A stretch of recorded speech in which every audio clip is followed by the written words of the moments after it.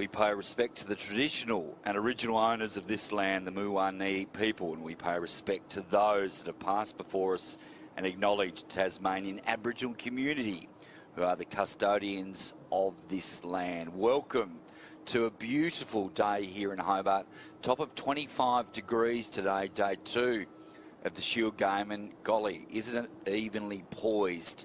171 the Tigers made, which was clearly a little bit below par. Some conditions quite friendly for the bowlers, and the bowlers did a great job. But in reply, it's interestingly poised. 4 for 107. Fanning's not out 3, Hardy not out 15, partnership of 19. So that's 64 behind. Can't wait for the first morning. And the greatest statistician in the world of sport has joined me this morning. First cab off the rank, Rick Finlay. Good morning, Rick. Good morning, David. Master of the hyperbole. Well, yeah, that's good. Well, we're very thrilled as always to have you with us. It was a good day's cricket yesterday, and the Tassie batsmen, they just couldn't get rolling, could they? No, I gave the day to West Australia, 70-30. Yeah, I think if they got a wicket in that last half hour, but Fanning and Hardy held on. So well, we're looking at the downfall of the Tassie batsmen yesterday. It started okay, none for 30, then 1 for 50 and 2 for 70. But the partnerships, they couldn't get going at all. Haskett was wonderful. That was a tremendous delivery that got rid of Caleb Jewell. Some good catching. Cameron Bancroft's got a wonderful pair of hands. We saw that on a couple of occasions yesterday. I saw Jordan Silk last night. He was disappointed with how he got out yesterday. He was in some good touch, but the wickets kept tumbling. Yes, for me, Liam Haskett broke the game open with those 3 upper order wickets. He came on 6 actually, 6 bowling change, and he just his pace was just too much. Pace through the air, movement off the wicket, made the batters very uncomfortable indeed, and thoroughly deserved his 3 wickets. The last partnership worth 19. It was off 71 deliveries, but the Tigers did strike back, didn't they? They got back into some reasonable nick. Early wickets, of course. Meredith with a couple. Brad Hope got an important wicket too, didn't he? He did. That was against the run of play for me, because Hilton Cartwright was playing beautifully, and Brad Hope was pretty slow to get into the groove, I thought, and he eventually did, and he pulled one out of the bag to get rid of Cartwright. So that was a bit of a fillip for the Tasmanian fielders at that time, with the game slipping away from them.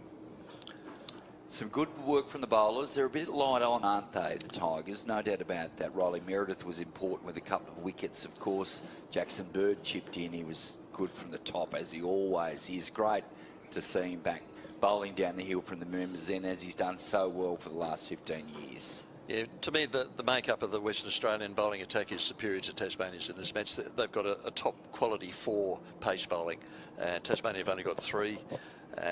With Brad Hope just to fill in that 4th bowling spot. Like I said earlier, he did get that very crucial wicket, but West Australia's bowling attack is going to take some beating in this match if Tasmania are to get over the line. Now, this is really interesting to start with here. Chowdhury's going to come on. Now, I wonder if he's just going to try and change some ends. We didn't see Chowdhury at all yesterday. He's such an interesting cricketer, isn't he? He 30 years of age, but he's come into the 4-day format and looks right at home. Yes, I've looked his background up. He played 2 List A games, 1-day 50-over games for Punjab in India in 2017 or 18, I think, and then nothing since. And of course, he became known to us through his exploits in the BBL, and now he's graduated to the Sheffield Shield team and plying his trade. He had a terrific debut match with his bat, in his first game just a week or so back, and now he's getting a chance to show us what he can do with the ball. Aaron Hardy is an outstanding cricketer that feels like something to prove this year. It's been a tough year or so. He was the anointed one, perhaps before Bo Webster got a crack in the Test team. And Chowdhury with a nice little help yourself to start with, a full toss outside the line of off stump, which is not taken toll of from Hardy. Lucky to get away with that one. One slip in place. Oh, there's another full bunger. Extraordinary. They have a little ping at the stumps here. That's almost a no ball. It's that high. Gosh, I never got to have the luxury of seeing Peter Newlands' off spinners back in the day, but I don't think even Peter would have started with 2 full bungers at any stage in his illustrious lower levels career. Well, we can't see if they're turning yet, can we? And the left-hander always gives a little bit more enthusiasm for the right arm orthodox. Well, there's another full bunger. That's absolute garbage from Nicole Chowdhury to start this morning. It's what any good spinner would do, is go down and blame the sweaty conditions and rub your hand in the dust and try and get a bit more grip. I suspect if he bowls another full bunger, it'll land on the heel. Hardy won't let them keep passing. There's a dart. That's a better one. So 4 for 109. A fascinating first half an hour here, because you get the feeling that if Western Australia can just start okay here, keep wickets in the shed, they could really pile on the runs a bit later on today.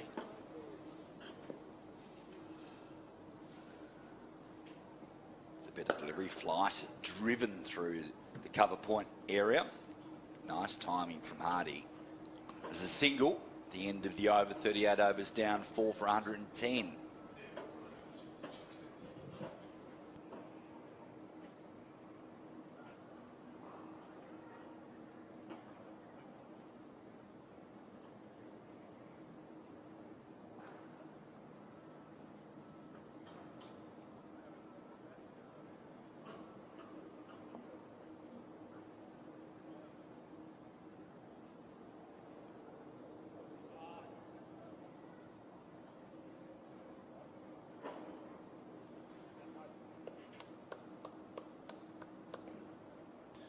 Jackson Bird to start off his morning from the members' end. 2 slips and a gully in play. Right on the money. Gentle outswing. I expect we'll see Gabe Bell proceed from this end for the next over, because as I remember, Gabe Bell came down the hill last over yesterday. So change of ends ploy to bring Chowdhury on. Bird describes his seamers as little nibblers, is what he calls them. I think they're much better than that, of course, but tall man doesn't look much different than he has in the last 15 years or so. There's a good single, good batting from Hardy. So Fanning's on 4. He's been out there for a while now. 39 deliveries to get himself going. Nearly an hour. So he's had an hour's batting. That won't be an issue as long as you don't get out now. The main priority for Sam Fanning yesterday was to stay in and not get out. So run scoring was less of a priority.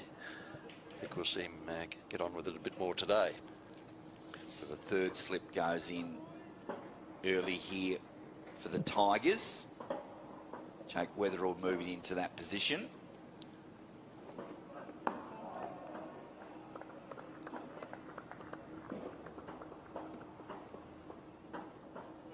Terrific day's play right around the country, wasn't it? Victoria, who had the wobbles on earlier in their innings, 3 for 13, then 5 for 50 odd. A huge partnership, and then they got rolled late, all out for 240. And in reply, they haven't started too well, have they? 3 for 40. That game's obviously just started the Junction Oval, and an even game at the Adelaide Oval as well. It's good cricket. Exactly what you want to do when you left and right hand combination, change over the strike early. There's good intent from Sam Fanning there.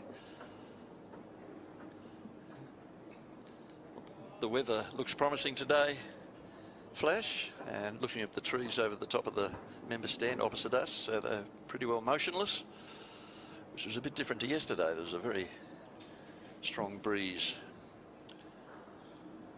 around.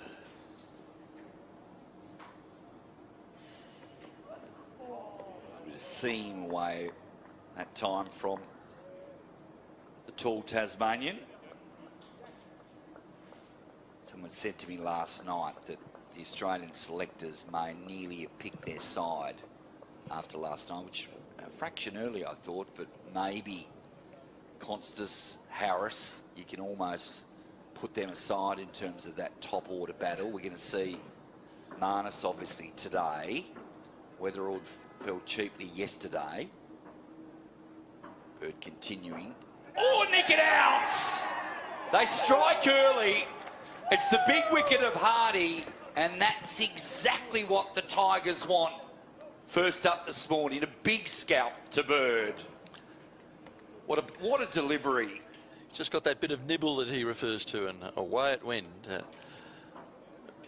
Just enough to catch the edge of the bat, and Jake Doran dives low to his right to pick up that catch with both gloves. So comfortably done by him, and disappointing morning for Aaron Hardy as he walks back to the change rooms. He's remarkable, Jackson Bird, isn't he? 38 years of age, turns 39 before the end of the year, of course.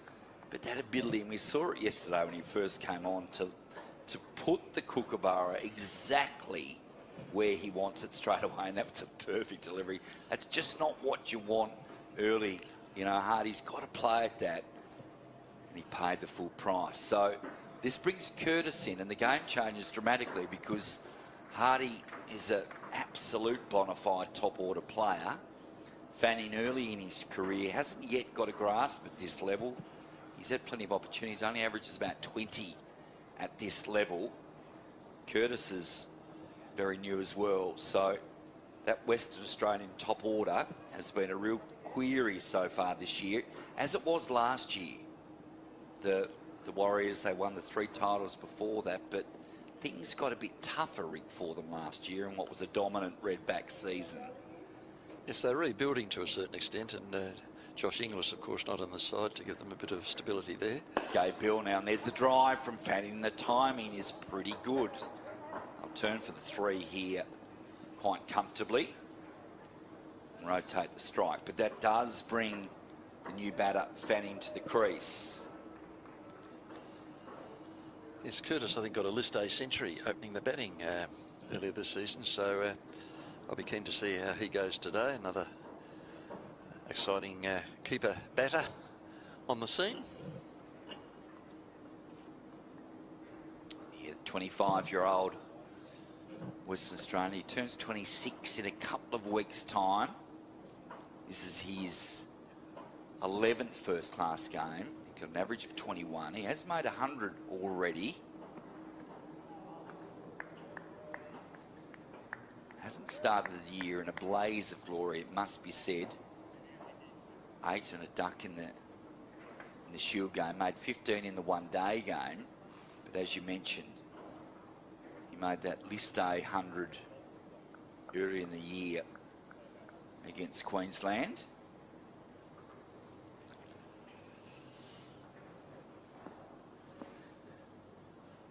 Gabe Bell, Launceston product. It's been an absolute resurgence from him the last 2 Shield seasons. 30 years of age. Absolutely at the peak of his powers. And as we mentioned yesterday, a little bit like Jackson Bird in many respects. Tall and lean and doesn't exert an enormous amount of energy. We saw him bowl 30 overs in a day last year with injuries to Lawrence Neil-Smith in one of the games. Oh, and he nearly chops it on. Wow. I think that's probably just bounced over the stumps, has it? Or here we go. Yeah, it's just beside the stumps.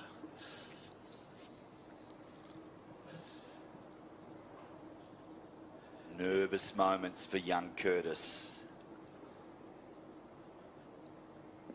Really big opportunity for him as well. That wicket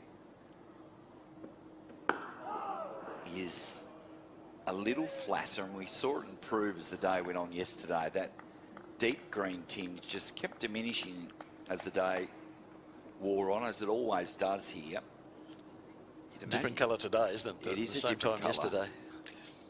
And obviously, with all that sun around today, that'll keep happening. But as well, you're going to get a lot more value for shots. Last ball of the 40th over, 5 for 115.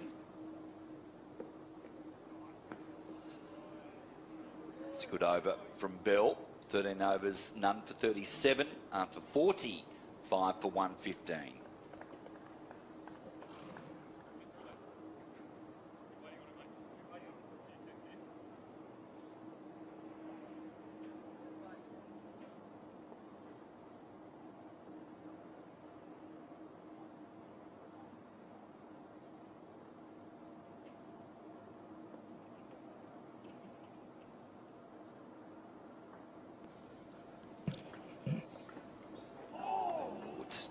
Line again from Jackson Bird to start the 41st over, I should say. Just looking back, Flash, I see that this pair, Fanning and Curtis, actually opened the batting for Western Australia in the one-day game against South Australia. Fanning got 75 and Curtis 44, and they put on 88. So two opening batters there, batting well down the order in their Shield side together now. 3 slips and a gully in play for the veteran Bird. Now sitting on 410 Shield wickets with that Aaron Hardy victim this morning. 2 for 24. There's 5 for 115. I reckon the game's pretty evenly poised. 60-40 maybe now, is it? WA slightly in front. 55-45. Yeah, right, you're probably right.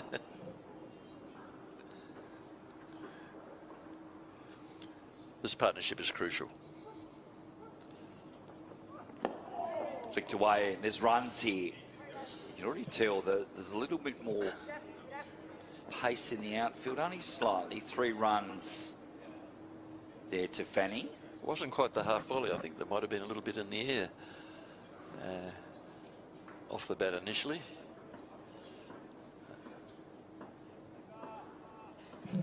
The Fannings look good this morning. I've been very impressed.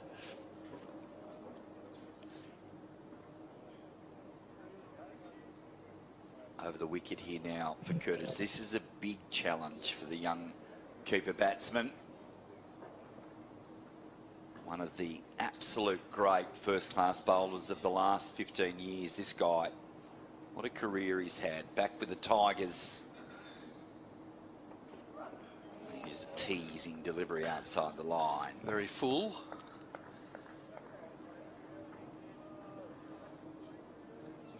It's remarkable how he could still generate that pace and control it. 38, pushing 39. 39 December. You wouldn't know it, would you? No. At all. 6'5", good athlete. Had his back troubles in his 20s, of course, and certainly a few niggles the last few years, but relatively fit. Always just keeps churning through.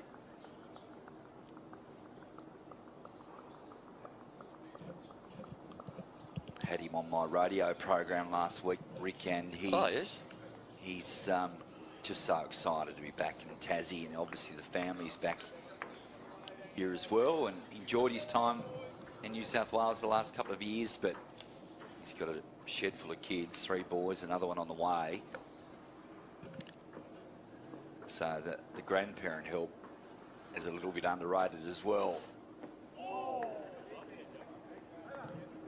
Another good over, 41 overs down, 5 for 118.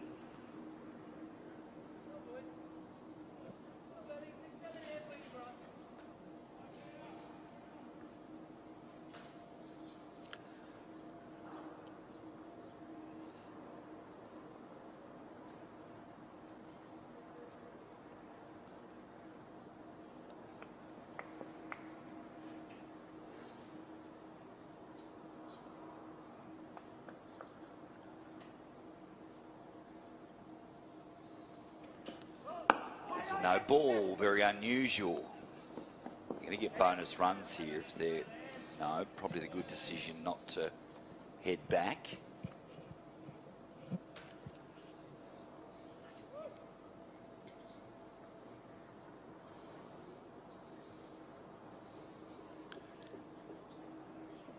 Yes, Jackson Bird, as I mentioned earlier, 410 Shield wickets now, 5th on the all-time list of wicket takers. His next target would be Joe Angel, Western Australian, 419 wickets, so only 9 wickets away. Oh, beaten with a beauty. A little bit of extra bounce to Curtis on that occasion. Getting movement away too. Oh, that's a superb ball. It's almost unplayable.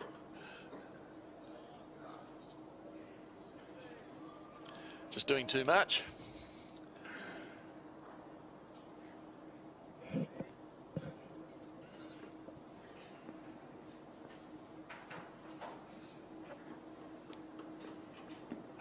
It's off the pads. Yeah. There'll be a leg by. Yeah, good retrieval by Jake Doran there to prevent the second run. Bell just erring in his line there, getting onto the pads.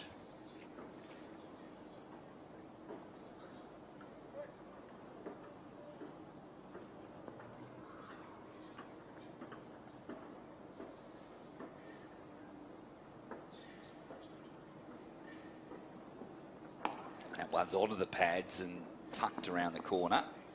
Fanning's looked quite tidy. He has. 4 runs in the best part of an hour yesterday. He's now added another 9 in the less than 20 minutes we've had today. So his priorities have obviously changed. Round the wicket here, Rick, for Curtis. Yes, that may be a response to his line for the last 2 balls. Went bowling over the wicket and got into the leg side. Brings the stumps into play, this line around the wicket.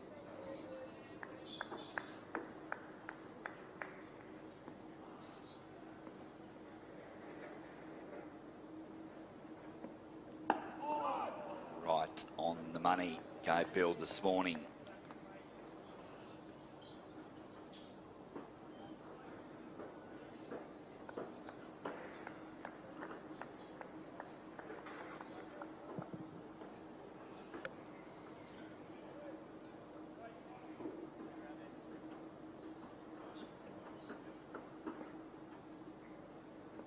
Last ball, the 42nd over, 5 for 122. Driven down the ground. End of the over. Fanning 13, Curtis is on 1.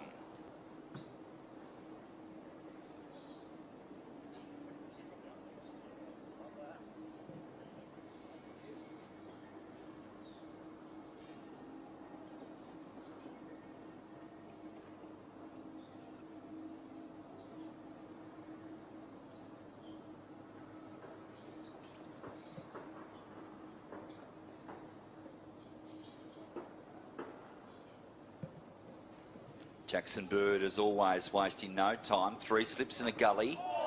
Beauty. Again, this time past the bat of Fanning. Yeah, that was just too good.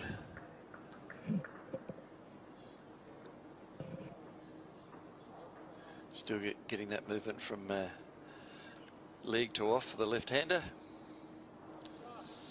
Brings the slips into play.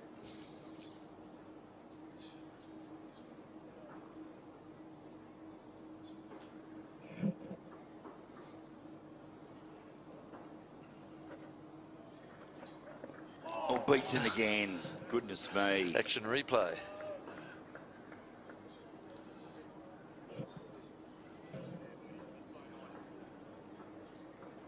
Plenty of assistance still there. Rick Early. That ball is quite old now in the 43rd over.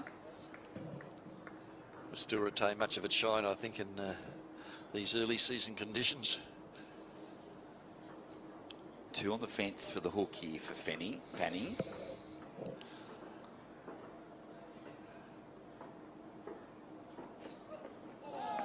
See down there at fine leg, James hopes.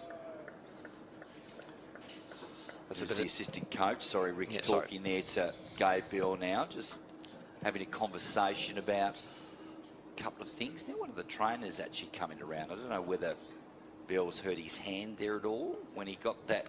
Yeah, last ball. Return, one hit back down the ground. Small conversation happening there now with James Hopes, and he seems to be moving all right, doesn't he? Yes. Bird to continue driving down the ground, can't beat the field. Yeah, didn't get the timing quite he wanted there. There's a vast expanse out there to exploit if you get the ball past mid-off. It's a wide mid-off. Nice extra cover. I'm not actually sure it's that. Just looking at Gabe Bill now, the way he's chatting, I don't know whether the hand is the issue. He just sort of motioned a bit of a bowling action, but everything looks okay. The physio's just turned around and walked back towards the sheds. So everything looks okay with Bill, which is good news. They could absolutely not afford to lose a bowler, that's for sure, with they're already very light on.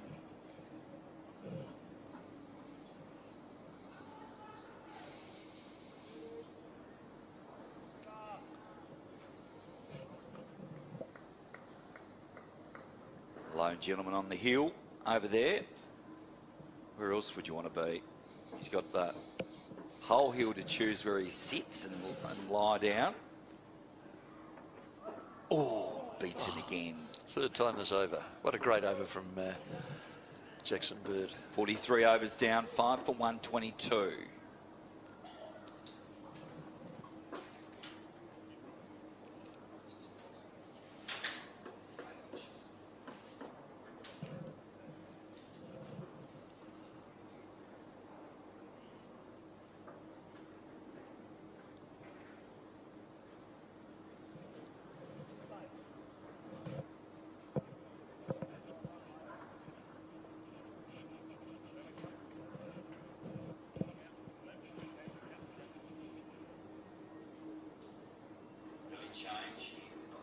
Early change here. They're not mucking around. Riley Meredith straight into the attack. Now, I don't necessarily think that that's means Gabe Bill has a little injury. Something we will monitor, but it's going to be Riley Meredith now. Curtis on strike. 2 on the hook.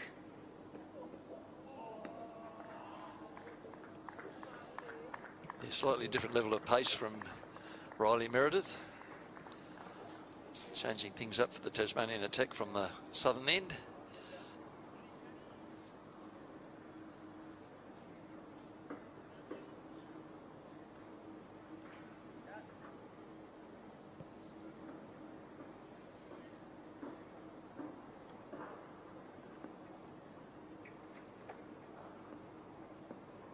Operating from the river end. Cut away. I reckon that'll get to the boundary as well. Decent timing. A little loose to start with here, Riley Meredith. He's a bit short of where he probably needed to put that one, and Curtis has taken full toll. Lovely shot backward of gully. Found that long boundary out on the northeast side.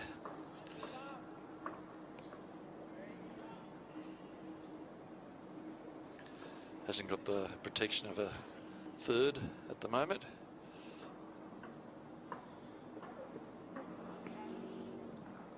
Back on the money.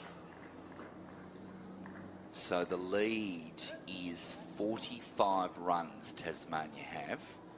So much cricket to be played, of course. We're not even half an hour into day 2.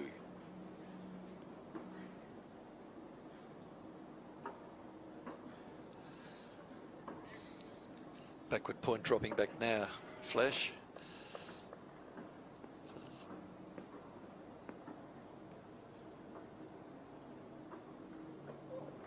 Full delivery driven down the ground. Some nice timing too, and I reckon it might get there. It's going to come out of our vision here in front of the side screen, so I can't quite see. Does the dive work? No, it doesn't.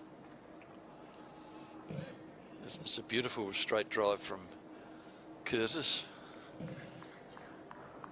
ball was right in the slot for him, and he just had no trouble punching it down the offside of the wicket.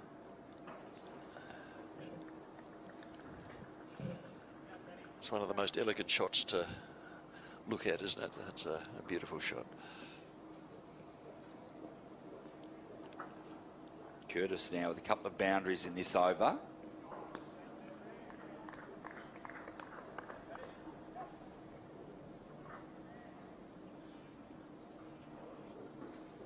So the 2 on the hook is the interesting one here. I mean, it's a regular play in Shield cricket that doesn't often come up trumps, but imagine at some stage here, whether it's the first over or the second, Meredith will test out things upstairs with the 2 left-handers. Curtis still on strike. He's on 9 off 18.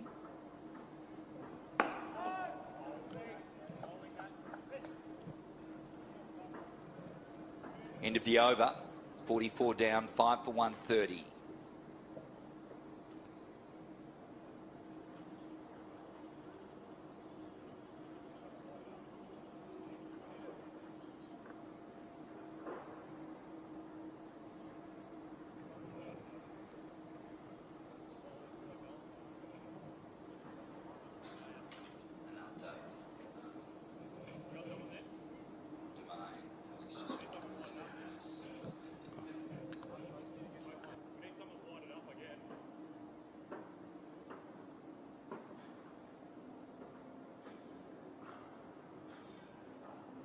Jacksonburg continuing. Fanning on strike. 3 slips still in play. Oh, and I reckon that's 5 times in 8 deliveries that he's beaten the bats. Look at that. Yeah, Fanning's done pretty well to miss the lot of them.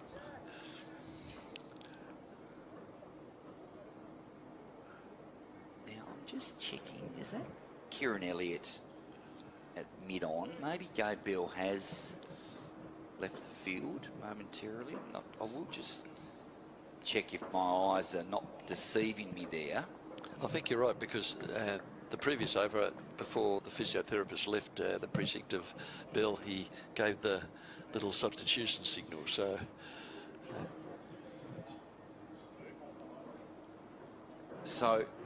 the query would be, and we've got no knowledge of the injury, but just looking at the way Gabe Bell was gesturing, I'm wondering whether it's a side or something maybe that has happened. So we've already seen that in play yesterday, of course, in Victoria, the sub coming into play. Drive down the ground, and Bird with some aggression hits the stumps. A little question posed. I think Fanning's just got back. Here we go. He's certainly down the wicket. I'll tell you what, it was worth a shy. Yes, his bat was well in. So this is an interesting thing that we'll monitor now. Yeah, but Newland's given the coming new in rule shortly. So Kieran Elliott is the 12th man, which is the key here. So it would be a like for like. Absolutely. But that's a big loss for the Tigers if Gabe Bell is out. And it means he would miss another Shield match. There's a drive through the covers, and that'll be a boundary. Nice shots. Some rare width offered from Bird. There's the length there, I think, that was in Fanning's favour. The previous ones that he missed were just a little bit shorter and able to get that movement before it passed the bat, but that one was just a little bit over-pitched. Nicely on off-stump line, and Fanning has beautifully put it away.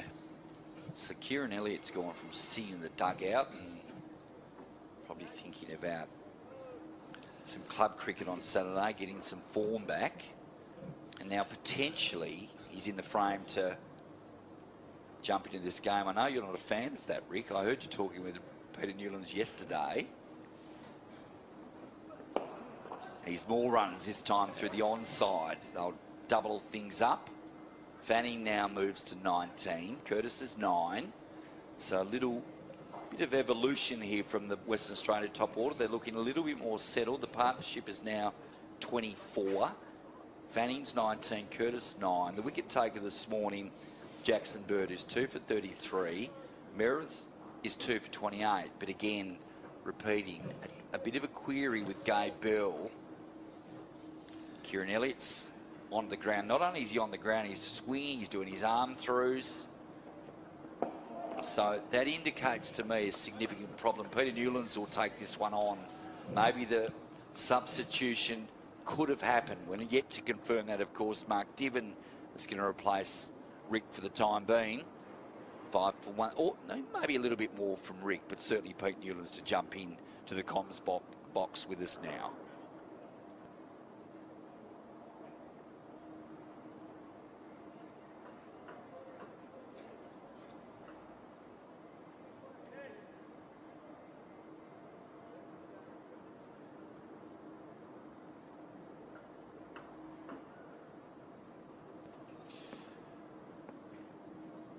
It's Riley Meredith from the southern end. There's his bumper, bowling to Joel Curtis. Well, if we see Kieran Elliott come on to bowl soon, we'll know what's happened. Well, the rule was introduced for the start of this season, and it only took 5 days for it to be enacted. That was yesterday at Melbourne, with Charlie Stobo coming in for Sean Abbott. But Gabe Bell is off the field, and Kieran Elliott is on the field. It doesn't mean that it's going to happen, but there's a definite possibility that it could be enacted by the Tasmanians, but it may only be a temporary absence from Bell. The fact that he was rotating both arms, fielding there a bit off, certainly raises that possibility. I'll just check in with the Cricket Tas media team on that one. Fascinating. How do you see the match, Rick? WA advantage? Yes, Sam Fanning's been very solid today, albeit he's missed a few outside the off stump to Jackson Bird, but other than that, he's looked pretty solid. And if Tasmania are going to get a first innings lead, they'll need to dispose of him fairly quickly. So West Australia edging ahead here for mine. Nicely put away by Curtis. Didn't find the boundary, but picks up a... There's 2 back on that short boundary. Square leg and behind square.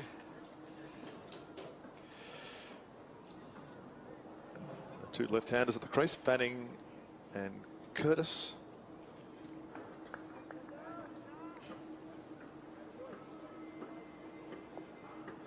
The word from the Cricket Tas people is that Elliott at the moment is simply subbing for Bell. No replacement enacted at the moment. Just a substitute fielder. Yeah, at the point, that's all he is. He's not an active player. So the rule, if you're not aware of it, is that as of this season, there's a shot of the Tasmanian rooms. Some sort of activity there in one of the corporate areas. There's nothing to indicate in Bell's previous or last over that there was a problem. So let's hope that is the case. Nicely driven. Over pitched. Curtis finding the boundary. He's on the 14. He's looking good this morning, Joel Curtis. It's the long boundary as well. Just below the wet area. It's a lovely shot. Yeah. Just over pitch from Riley Meredith. And Joel Curtis takes full toll. He's a very elegant player. A lot of bottom hand with that very forceful cover drive. Punch through the cover region.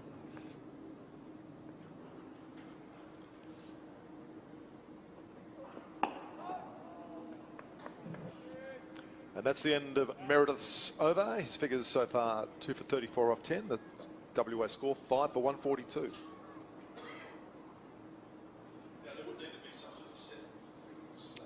Yep. Yep.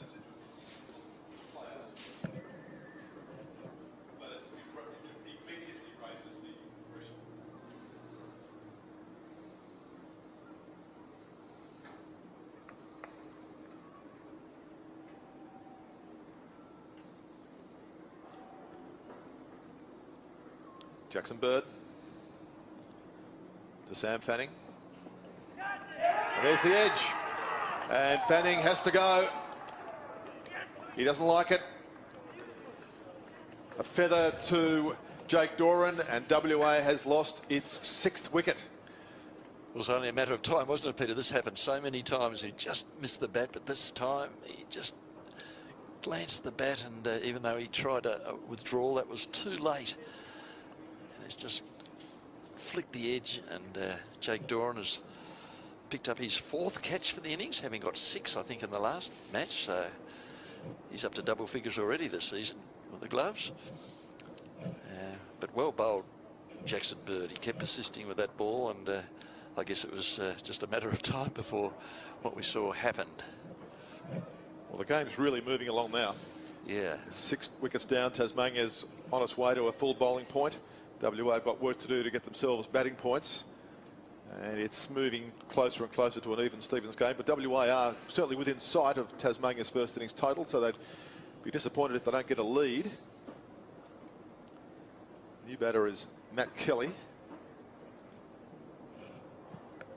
And he's got a bit of work to do with Joel Curtis to get WA clear of Tasmania's first innings of 171.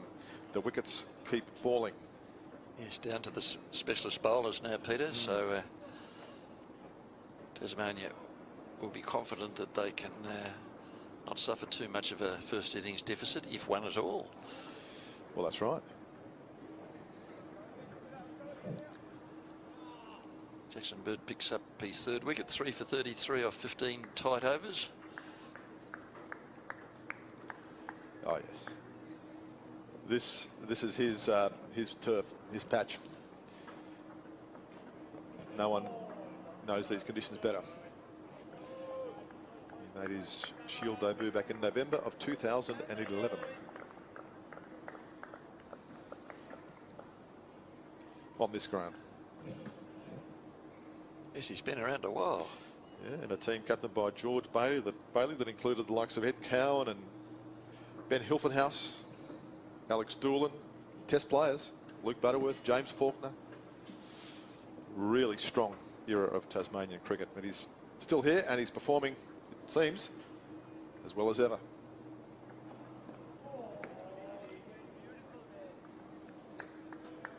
So just on the substitute rule that we were talking about earlier, as of this season, and I believe it's a trial of this rule or condition, and it is within the first 2 days of the game. If a player is injured or somehow indisposed, then that player can be replaced with a sub player, and that player will be an active player, not simply as the fielding 12th man. And if that is enacted, then the other team in the match can do the same thing inside 2 days. But it does need to be like for like, and there would be a degree of assessment as to what leads to the substitution. In yesterday's match in Melbourne, Sean Abbott split the webbing on his finger. He was out of the game. Charlie Stobo came in, and that does give Victoria the option of doing something similar if they want to. I understand this is a experimental rule for the first 5 matches of the season, after which an assessment will be made whether to continue with it or to can it. It is interesting that it has been enacted so quickly in a season, in its trial run.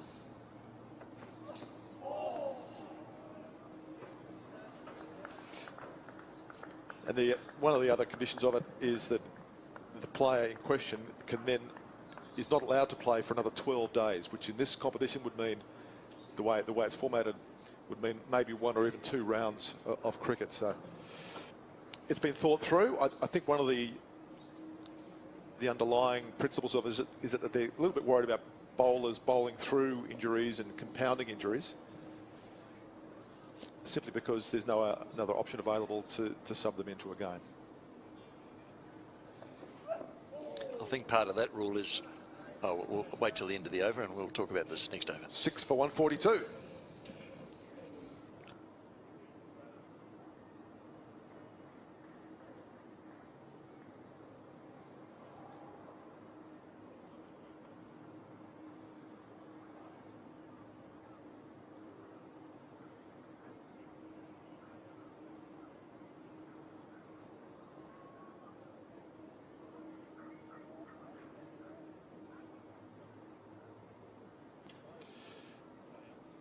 Is that rule about 12 days Yes. out of the game, I think, is probably to prevent any gaming of the system as well.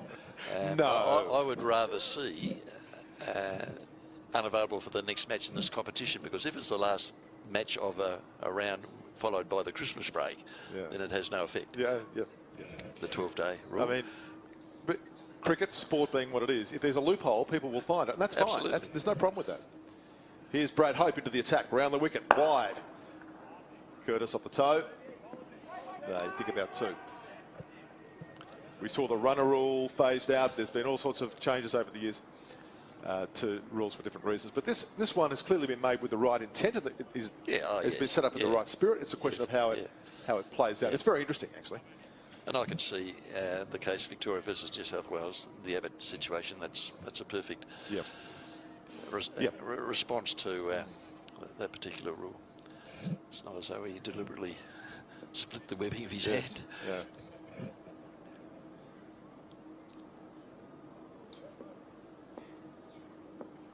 Brad Hope over the wicket now to the right-handed Kelly. 2 slips in. No ball, says umpire Howard. Caleb Jewell in the deep.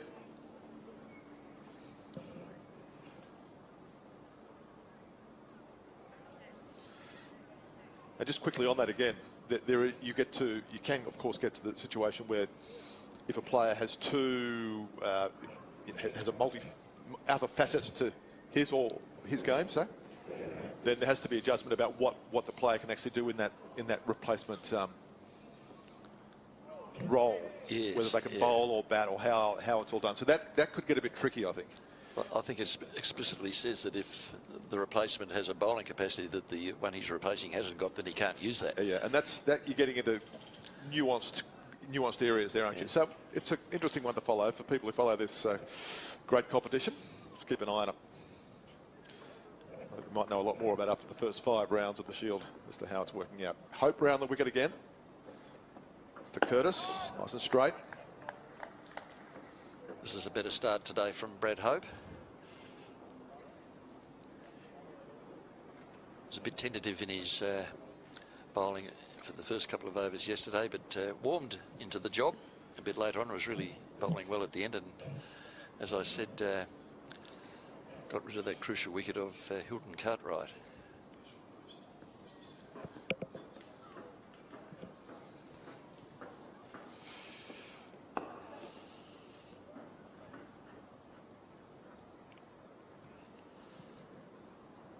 So a pretty good start here for Bradley Hope this morning. I've been very impressed with Joel Curtis this morning. It was the first time I've seen him. He was here last year and scored 1, I think, as Tasmania's Test representative cruises past us below us. Bo Webster, who's been netting this morning, doesn't appear to be favouring that ankle in any real way. He was courtside at the Jack Jumpers game last night. And did you go, Peter? No, I didn't. I don't go. I don't necessarily go to the NBL. They say it's a good night out, and they had a good win. I did notice him on the telly for a minute or 2. The life of a Test cricketer. People want to hear what you've got to say, where you're going. But he looks to be moving okay from all reports, and just had a good solid net this morning. Bo Webster.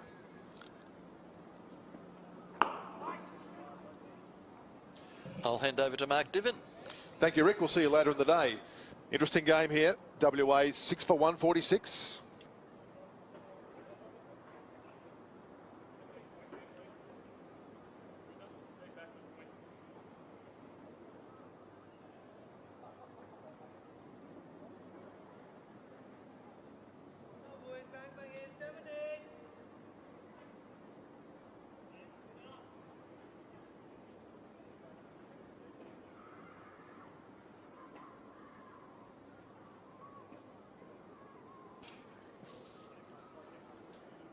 Three slips for Jackson Bird. A bit of a false start on the runway. Good morning, Mark Divan.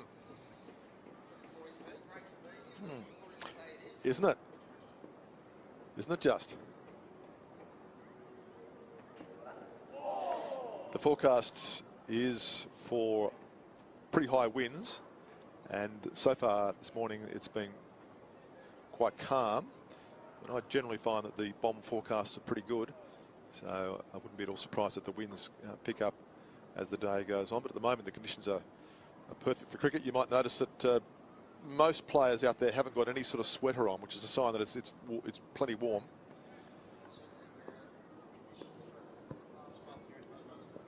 Oh yeah, I think it'll happen. Enjoy the stillness while it lasts. On the follow through, Bird got a hand to it, and a couple more runs for WA. Curtis is looking very confident here this morning. Oh, sorry, I haven't even. He's looking very solid. That's a well struck shot.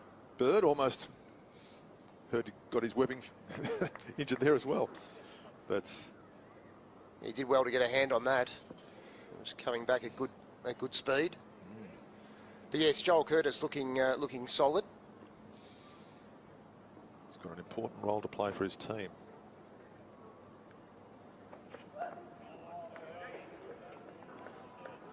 The wily veteran uses his bouncer. Yeah, you don't see that too often from Jackson Bird, but it's always good for a fast bowler to throw it in there, and just doesn't allow the batter to plonk that front foot down and just get comfortable on the front foot, knowing that short ball could still come at any time. A real effort ball there.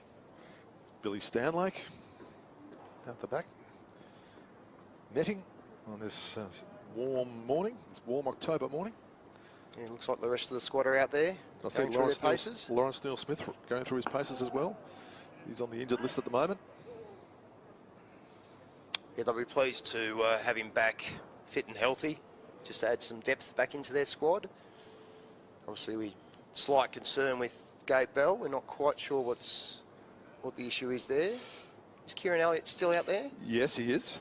There's no notification of any sort of activation of the sub rule yet, but we've got our eyes on it. Absolutely, very interesting change there from Cricket Australia for this cricket season. Yes, it's certainly an interesting one.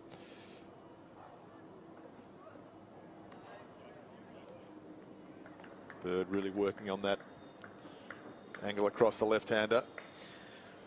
There's a history of that within this level of cricket, isn't there, for trials to be done with different different rules, and it's always interesting for the teams to navigate.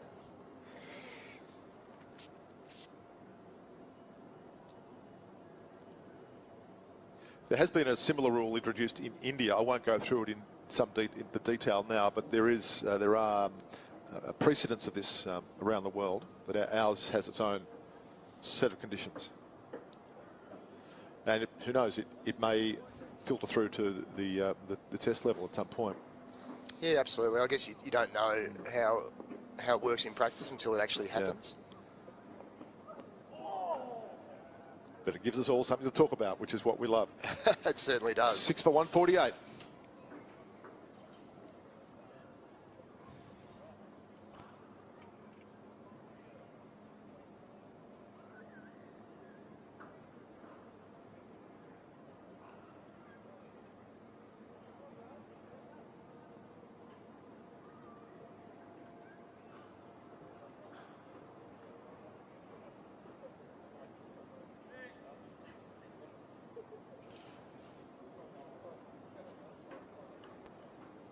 So the right-handed Matt Kelly facing up to Brad Hope, who I'm no doubt he's got knowledge of and history with, given that Hope started his career in WA. Oh, that's a nice one. Bit of movement back into the right-hander. Do you like the way Hope's operating this morning? Yeah, he started well, hasn't he? I mean, his first ball was slightly over pitch, but since then he seems to be right on the mark. And we saw yesterday some of his deliveries were really challenging for the batters. Lacked that bit of consistency at times yesterday, but he gets his opportunity today, and if he can hit that area, wouldn't be surprised to still see a bit of movement in the wicket. I think too, Pete, he'll be pleased to be bowling at, I guess, the lower order, the less recognised batters. That's always a bit of extra comfort for the for the bowler, particularly for a bowler that's a little bit off pace, not the same speed as the, you know, the out and out quicks.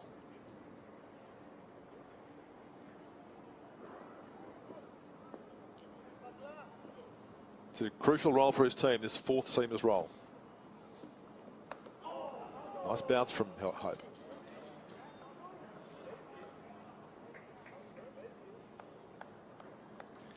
How important is Hope's bowling to his long-term prospects or in this team? Or can I put it another way? Do you think he's a good enough batter to hold his place as a batter alone with bowling as a sort of second string option, or does he need to be operating at a fourth seamer level to retain his place in a Shield team like this? It's interesting, isn't it? I might ask Rick Finlay to have a look at some of the stats in terms of his batting performances. Kelly gets that away behind point there. Caleb Jewell does the fielding in the deep, in the shadows of the Ponting stand. Yeah, because I guess it's, you look at the Test team and you can argue that, you know, Cam Green, for example, he's an all-rounder, he's not bowling at the moment, but they see his batting as strong enough to warrant a spot for the batting alone, and if he happens to bowl, that's a real bonus to the team. It's the old adage about the all-rounder, isn't it? But could you hold your place as a bowler and a batter? That's the mark of a true all-rounder. This is a good spell from Hope. Yeah, it's a great start by him today. The team will be very pleased because the game is very well poised at the moment. So the genuine all-rounder is such a rare commodity, but Hope's holding his own here. I think.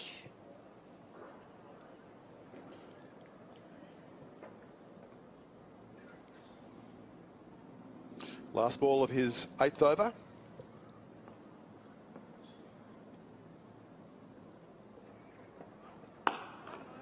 That's nicely played. It's a long, long journey out to that boundary, but it'll make it. Lovely shot from Curtis. Wasn't the worst delivery, just leant into it and found the gap. It was a lovely shot, and WA will appreciate that. Wristy square drive, 6 for 153.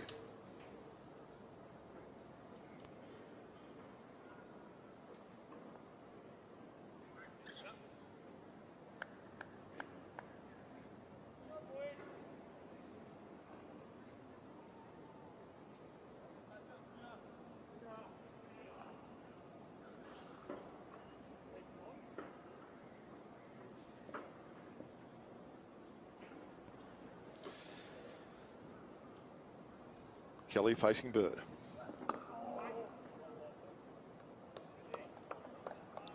Tim Ward in the gully. There's just one pullover out there at the moment, and that's worn by Jake Doran. So it's a nice warm morning. It's interesting for the wicketkeeper to be having the pullover. Yeah. Playing that role as one of the busiest spots in the team, doing lots of running between overs.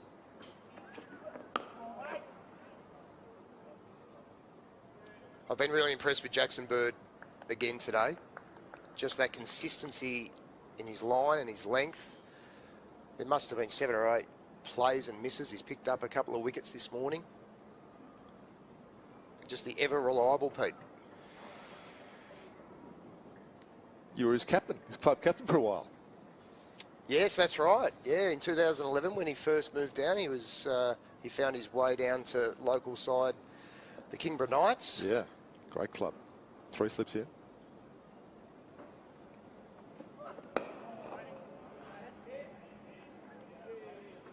What did you see when you found him, when he turned up? What were you presented with?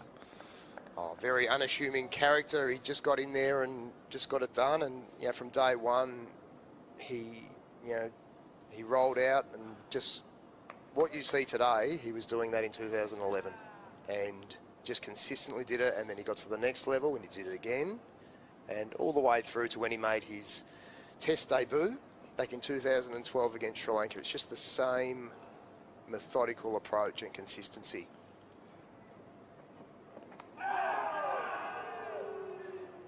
He's spot on. It's the same. It's the same player that was here 14 years ago, which is a great credit to him. Absolutely, and I think, you know, like all cricketers, as they mature, they learn little tricks to, you know, move the ball in different ways and change their pace and things like that. So he's obviously evolved as a player, but the fundamentals of what he does hasn't really shifted. And I think it's a great message for any young fast bowler out there, that keeping it simple and being able to be as consistent as possible is the key to... Well bowled again. Another fantastic area. Batter's not sure whether to play or to leave.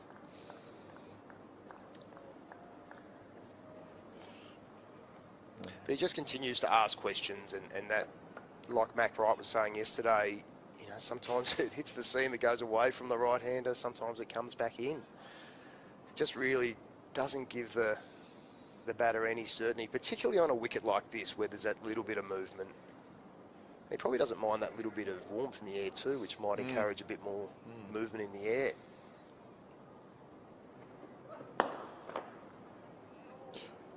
It's well timed by Kelly. Gets a true mid-off. And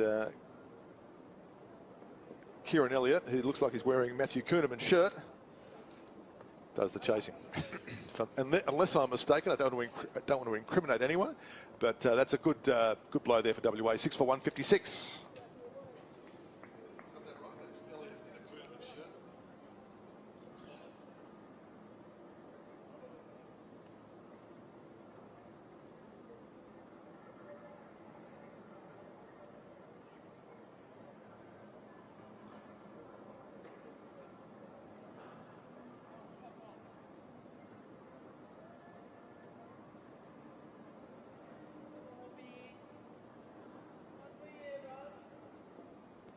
Very interesting morning so far at Ninja Stadium. WA began the day at 4 for 107. And it's moved on now to 6 for 158 after this couple of runs from Matt Kelly, who's looking the part at number 8. He's no mug with the bat, that's for sure. No. Matthew Kelly, he's got a high score of 95. And it's a really pivotal partnership, this. If they can accumulate a little partnership here, it really gets Western Australia in the box seat. Well, they're only 13 runs off a lead.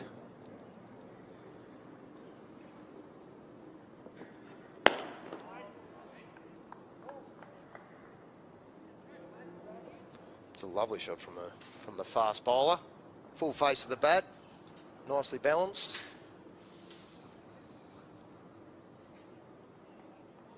Starting to look comfortable, dare I say it.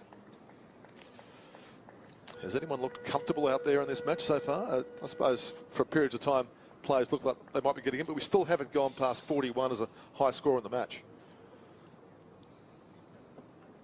Oh, what's happened there? Oh, that's interesting. Yeah.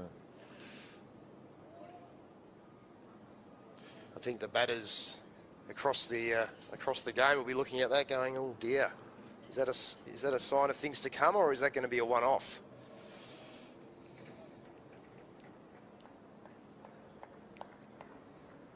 Something riding on every ball here. Can't take your eyes off this one. Oh, through the gloves of Doran. A couple of byes in a low-scoring game. One bye.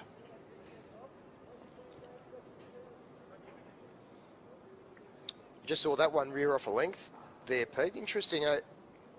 It'll be interesting to have a chat with the curator a little bit later and just see if there's a few potential divots on the pitch from yesterday that, you know, obviously the pitch was may have been a little bit soft in the morning, and some of those indentations may still be there. And what we might be seeing is the ball hits some of those indentations and cause the ball to either keep low or, in that last ball, rear off a length. So you're saying as the wicket does harden, those indentations will remain and the wicket might continue to play this way? Yeah, absolutely. Obviously, they'll roll the pitch between innings to try and flatten it out, but some of those indentations may be too too large and too deep. Yeah, and those will remain. So the game could continue to move at this speed. Absolutely. That is Wickets. I mean, the trend is, there's definitely a trend, and that is the players aren't getting to 50. That's a nicely played front foot, extra cover drive by Curtis. One of the shots of the match. And he'll be feeling pretty good about the way things are. I'm going to take a break. David Lithgow will be coming in again next. 6 for 159.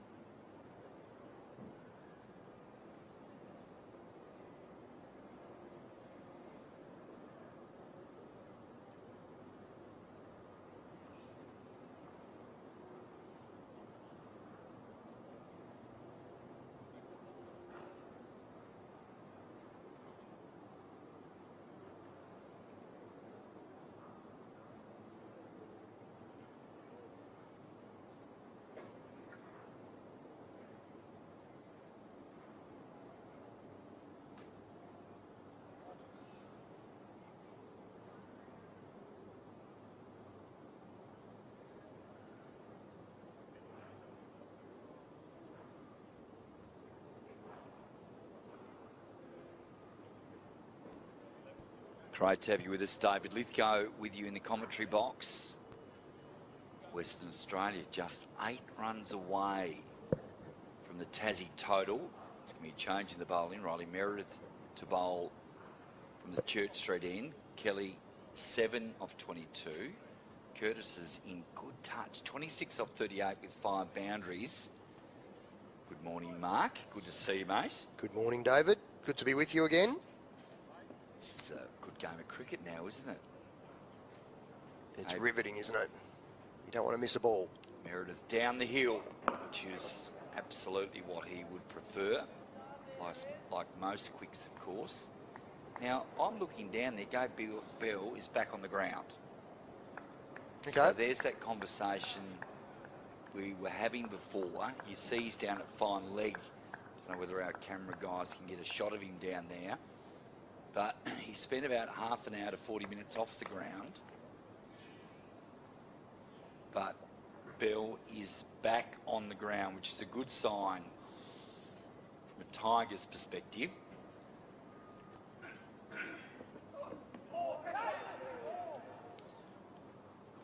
That is a good sign for Tasmania and for Gabe Bell. Has had a few injury issues over his career, so early in the season, let's hope it's nothing serious and he can get through the game. I'm really curious here. We've got Matthew Kelly, who has looked comfortable. He's looked very comfortable against Jackson Bird and Brad Hope. Now, Riley Meredith coming down at you know, potentially over 140 k's an hour.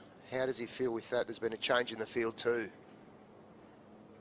Steaming in Meredith. Now, Kieran Elliott's still on the ground. He's a backward square leg. So Jackson Bird, you'd imagine, who's had a big stint this morning, he's probably just gone to have a bit of a refreshment, maybe even a quick shower. That's what you do sometimes. At 38, I think he deserves a little spell just to gather himself, freshen up.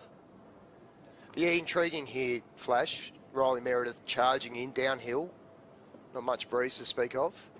But they've just put a backward square leg in, and they've got a short leg. Kelly on strike with a bounce through to the keeper. Yeah, they're clearly going to... There'll be a bit of chin music here. Good bounce really, too, it was a good bouncer, right on the money. It's got to be at that height where the batter's not sure where they need to play it, or they've got the chance to get under it. Really trying to bring that short leg and backward square leg into play. Nivrata Christian there under the box, under the lid even. Maybe he's wearing a box, I'm sure he is. 2 slips in play. It's an intriguing battle, Flash, isn't it? And it's a psychological strategy too, isn't it? You know, the batter sees the guy in close at short leg, and Niv might be having a few words in there as we see backward square leg go even deeper for the potential pull shot. So it just gets the batter thinking about, is it going to be short, or you know, what's coming next? And often, particularly the lower order, you'll see some fuller deliveries as well, just to bring that element of surprise. Here we are. Last ball of the over. Kelly. So the night watchman is finally out, but what a job he's done. Survived last night for 10 deliveries and then has batted for the best part of 70 minutes on day 2. But finally, the Vicks break through. They take the 4th wicket. New South Wales 4 for 73. That partnership worth 43 between Matty Gilkes and the night watchman Ryan Hadley. But the breakthrough finally comes.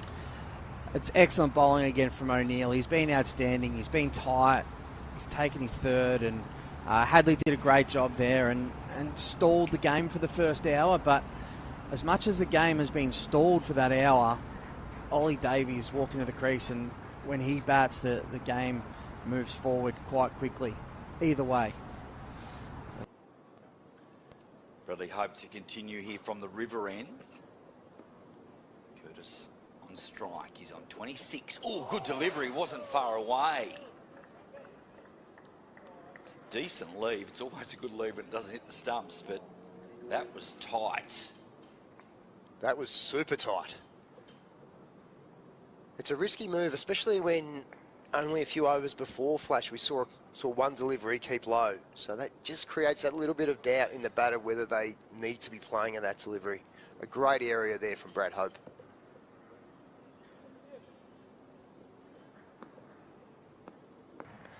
And Queensland lose their first.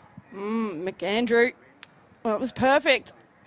That's what they were searching for. And mentioned last night they were a little bit wasteful with the ball. Not on that occasion. Well delivered. Yeah, just nipped away slightly off the surface.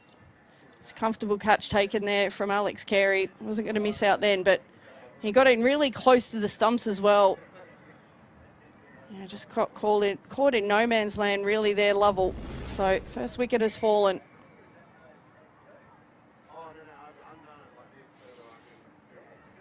Seeing that this morning, it's been terrific from Brad Hope. It's a really good response from yesterday. It's an interesting stage of his career, isn't he? At the age of 26, he's played 23 Shield games, scored 130, but he's averaging 26 with the bat and 50 with the ball. So, you know, at those numbers, he'd want to, you know, start to get a bit more consistency. Oh, short one. Chance. Oh, here we are. Up in the here we air. are. Catch taken. Got him. Chowdhury comes in from the boundary. It was a good bouncer from Hope as well. He got the foul stroke from Curtis.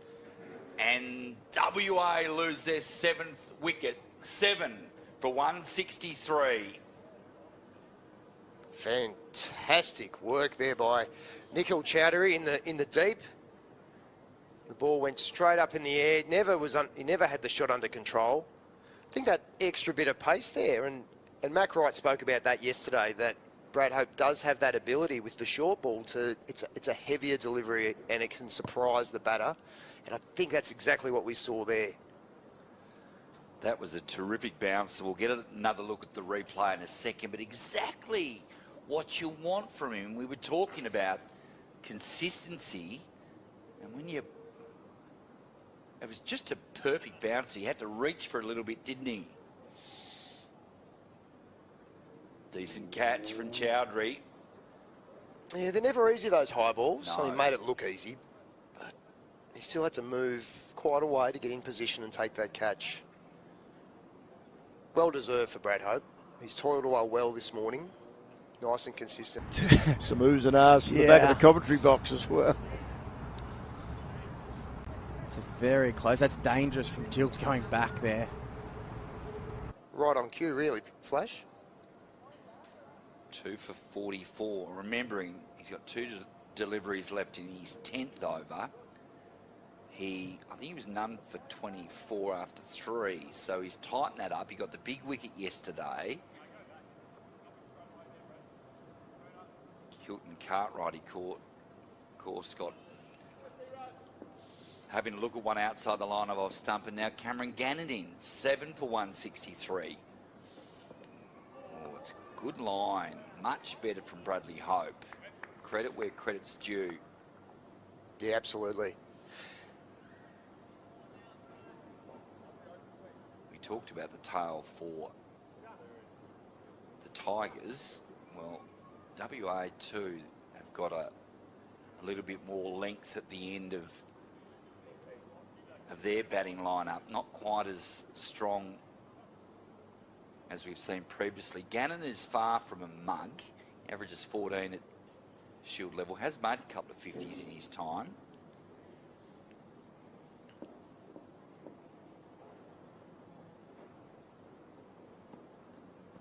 Flashing and missing. There's that bit of extra bounce as well. Great over. Well bowled, Brad Hope. 54 overs down, 7 for 163.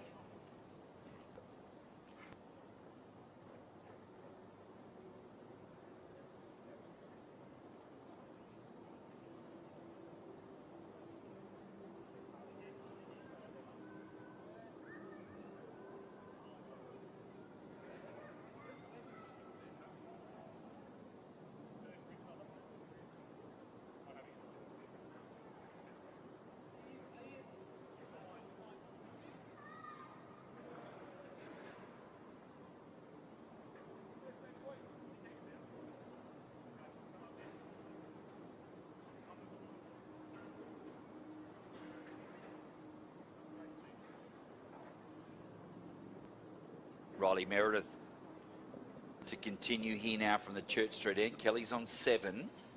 Western Australia still 8 runs behind. Oh, what a ripper! Right through the gate, and I have no idea how A, it missed the bat, but B, it missed the pegs. Oh, it's seamed back in beautifully. Just missing the stumps. And Riley Meredith has got a good head of steam here. He's really charging in. I think he can smell blood, Flash. He's got the tail order in here now. And a great opportunity for him to pick up a couple of poles. Good pace now. Really good pace from the big quick. Who's started well his first game this year. Certain times last year he came back in Shield cricket, he just looked like he was starting to get that consistency div, which has probably been his biggest issue over the years. A couple of the boys there that on the hill, they'll be wanting to become the next Riley Meredith or Cameron Bancroft or whoever you might support. got a feeling that Meredith will like bowling to Cameron Gannon here. Gannon, of course, famously making that cameo with the Hurricanes. Yeah, that's right. He timed his run beautifully to come and make an appearance for the Hurricanes. Won a title. Won a title, yeah, He was absolutely. there for 10 minutes. Just worked out well for him, didn't it? Well, you create your own luck as well. sometimes. He's obviously had a prolonged career where he's been able to, move around the country, play for several states, and good things happen to those that work hard. Riley Meredith. Oh, there's a bouncer. Yep. Golly. Gannon has no interest in that. Teammates, these two, of course, in that Hurricanes title-winning side from last year. It's like, get me out of here. Where's he? He's got the arm guard on, has he? I don't think he has. There's Jackson Bird. He's just talking tactics with Bo Webster. James Hopes. Ian Carlisle's loving the talk. Slug's ready to go. Saw him last night at the basketball. He would have liked to have been playing this game. But Cricket Australia said no, and that's a good sign, I think, for the 98% of cricket pundits have left Webster out of the first test in Perth. I think that's coming around a bit the other way now. I think most people are thinking, Div, that maybe Green hasn't bowled enough. So maybe we're shifting away from that conversation a little bit. Yeah, I would agree with that. I think we'd like to see, if that was their thinking, yes, that you would like to have seen Cam Green bowled some more overs in this format of the game. Last ball of the 55th over. 7 for 164. WA 7 runs behind.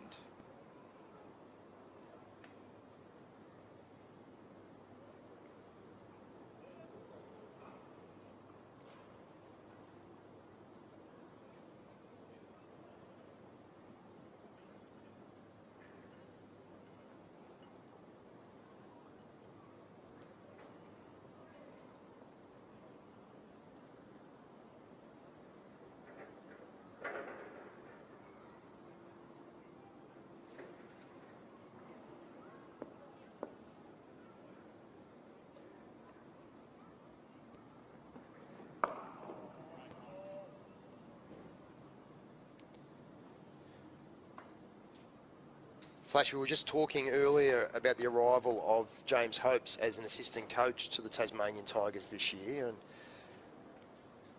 I think for a player like Brad Hope, yes, what better mentor there could be than a James Hopes, who was very much a similar player. Yep. Had a fantastic slightly more career. batting all-rounder than bowling. Only slightly, though, wasn't he? He was Yeah. very, very even. Oh, beauty and out! Oh. Great catch from Jordan Silk. And Brad Hope have a moment. 3 for 44. And now Western Australia, 8 for 164. They trail by 7 runs. Fantastic catch from Jordan Silk. It really flew off the bat, that one. And Silk had to move quickly to his right. But of course, are there any safer hands in the game than Jordan Silk? I don't think so. Well deserved, Brad Hope. Fantastic spell of bowling from him. Just hitting that length, and we talked about potentially, a few spots there in the middle of the wicket, perhaps a few indentations from day one. And with the line that he's bowling, maybe hitting that area, just asking some really good questions, resulting in an edge there and a great catch, and Matthew Kelly has to go. 3 for 44.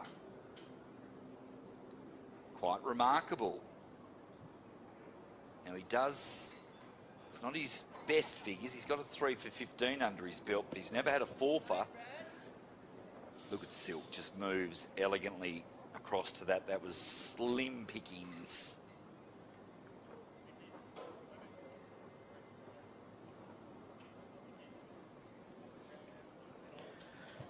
It's a great skill, though, the slip fielding we saw from Cam Bancroft, who I think took 3 catches for Western Australia. It's a difficult skill to master, but these guys are practicing this every week. Just an amazing ability. Roccacioli now down the leg side, and there's a lot of energy out here from the Tigers' perspective. So this is interesting. This leg side field here, heavily stacked for a short one. So they've looked at what the offie does, and they think he is a compulsive hooker. Fine leg, deep backward square, deep forward square. All about 4/5 of the way to the fence. 2 slips and a gully in play. We've seen Hope get a wicket with a bouncer already. Full delivery whipped away. Good shot. Off the mark quickly. It's a fascinating field, Flash. I'd love to have a chat with Jordan Silk to see what he's thinking. He's got 2 lower order batters that have just come into the crease, but he's got quite a few sweepers out there. So it is straight, especially for the new guy. Just come straight out. They've set the. Well, my way of thinking was always, you know, that new batter, you want to keep them on strike. I reckon in Brad's first 3 overs, he was hit for 5 boundaries, and of his 18 balls, 10 of them were rubbish, and he beat the bat 3 times, which was quite remarkable in itself. But today, Marky's putting it all together. Consistency, 3 for 45 now. Last ball of the over, Cameron Gannon on strike. Pick up a single. Gannon will go down the other end. You have a change. Div will catch up with you a little later on. Rick Finlay to join us in the commentary box at 8 for 166.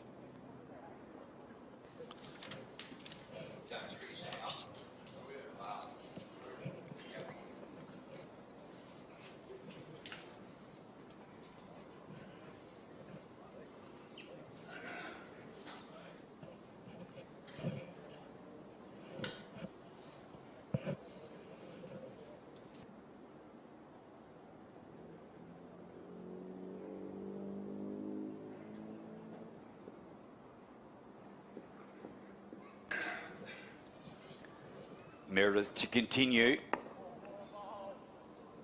Right at the top of off. This is all set up. Rick, it's very good cricket. Good afternoon, or nearly good afternoon to you again. We're about 5 minutes away from midday. Yes, Flash. The game's changed a little bit since I was here last. Joel Curtis looked pretty solid but hold out, trying to bridge that gap between Western Australia and Tasmania's score with 1 massive hit over the short boundary, but fell short.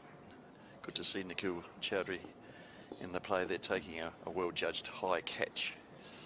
Meredith steaming in again with a bouncer. Oh, golly.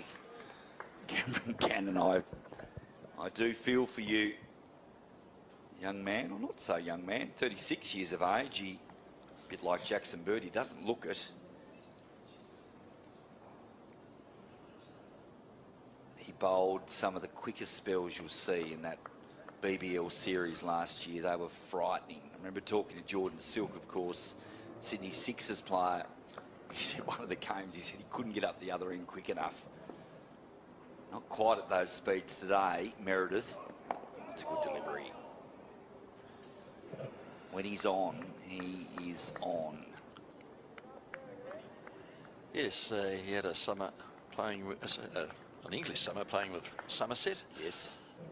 So good experience for him, and Somerset would have appreciated his services. Did they win the title in the T20? They did win something. I think it. Yeah, no. I think it was the T20 Blast. Yeah, the Blast. Yeah. Plenty of wickets. Somerset, of course, CEO is Tasmania's Jamie Cox. Yes. Plied his trade there for years, didn't he? Oh, gone! Hands. Snaffle a good catch at second slip. Fergus O'Neill has 4, and New South Wales are 5 for 95. It was entertaining while it lasted, but Davies is on his way for just 9. Well, it promised so much more. The aggression that he went out there with. Went to whip that on the onside, a ball that straightened down the line, and Hanscom takes, well, yet another great catch, making the very difficult look very easy. Low down to his right, around his bootlaces. So Riley Meredith picks up his 3rd wicket in his first match this season, so we'll be pleased with that early season form at the 4-day game.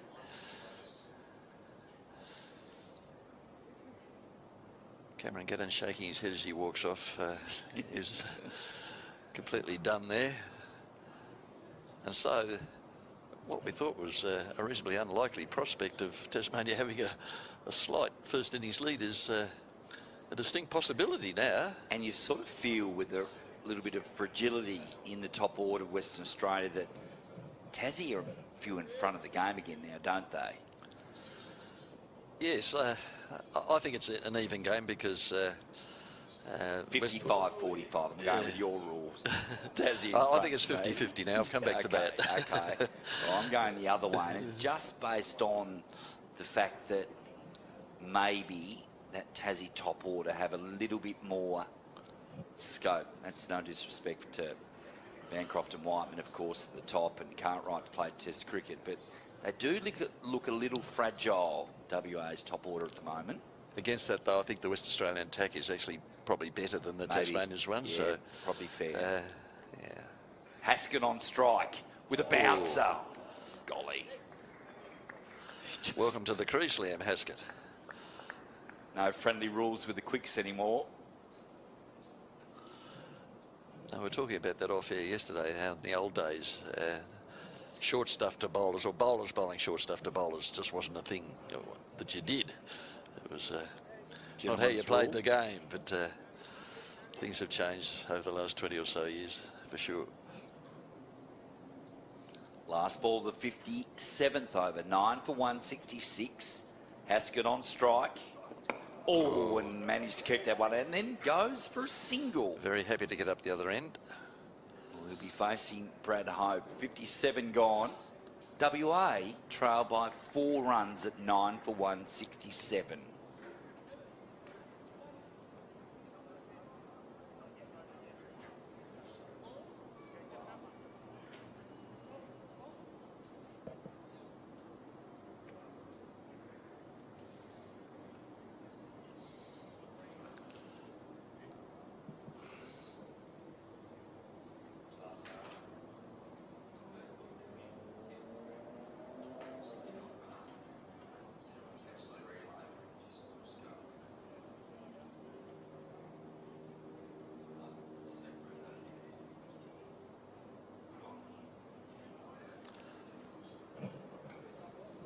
Brad Hope an opportunity to get that 4th wicket, and would be good reward for him. Now, they haven't got the fielders spread this time because Haskett's on strike. Left-arm bowler, of course, but bats right-handed.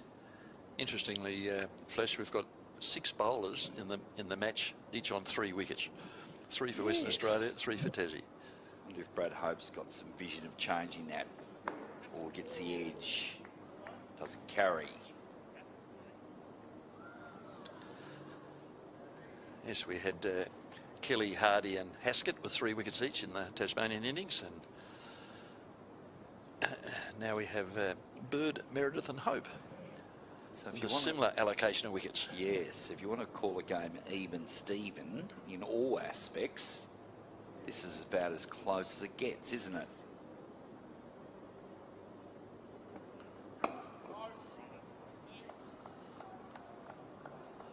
He played that very comfortably. He did. Young Haskett. Yes, he did.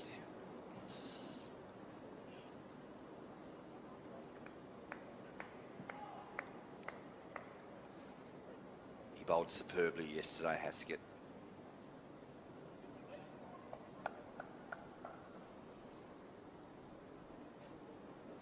.31 runs in his career so far, so not a long career, just the 7th match, of course, but he reads as a genuine number 11. Based on that last shot, that was very calm and composed at the crease. What's Hope going to do here? He's a tall man, Haskett. Well played, like the look of it.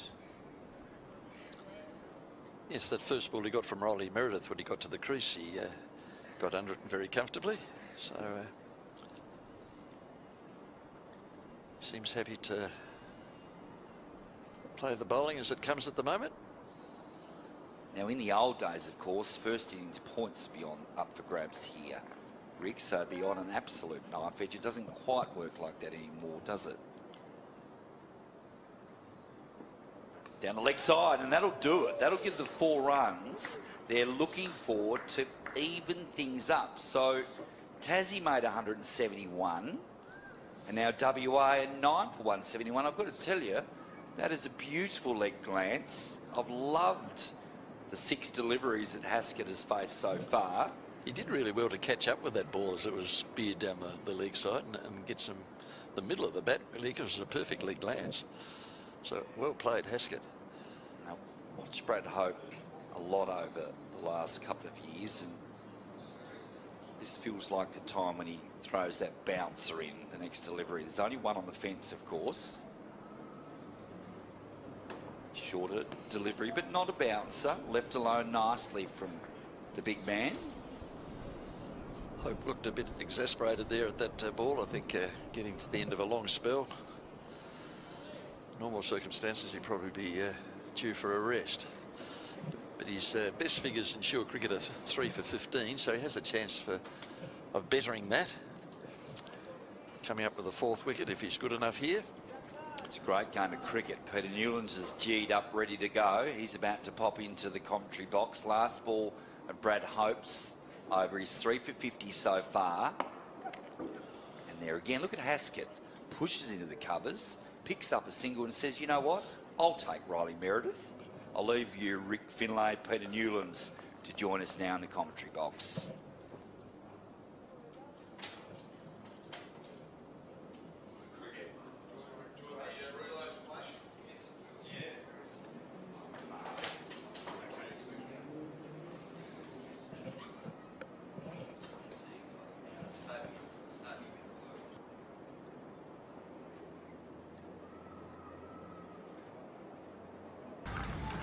Five for 21, and that is the big wicket of Gilks. And after not taking a wicket at the Adelaide Oval, Fergus O'Neill just reminds everybody just how good he is. He's been exceptional. That's how good he is. He has just put the ball on a length. He's challenged the defence, challenged the stumps. And a lot of these deliveries are ones that are going to hit the stumps that get the edge. Davies working the ball to the onside, got an edge that went to second slip. Warmer conditions. He's pretty loose here. And he's getting them through quickly. So a short leg and a silly point. Slip cordons in place as well. There's a leg gully and a deep point.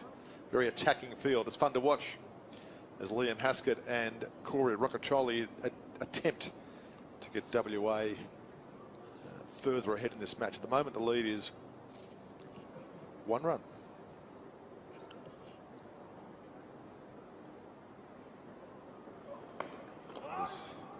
Nicely played there by Liam Haskett, who looks more than competent batting that at number 11. Batting like a veteran. What a morning it's been. WA resuming at 4 for 107. They're now 9 for 172. There's just only been one half-century partnership in the match, that between Whiteman and Goodwin yesterday. Goodwin and Cartwright, I think it was. Goodwin and Cartwright, my apologies. Yes. Yes, it's been a match of short partnerships so far. The bouncer. With still the top scorer of the match sits at 41. The expert opinion here, that's his bouncer. Haskett once again handled it pretty well. Yes, those 2 short leg fielders there would make Haskett aware that that's going to be a ball that will be applied with great frequency as we look at Ian Carlisle and Gabe Bell. Ian Carlisle, a colleague of ours up in the box in recent times, on his way back from injury. Yes, it's been interesting to hear the analysis of Mark Diven and Mac Wright, who seem to have the view that this wicket probably is going to keep, it may not flatten out in the way that we're sort of accustomed to here at Ninja Stadium at Bell Reeve. So the tempo of the game has been set, and it's a pretty rapid tempo. I'm just wondering if we might be in for a bit of a low scorer. All up. It's less a case, I think, of the wicket actually breaking up. It's just more a case of the damage that the ball does to the pitch in the first day when it's soft. That's a good way of putting it. But if that's the case, then I think we're in for a game that runs at a similar tempo to what we've seen over the first couple of innings. I find in these matches, if that is to be the case, that one partnership or one innings can decide the match, and it may be a pair of tail enders, it may be an individual innings, but a partnership of somewhere around the 75, 80, 85 mark may be enough to swing this game either way, or one particular innings may change it. It doesn't have to be from a top order batter. Liam Haskett defends that one well. Well, batter played by him. 9 for 172.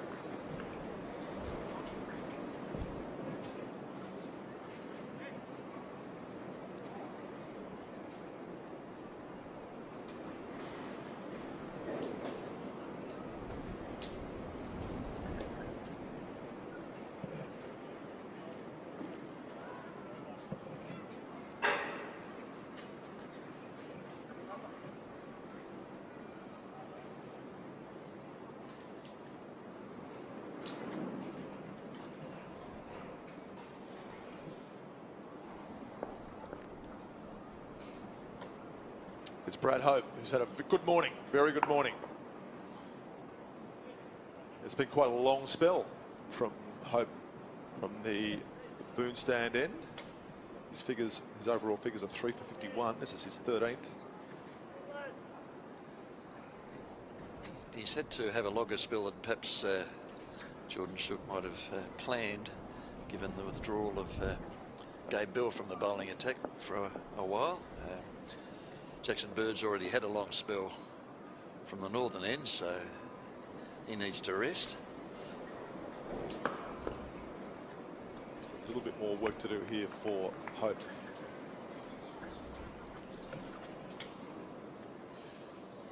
Just a bit more work to do for Brad Hope. Rockacholi and Haskett. They know that a little 20 or 25 run partnership here would be of great benefit to their team.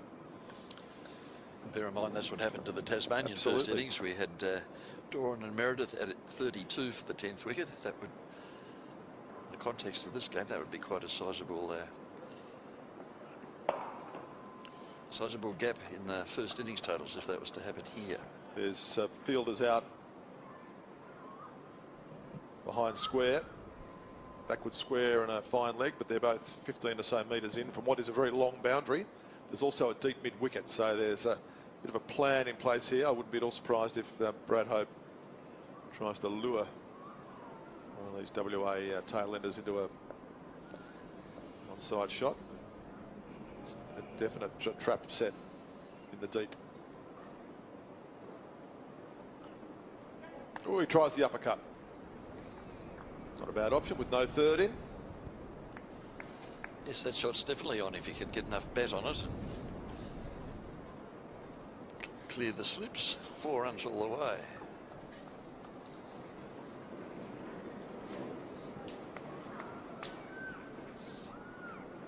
Just got the one sweeper at point on the short boundary. There's plenty of land out there for Rockacholi to take advantage of. And he goes to Hoyk. It's going to be caught at third slip, and the innings is over. WA have got a lead, but it's the smallest possible. A lead of 1 run. Remarkable morning, and Bradley Hope has got his 4th wicket for the innings. His best figures in short cricket. Well bowled. So there will be an innings break, and then we'll come back for a very short burst before lunch. And this is very much game on, and you'd have to say that at this rate, this game will be wrapping up maybe sometime on the 3rd day. Let's not assume too much. But WA have gone from 4 for 107 to all out 172 this morning. And Tasmania has been immaculate, really, with the bat and ball. There's his missed time. Hoyk into the onside. Tim Ward with the comfortable catch. WA are on their way. Rockacholi's disappointed. Don't think he needs to be. He was doing his best in his role at number 10. And there's a pretty happy team being led off by its skipper. This will be a very interesting afternoon. Just running through what's happened so far this morning. The overnight score was 4 for 107. Here we see the wickets. Let's have a look at the wickets. Rick, talk us through these. There's one of Doran's 5 catches for the innings to go over the 6 that he took in the last game. Joel Curtis holding out Chowdhury at square leg. A good grab by Jordan Silk there, second slip. Pace of Riley Meredith too much for Gannon. And finally, Rockacholi trying to establish a sizable lead for Western Australia. Miscued a poor shot, and Tim Ward at Gully took the resultant catch. Very good performance from Tasmania this morning with the ball, and in the field it is absolutely even, Stevens, here. Both teams have got a full bowling point, no batting points at all, and as yet no half century in the match. We'll be back in a couple of minutes' time when the players and umpires return to the field for the second innings here at Ninja Stadium.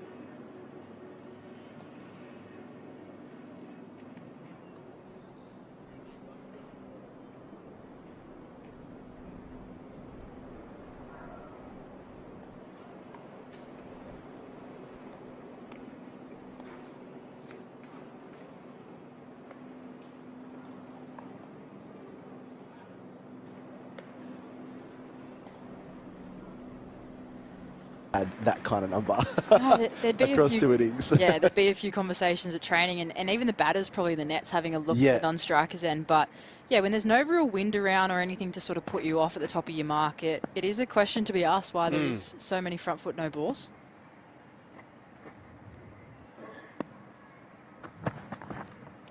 Yeah, Hanno Jacobs, who's the 12th man today, he actually bowled 15 in the first innings, and he was probably one of their better bowlers, but Buckingham and Agar also had 3 in the first innings, and then in the second innings, Jacobs and Agar had 5, and Buckingham had 3. So obviously you can make jokes about it, but it's incredibly frustrating as a bowling side as well when you're giving away 35 or effectively 35 free runs. And even here, 18 overs in, and there's already been 3 no balls. So sure, Ryan Harris is going to try and rectify this. It's pretty handy having a former Australian opening fast bowler as your coach as well. Yeah, he'd be well aware, and even Hanno Jacobs as the example there, debutant in that game, would have had a lot of adrenaline at the top of his mark and wanting to run in, and that probably makes a bit more sense. And yeah, there's days you just feel good, and that's probably the days you need to bring your run up back a little bit. But then there's days where your legs are heavy, you know, probably further into this Shield game as well. You'll see bowlers sort of get a bit closer as their rhythm changes. And is it a case of once you've bowled a few no balls, confidence probably takes a little bit of a hit. The run up might not feel as smooth if you, I guess, haven't bowled those no balls, Hannah?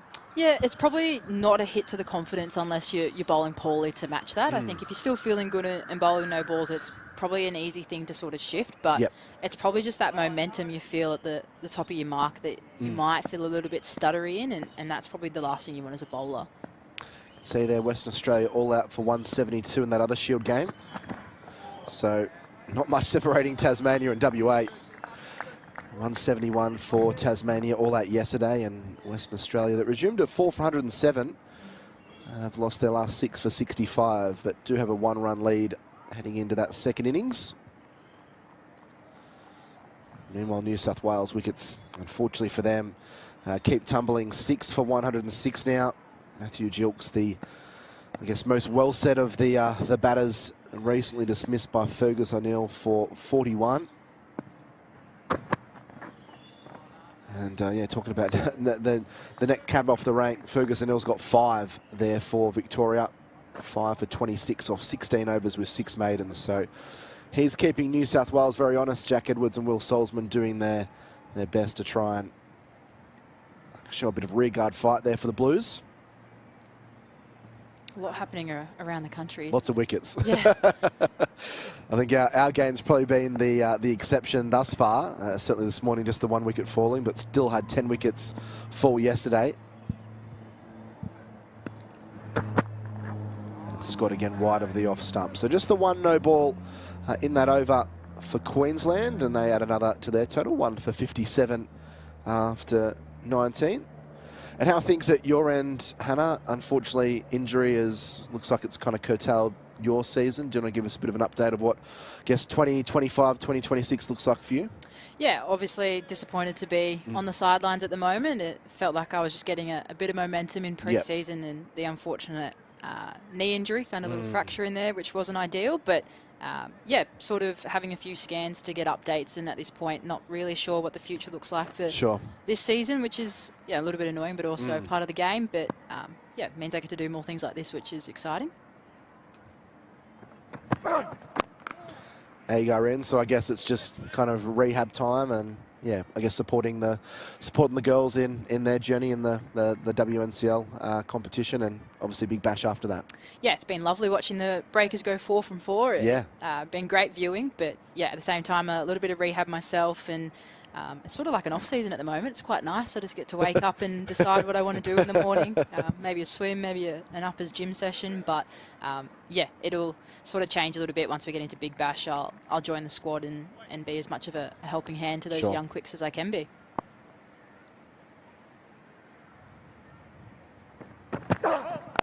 Another no ball. This ball knocked away out through mid-wicket for 4.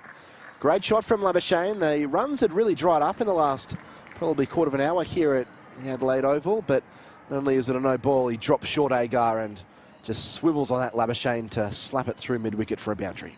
Yeah, that's salt in the wound there for the bowling side, and as we sort of mentioned before, your confidence doesn't really get tanked when you're bowling well with those front foot no balls, but then a delivery like this and it goes for 4 at the same time is, yeah, definitely salt into the wound, and yeah, a real talking point here, these front foot no balls. Yeah, 2 in a couple of overs now. Oh, lovely straight drive from Labashane. This is going to be 4 more. Although it is just slowing up, and it crawls within probably half a metre of the boundary, and they'll get 3. So does slow down a little bit down the ground, but 2 really convincing shots in a row there by Marnus Labashane.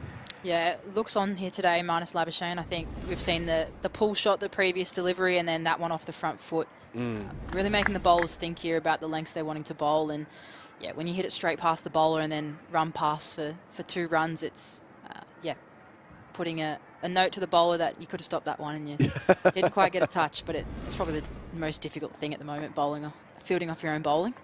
Yeah, it was kind of the overcorrection there from Agar, wasn't it? The first one was short, went for 4, and then he's just overpitched a little bit. Both Khawaja and Labashane looking well set at the moment.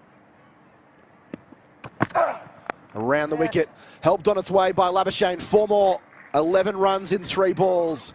And Queensland are having their way with this South Australian pace attack at the moment. The floodgate's starting to open. Hannah Darlington 1 for 69 in the 20th over. Yeah, not well adjusted there to the left-hander by Wes Agar, deciding to come around the wicket, and it looks as though he's going to come back to over the wicket here. Didn't fancy the angle that he had there, but yeah, just missed his length and allowed Khawaja to basically swivel and play that shot with absolutely no risk. Yeah, we've seen that shot plenty of times through the years from Khawaja, haven't we? Especially in Australian colours. He's looking in good nick. Half century against Tasmania in game 1 and looking to bring up another one here. Another no ball.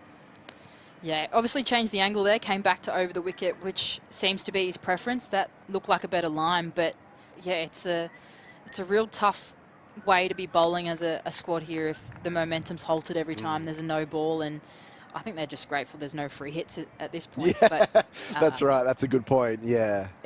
That's the thing, isn't it? It's the no ball and the 1 run and whatever you get off it, like the boundary earlier in the over. But it's also the fact that that ball has to be re-bowled again and chances of more runs off that. So yeah, there's so many different facets to it.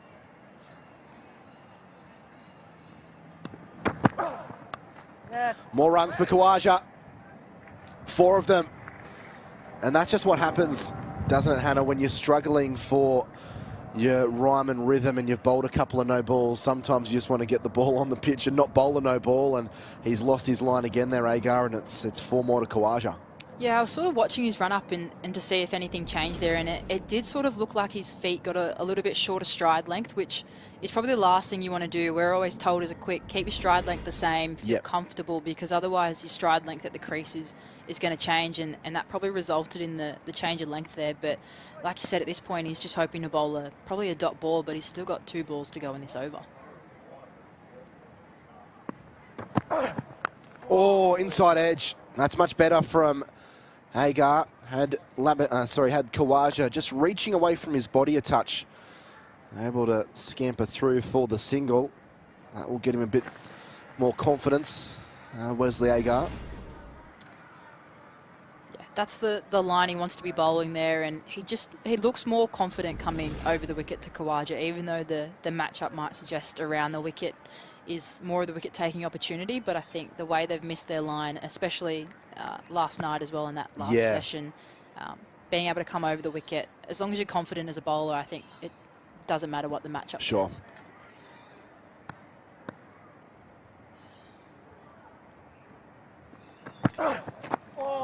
This ball chipped away by Labashane down to fine leg. What an over for Queensland. 15 come from it. A couple of no balls as they continue to march on. The deficit well below 200 now. I do wonder whether Nathan McSweeney thinks about a bowling change. We haven't seen spin so far this morning. We haven't seen Lloyd Pope. It looks as if Liam Scott will continue as well here for the South Australians.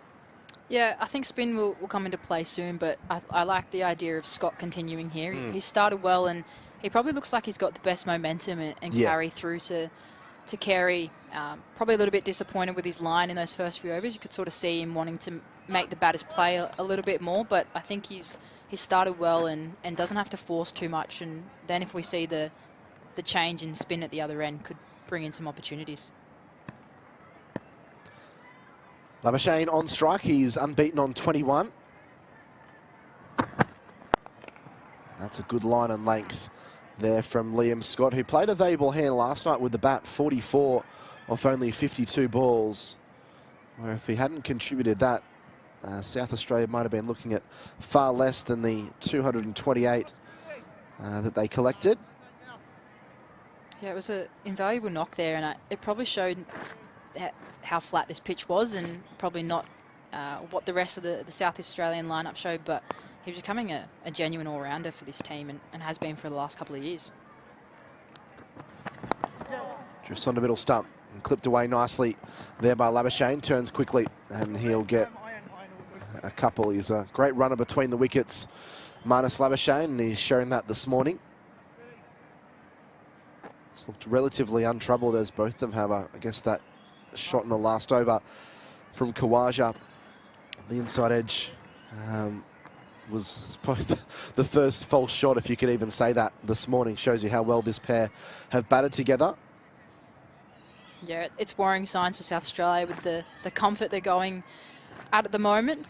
I feel like the pressure doesn't seem to be on the batters all too much, and they're really proving that this could be a day of Queensland batting. Yeah. They're closing in on a 50-run stand as well, 45 for this second wicket so far. More runs for Labashane, whipped away nicely through mid-wicket. It'll be 4 of them. Just far too many deliveries have drifted onto that leg stump line this morning, and even last night, especially to Usman Khawaja. But this time, it's the Queensland number 3, Marnus Labashane, who cashes in and moves to 27 off only 36 deliveries. Yeah, that'll be the focus for this bowling group at the moment, just continuing to miss leg side, and with a player like Marnus Labashane, he's not going to miss out on that one, but it just seems every time that they miss, it's always going for 4. It's not necessarily a 1 or 2, it's being put away. Yeah, done a really good job, especially this morning, of finding the gaps, this pair, and I guess that shows the class of 2 players that have played a lot of international cricket for Australia. Khawaja, from pretty much ball 1 last night, was able to find the gaps, because it's all nice to strike the ball beautifully, but it means nothing if you hit it straight to the man. So they've done a good job of finding the gaps. The amount of times you hear shot for a dot in in games is quite common.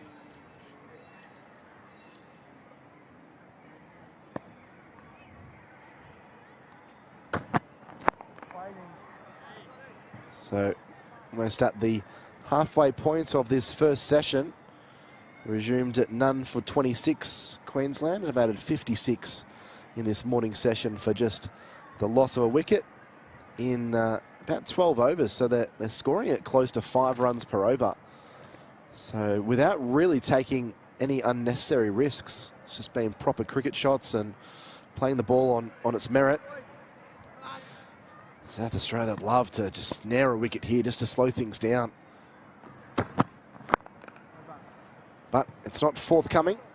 6 runs from the Liam Scott over, 1 for 82 after 21 overs here at the Adelaide Oval. South Australia all out for 228 yesterday. Half centuries to Connor McInerney, 61. And Jason Sanger, 51. But Mitch Swepson, 4 for 50. And Michael Neeser, 4 for 30.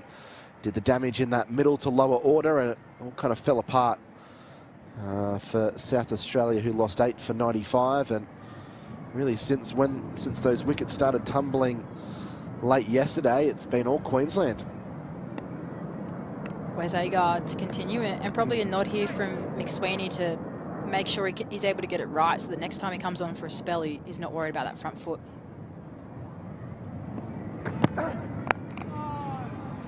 Yeah, shows faith to you. Yeah, your tall, towering quick that's played some really good cricket for South Australia over the years.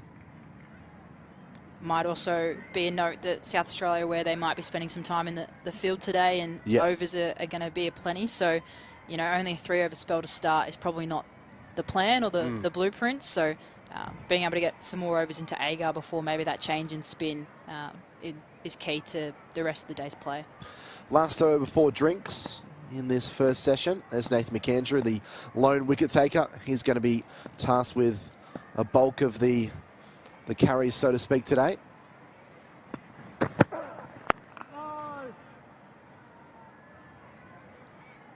Probably one thing to note as well is the fact that we've seen the 3 slips. That catching practice for the WA cordon.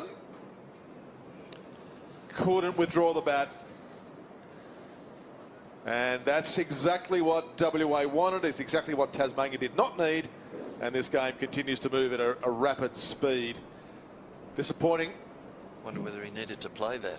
I would have had it in my mind, I think, to leave as much as possible. But anyway, Western Australia have got the break that they wanted. You have a lunch break that's 2 balls early. Yep.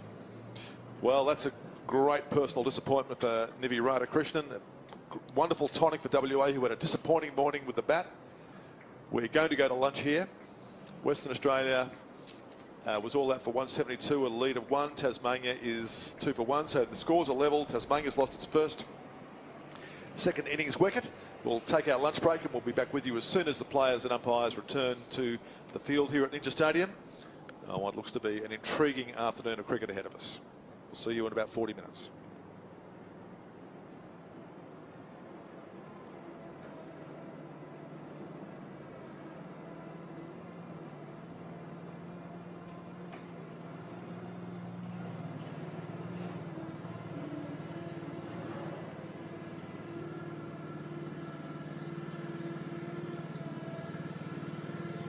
At 106. The Blues 6 for 134 at lunch, with Edwards on 23 and Salzman on 14. Very handy runs, Bryce McGain, before the break. Well, it's a flurry of runs. They were 6 for 96, and what seems to be in a blink of an eye, well, it's only in 7 overs, they've secured some stability. Good strong finish by New South Wales, and they're not to be done with. It's going to be exciting when we return in 40 minutes' time. Just how can they press on, and can Victoria pull them back with another wicket or 2? So you're just seeing the highlights of the first session. Victoria taking 3 wickets, all wickets falling to Fergus O'Neill. O'Neill has the figures of 5 for 26, but Edwards is still there, 23 not out. Salzman 14 not out. The big wicket today, Matthew Gilts, who was caught by Sutherland off the bowling of O'Neill for 41. You can see there the batting card. And just that little partnership before the break, not only significant in the runs scored, but how quickly they got them would just take the momentum away from Victoria before the lunch break. We'll take a break ourselves for some lunch. We'll try and hunt down a toasted sandwich or a pie or something like that. And while we do that, we'll see you in about 35 minutes from now.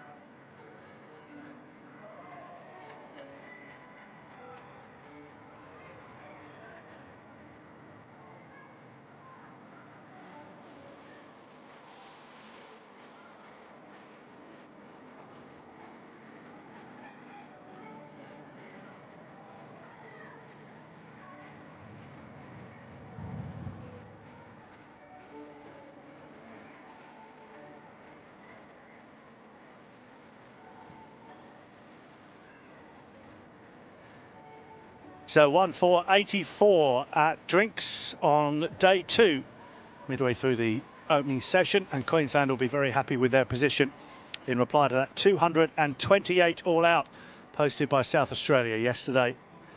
They are 1 for 84. Nathan McAndrew, the only man to take a wicket so far. Let's have a look at it. Angus Lovell, the man to go. And nicely taken and judged by Alex Carey diving away to his right-hand side. But Hannah Darlington, good afternoon first of all, but it's been pretty serene progress since then from Queensland, from Labashane and Khawaja. Yeah, they've come out and looked comfortable and probably felt no pressure at the start of their innings and been able to put the bad ball away. But yeah, also just occupy the crease and spend time out there, which is going to be crucial on a wicket that looks good. And South Australia will need a hefty total to be able to bowl once again in this game and give themselves a chance. They've actually scored at a pretty decent rate, Queensland, almost without trying, it seems. Going at about 4 and over or so. And they've picked that up today. So Labashane and Khawaja will be happy with the progress so far. But as a batter, when you see this kind of wicket on this kind of day, and you're in this kind of position in the match, you've got to cash in, right? I feel the benefit as well as the fact that the openers just walked out today as if they're starting again. They batted last night and they get to go again. Liam Scott to continue. Not seen any spin yet. It was Swepson that kind of broke the innings open yesterday for Queensland with his 4 for 50. There's Lloyd Pope, top of picture. Great to see plenty of kids coming in to watch some cricket. Handy way to get a day off school. Perfect. Come and sit at the Adelaide Oval. I wouldn't have said no. No. And of all the grounds in the world to go to, that's not a bad one first up. Lovely drive from Labashane. Down the ground. Pope will give chase.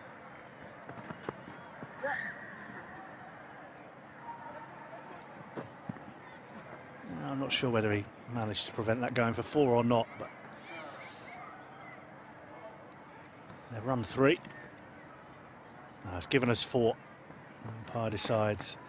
I think Pope might have admitted making contact with the rope. Yeah, a beautiful shot there from Marnus Labashane, and that set the tone straight away after drinks to come out second ball and play a shot like that. He's reset and he's set for a big innings. It's good signs for Labashane, that kind of shot. And the game is settling into a very comfortable pattern if you're a follower of Queensland cricket.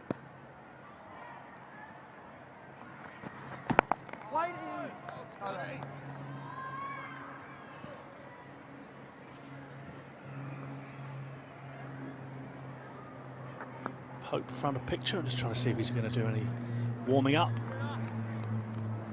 Might see a bit of McSweeney at some point. A bit of off spin. Yeah, I think there's going to be a lot of overs today from spin, and they've bowled these 4 quicks early and they'll rotate them through. But yeah, Pope will definitely have a role to play, as you mentioned, Swepson breaking the game early in that first innings.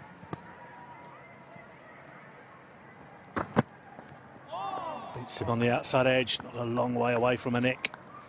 Let's see, at lunch in Melbourne, New South Wales 6 for 134. Jack Edwards and Will Saltzman have steadied the ship a bit for the Blues. Edwards 23, Saltzman 14. One stage 6 for 96. Replying to that 240. And wickets continue to fall in Hobart. Tasmania lead by a single run. They are 1 for 2 at lunch. Radhakrishnan out just before the break for a duck.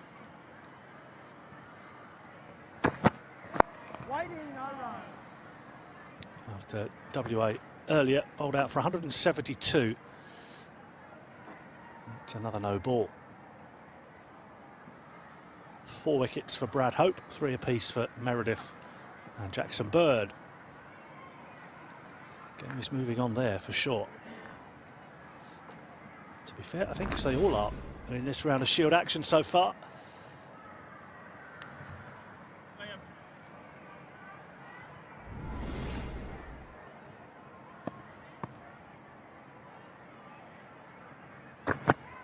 Edge just short of that second slip. McInerney can't do too much more. Feels as though no matter where they put that fielder, it's going to be a difficult day to get catches in the cordon, but you can see Scott hitting a length, and that's where he wants to be bowling, and even though Marnus has still played at that, it's fallen short. And yeah, you can see the emotions and the reactions there from Sanger and Carey, knowing that goes to hand. It's a game-changing moment. They really need another wicket before lunch, South Australia. One of the big cheeses out, Khawaja or Labashane.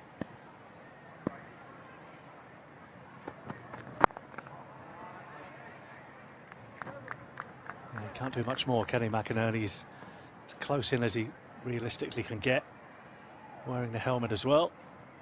And even though Labashane has gone not outrageously hard at that, but he's gone at it pretty forcefully, still not quite carried.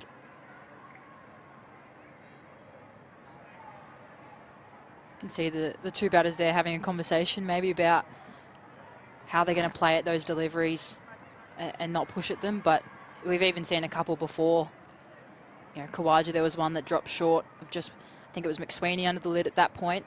It's a mindset as a batter, knowing not to push at those, and probably it's in their favour that it's not carrying. Agar to continue. There's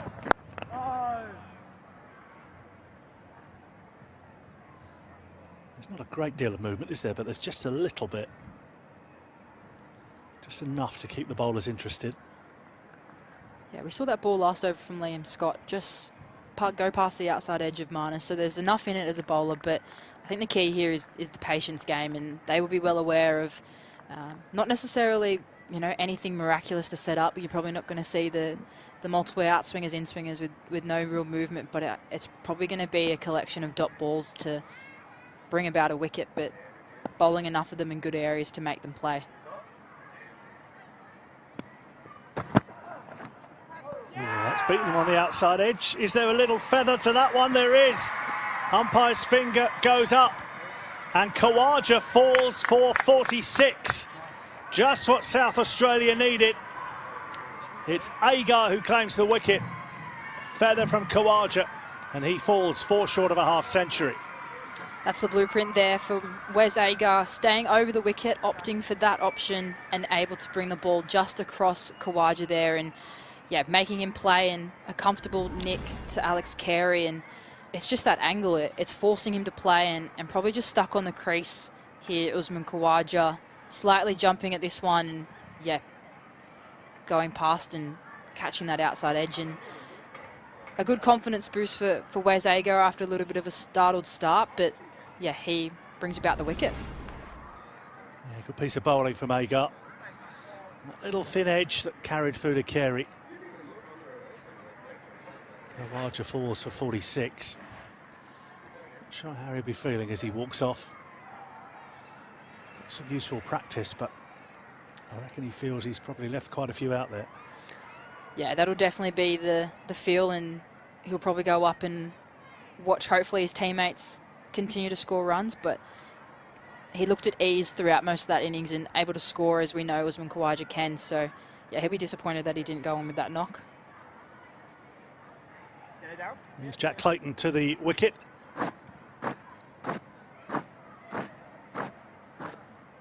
Highly rated batter, left-hander of course. And a man who experienced the highs and lows in that Sheffield Shield final last year with a duck in the first innings, as the wickets were tumbling around him. And then got a fine 100 in the second innings to give Queensland a shot at the title, which South Australia eventually snuffed out. 2 slips and a gully for Clayton.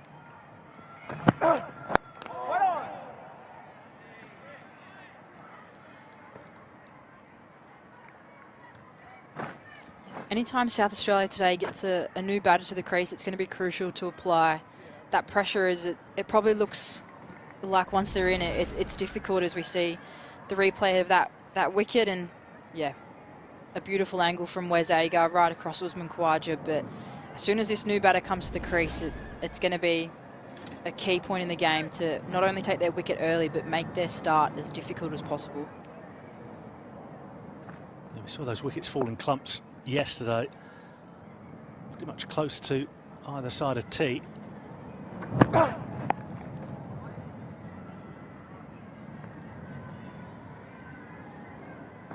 South Australia went from 2 for 133 to 228 all out, so losing the last 8 for 95.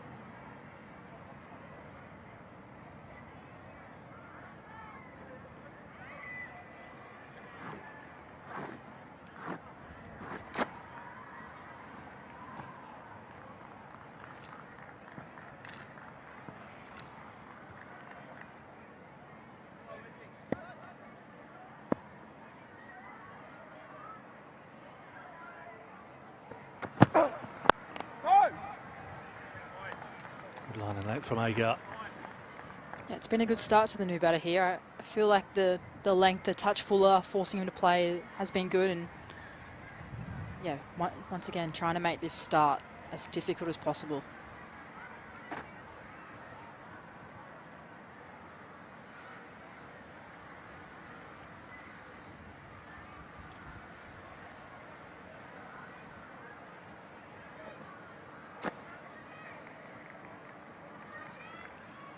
Final ball of the over. 2 slips and a gully behind Clayton.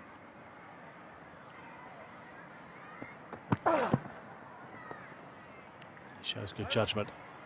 Wicket maiden for Wes Agar. Just what South Australia needed to try and find a way back into the game.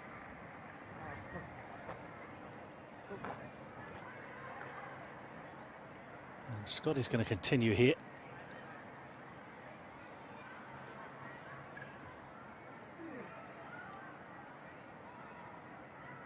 South Australia fancying this bowling partnership of Scott and Agar, continuing it after drinks, and yeah, sort of bowl slightly different, but sort of at that same pace, and it's a handy thing to be able to have bowlers that can bowl in tandem from each end and do things slightly differently.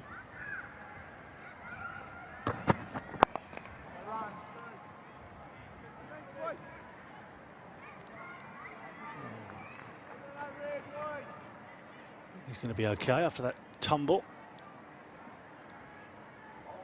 Yeah, something you somewhat see more often than you would think from fast bowlers. If something doesn't feel right in the foot hole, or if you just roll your ankles slightly, but it looks like he's just hit that foot hole and then not been able to regain balance. But it's not the nicest feeling, as you feel a bit vulnerable the next ball, of wondering what's going to happen.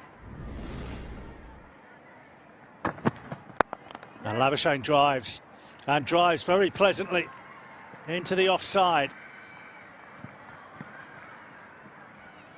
That's a beautiful shot from Labashane. Yeah, and probably the result, like I said, just feeling a little bit vulnerable at the crease and slightly pushing that one a touch too full, and giving a somewhat freebie to Marnus Labashane to play with a straight bat and out through the covers. But yeah, just hasn't quite bowled that one into the surface. And you can see Labashane straight off the bat happy with that one.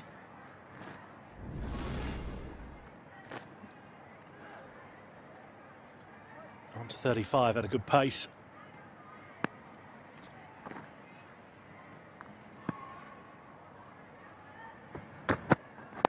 And runs down the leg side now. Kendrick's got a good arm, so they stick at 1. Yeah, a crucial part of this game here is going to be the running between Wickets and Marnus. Probably one of the best for it, but Clayton joining him at the crease and being able to get up and down, as we see a replay of that fall, and it's just not enjoyable. One, hitting the deck, but then also having to get up, and you sort of assess your body for what went wrong, and you could see him just a little bit of a moment, a little bit of a limp, and walking it off, as some would say. But yeah, the rest of the over does just feel a little bit uncomfortable, and there's some cricketers around the world that have to actually do it quite often, and it becomes norm for them. But yeah, it's probably the last thing you want to feel as a bowler. You sort of worry and hope that the ball doesn't come back at you. Yeah, I guess it's about having confidence in that area again when you bowl the next one, and for overs afterwards, that it's not going to give way again. Yeah, and even if nothing sort of gives way, it's just a fact that you're putting so much force and pressure through your body at the crease, and at times it's repetitive, and at times, something slightly is wrong and creates that next step to feel a little bit uncomfortable, and that's where you lose your feet. But fast bowling's a tough task, and it's almost the smallest things that can go wrong that create something like that. Oh, that's a good ball. Oh, it's a no ball again. That's probably pitched on about leg and then gone across the left-handed Clayton. Yeah, you can see him looking at the crease there, and they often are walking back to their mark and asking the umpire how close they are, but yeah, it's taking away the momentum from this South Australian bowling attack, because every time, you know, that ball beats the outside edge from Clayton, but if he was to nick it, he'd still be standing there. Yeah.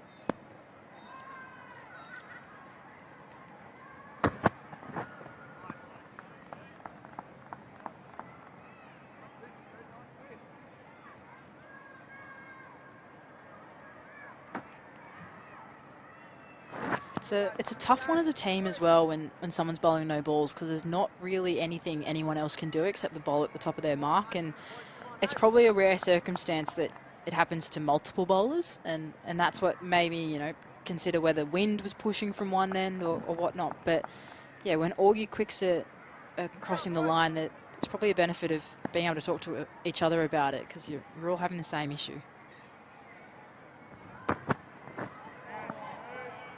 Clayton leaves well. And that is the end of the over. And Queensland, despite the loss of Lovell for 4 and Khawaja for 46 this morning, have worked themselves into a good position.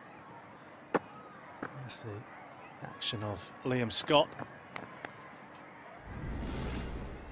Let's make sure he's behind that front line. They would hate for a wicket or a chance to be created and then look round and see the umpire's right arm outstretched. As we say good afternoon to Michelle Gosco back in the commentary box. Afternoon, Chippers. It's been tough going, hasn't it, for SA? Finally got their second wicket. You mentioned about the no balls. I was just about to come into commentating and say that they'd hate to get a wicket off a no ball. 2 back for the hook.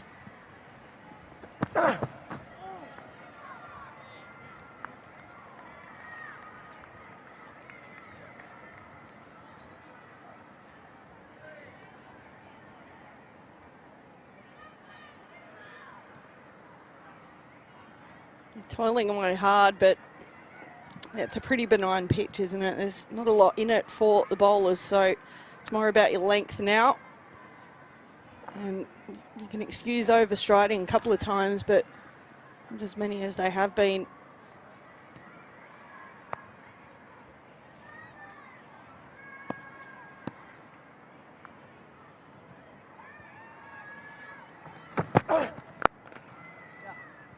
Oh, that's such a good shot from Labashane. Over pitch, yes, from Agar, but to find that fine gap in the covers takes some doing, and Labashane has steered it into that gap to perfection. Sign of confidence, isn't it, when you can just lean into the ball. He didn't even have a big flurry at it. It was just out of the screws, and short square boundaries here. That was always going to go away for a boundary. He's in some pretty good touch, Labashane.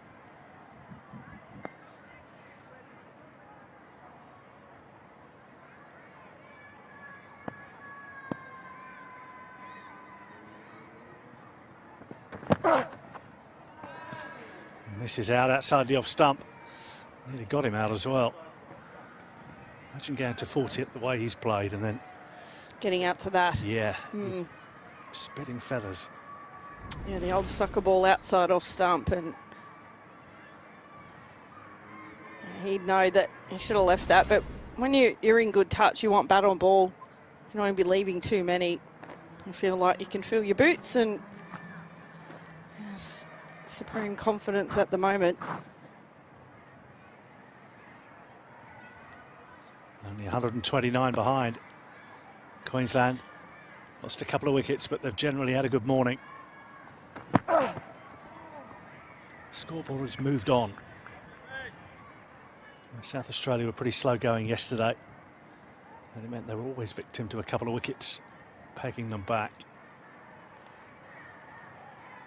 Queensland going at around 4 and over across the innings. And without any real risk either. So run scoring's just become a little bit easier.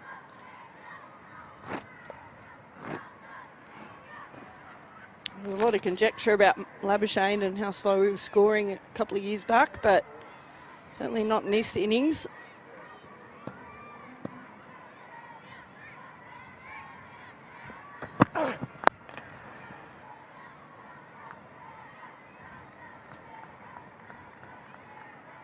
Sounds like the kids are in again. Yeah, can hear them chanting in the background. Trying to get their local team back into the contest. How good would that be, though? A trip to the cricket. That's your school day. Fantastic. So good. There's some of them. It's probably fair to say some are more interested than others at that age. Those ones down the front look very keen. Might be a few future cricketers there. Or some current ones.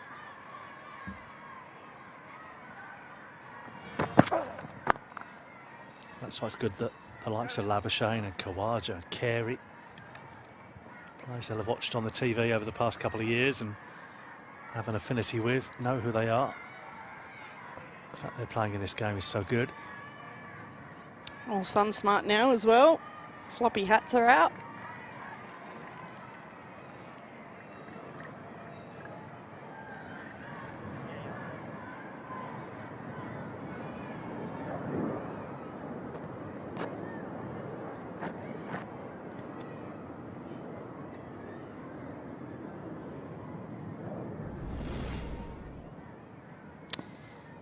Well,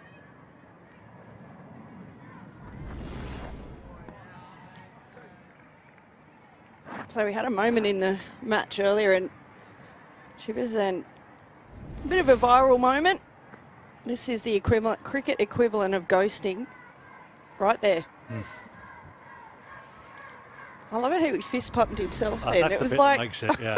you wouldn't want to be having a low self-esteem day, would you, when that happens?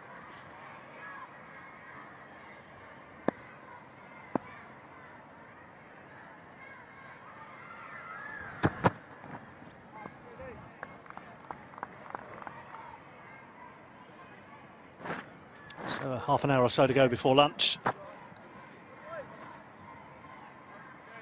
Yep, certainly from Queensland they'll be trying to get through to that break without losing another wicket, and you just feel after lunch it's going to be even flatter.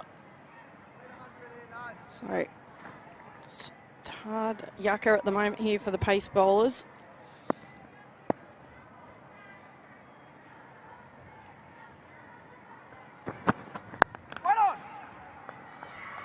Were you a fist bumper back in the day? Yeah, probably. Well, I don't know, actually. Yep, probably. Some people do it with the bats. I just never did that because we only got one, and you usually had to pay for it. So I'd have 10 bats to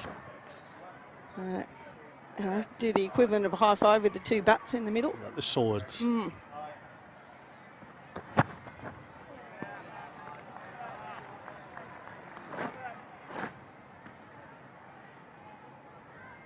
What about yourself? No, I don't. Shake hands? You're very English. You would have been. Yeah, maybe it's my memory playing tricks. I feel like maybe it's been in Australia much longer, but it feels like a much more recent thing for me.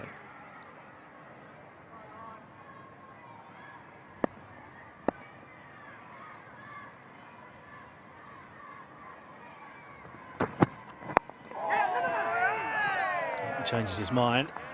Yeah, I don't remember fist bumping being a thing when I was growing up playing cricket. Well, the 1800s are a different time, Chippers, so...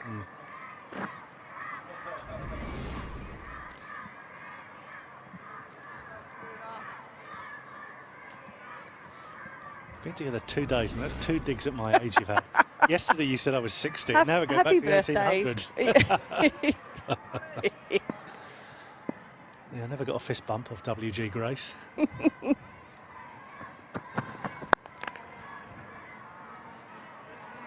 is the end of the over. I've had enough of you. I'm out of here. Jack Clifton's going to pick up commentary next.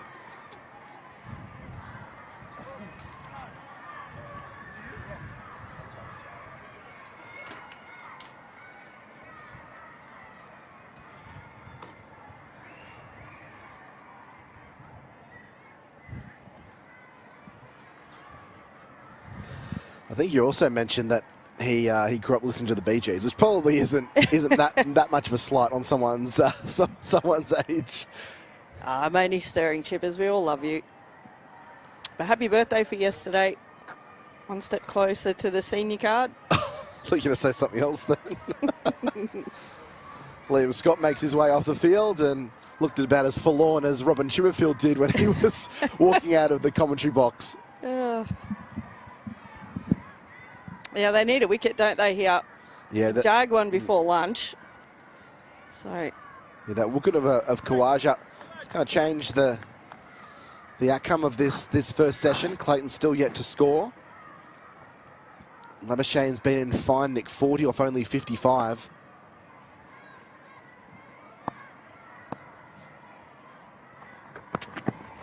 Two slips in place. You can see there McInerney in that front forward second slip position with the helmet on. yeah, and interestingly, there's been no spin either. It's been bowled by SA. So I saw yesterday that the spinners for Queensland were able to get the breakthrough after there was only the one wicket before the lunch break yesterday. I dare say we'll probably see spin before the scheduled break. That's right.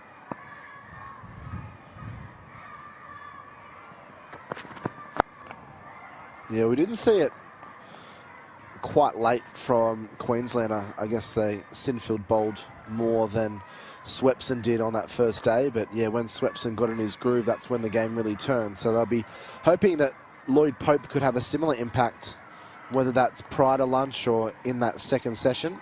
Yeah, and when there's not a lot of spin on offer, he'll have to vary his pace and bring out different deliveries to try and conjure up a wicket. I think Swepson did really well yesterday.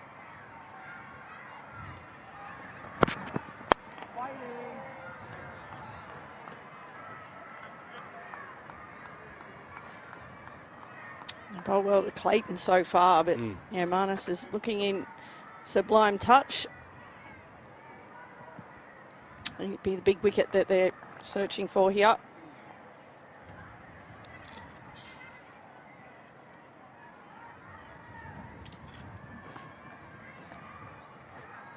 Yeah, he's the prize scalp at the moment. 40 off only 58 balls. It's been a really impressive innings by Labashane. He's in good form, 160 in player of the match honours in their draw against Tasmania in round one. Followed that up with a century, 105 in the domestic one-day cup game also against Tasmania. He's 40 not out here. Yeah, his decision-making has been really good. And his eagerness to score as well, which showing his strike rate at the moment. Batting's terminal, you're going to get eventually, and if he's feeling in good touch, just going on with it. And he's certainly done that so far this season. Clipped away. Nicely done by Labashane. To deep backwards square leg, just the single. So brings Labashane within 6 of overtaking Kepler Vessels in the run scorers list for Queensland. He currently sits 18th. And he's also closing in on 5,000 first-class runs for Queensland as well. 4,733 coming into today. Kepler Vessels, it's a fantastic name of cricket, isn't it? I was going to ask if you watched him, but I didn't want to be accused of being ageist like some other commentators that shall not be named. Yeah, great servant for Australian cricket in an uncertain time in the 1980s. And also a great servant for Queensland cricket. One off the over, 2 for 100. Clayton still yet to score. Labashane 41. But yeah, there's some great lists when you go on the the Cricinfo Sheffield Shield records page. You can see it by state and see all the leading run scorers and who's taken the most wickets, most catches. There's some great names throughout all of these lists. Obviously, such a proud competition, the Sheffield Shield, as it continues to be and continues to produce players for Australia. Yeah, and I reckon Queensland's probably got a number of players that probably didn't get their Australian career that they should have. Certainly, I do remember that in the 90s and early 2000s, how many great players they had. It never really got the opportunity to don the Australian colours. Yes, Stuart Law, Martin Love, Jimmy Marr. Yeah, just a few. And, you know, there's another player in the current side, Jimmy Pearson, you know, that in another era he's played a lot of games for his country. Jordan Buckingham returns here for South Australia. And it's Labashane facing up once more. So less than 30 minutes until the lunch interval here at the Adelaide Oval. They resumed at none for 26, Queensland, and have added 74 and lost 2 wickets. So as you were mentioning, Gozzy, they take another wicket here. 3 for 85, 3 for 90 in the session. That's a decent, decent body of work for the home side if they can do that. Yeah, big wickets, Labashane, isn't it? If they can jag that, game on. Another no ball. More runs for Queensland, more runs for Labashane. There might be 3 of them. No. He gets the 2, but they add the no ball as well, so there is 3. And I was speaking about this when I was in my last stint with Hannah Darlington, and I said to Hannah that in the last game against Tasmania, across the 2 innings, South Australia bowled 34 no balls. Well, that's across the 2 innings. They're getting up there at the moment, and it's been all of the bowlers as well. It's not as if it's been a case of one bowler losing their rhythm and losing their run up and it just not working out for them. It's been for most of the bowlers here. Nathan McKendry is the only one that hasn't bowled a no ball.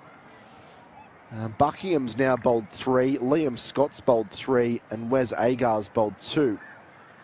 So it's an issue that plagued them in round 1. It's plaguing them again, Gozzy. Yeah, and you know the worst case scenario is they take a wicket on a no ball, and you're toiling hard on a surface that's not giving you much assistance.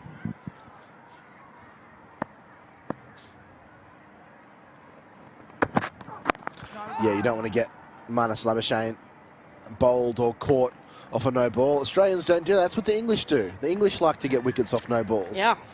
I think it was the last Ashes series that was it Sam Curran that got David Warner out at the MCG off a no ball. And gee, I remember one of the big ones was at the SCG, and this is going way back, a bit obscure, Mason Crane. Yeah, that's right. Spinner from England, and he was bowling multiple no balls. I think his run up was 5 steps, and he was still that's no unforgivable, balling. isn't it?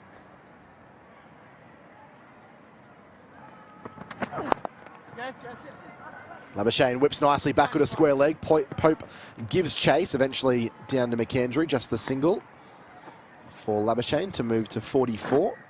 And, you know, especially for the paces, it's an extra ball. You've got to go back and bowl, and, you know, you're working so hard to get the breakthrough, and then, you know, it's just giving a reprieve to the opposition. And I'm sure Marnus Labashane would love that opportunity. It happened between his golden period there where he was batting for Australia. He was given multiple opportunities or drop catches, and then he really cashed in.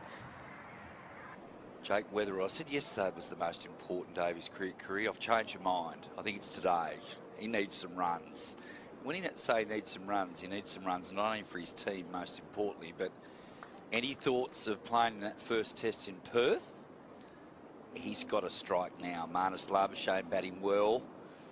Over in the other game, he was 40 odd not out a little earlier. Want to be 40 not out. So that's the stories in the background, Mark Diven. Good afternoon to you.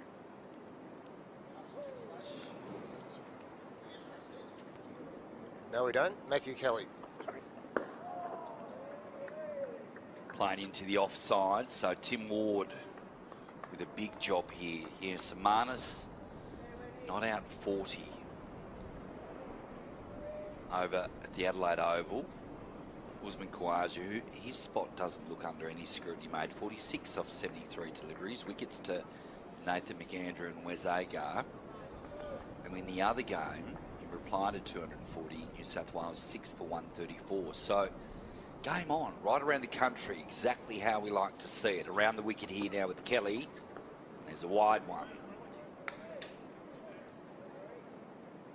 As he finishes off his over, of course. 3 down. 1 for 2. 1 for 2. Golly.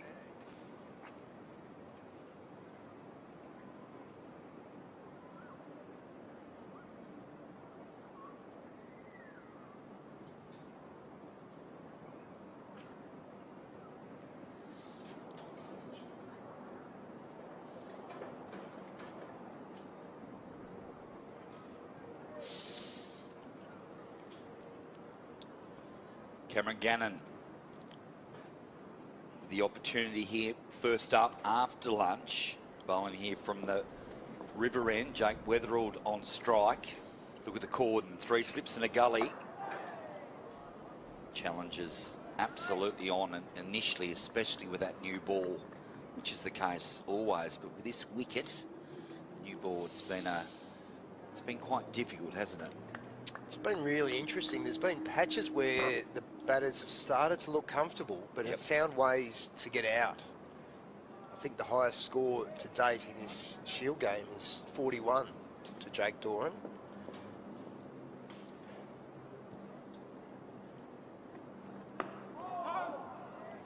Yeah, a few 20s, a couple of 30s and a 40. Of course, that partnership at the end of Tasmanian innings was their biggest partnership of the day, which was quite remarkable. What was it, 10th wicket partnership of, was it 32, which was the Tigers' biggest partnership. And you look at that scorecard for WA, Whiteman made 17, Goodwin 30, Cartwright 36, Fanning 20, 18 to Hardy, 26 to Curtis.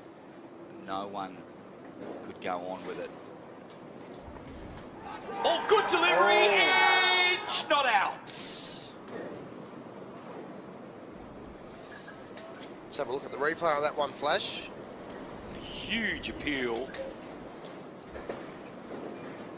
It's a beautiful delivery, Mark Diven. Perfect delivery to the left-hander. Pitched it nice and full, and invited the drive, but it just moved away off the seam. Obviously, the Western Australians heard something there behind the stumps, but umpire Mike Graham-Smith thought otherwise.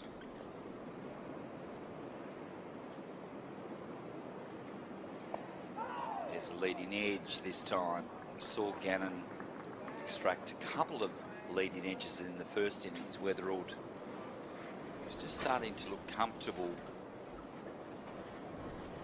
He fell to a really good delivery from Matthew Kelly. That was James Hardy. I was going to say James Hardy. Aaron Hardy, of course, caught in the grippers. Cameron Bancroft, too, took 3 catches in that first innings. What a slipper he is. Gannon continuing. And there's a misfield. Certainly been a busy slip cordon, Flash. Just that little bit of movement off the wicket, which has been present throughout this whole match.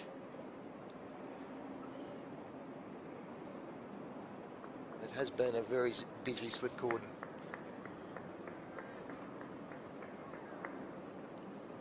Same field for Timothy Ward. 3 slips to Gully. Point, who's in quite close. Wide mid on, mid wicket, mid off. And Tim Ward leaning forward, big shout, stretching down the wicket somewhat. And the umpire says not out. Look close to the naked eye, Flash. Oh, gee whiz. And it's hit the back pad, which is the key part of it all.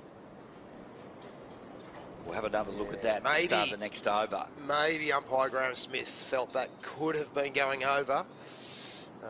That's certainly worth a big shout.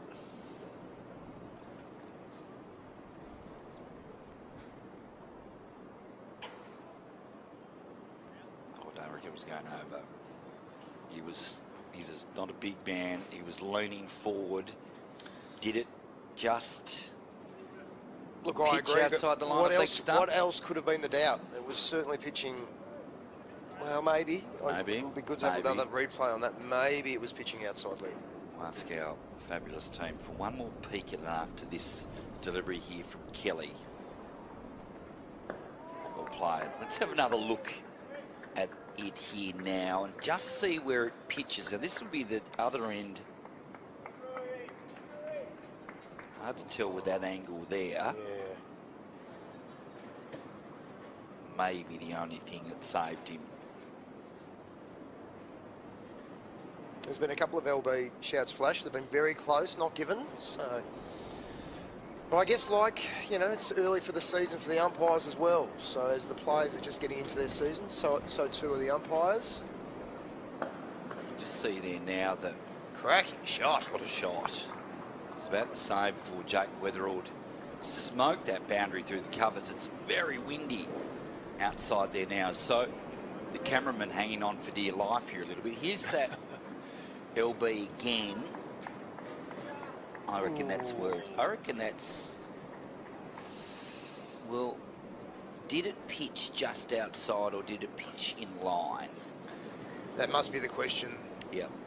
The umpire was asking himself there. Rick Finlay's hand was up in the sky saying out. Rick is a good judge. Around the wicket here now with Kelly, leaning forward.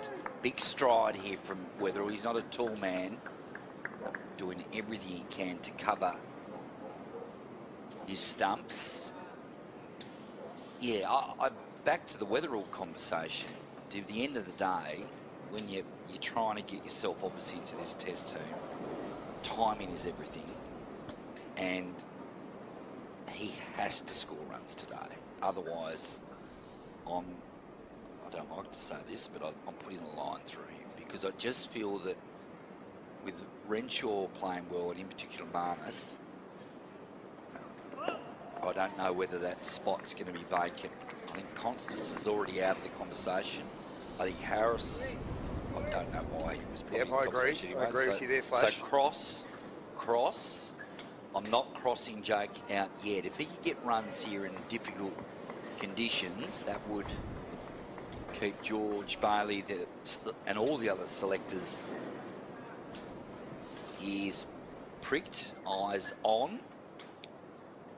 This won't be an easy target. It's a good bunch of quicks here that WA have. There's the drive. There it is again. Save them. 4 more to the short side. Yeah, that's the short boundary, and it's just an easy punch there for Jake Weatherald. Flash, I think, yeah, there's a lot on this innings for Jake Weatherald. He did score 250s in the first Shield game, though. He did. And that didn't do him any harm. And we know he had a magnificent season last year. So, well, Marnus has just brought up his 50. He's 51 off 68 deliveries.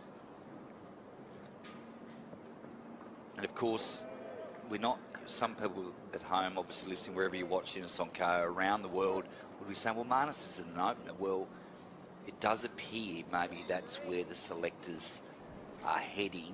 Again, assuming that Bo Webster remains in the frame, therefore batting 6.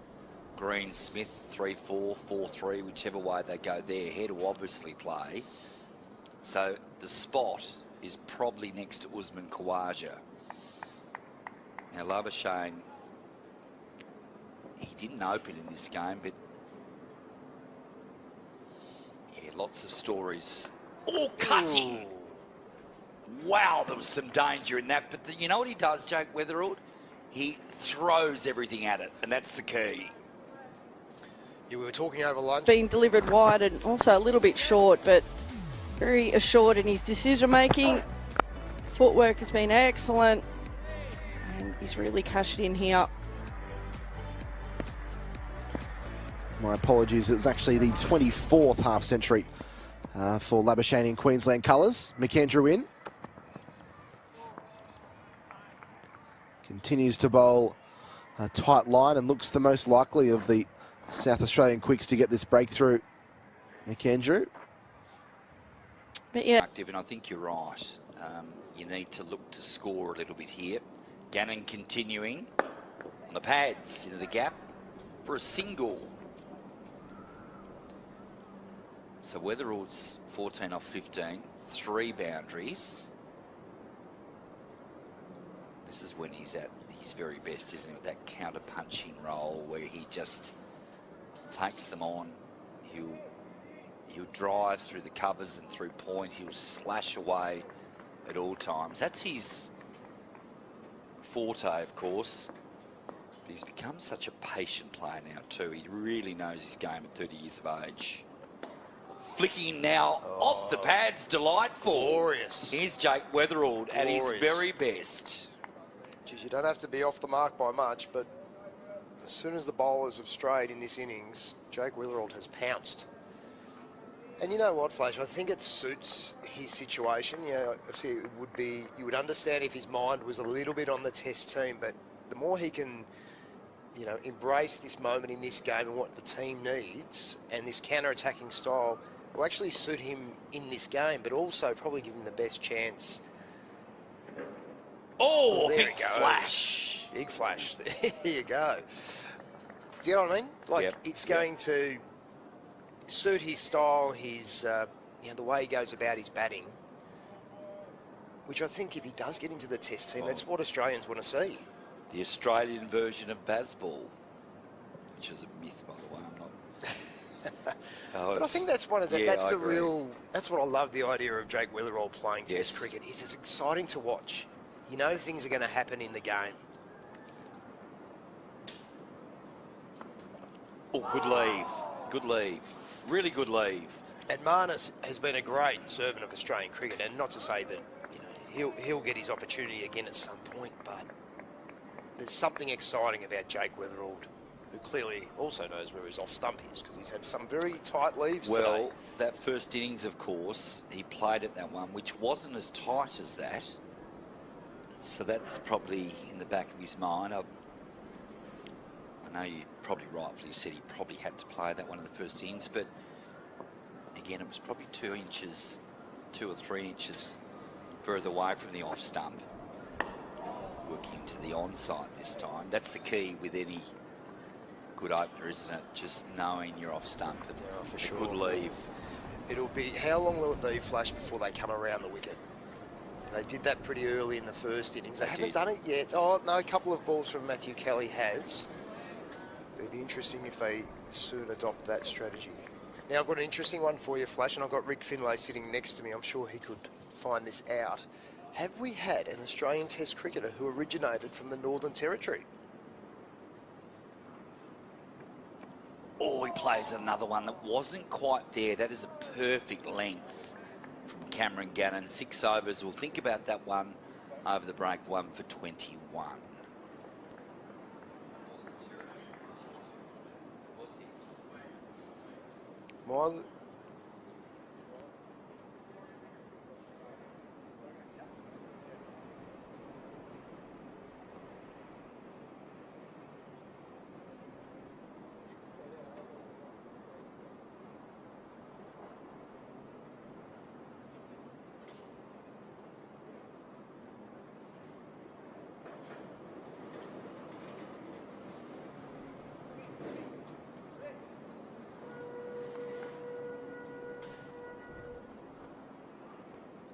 Kelly continuing now around the wicket to Timothy Ward.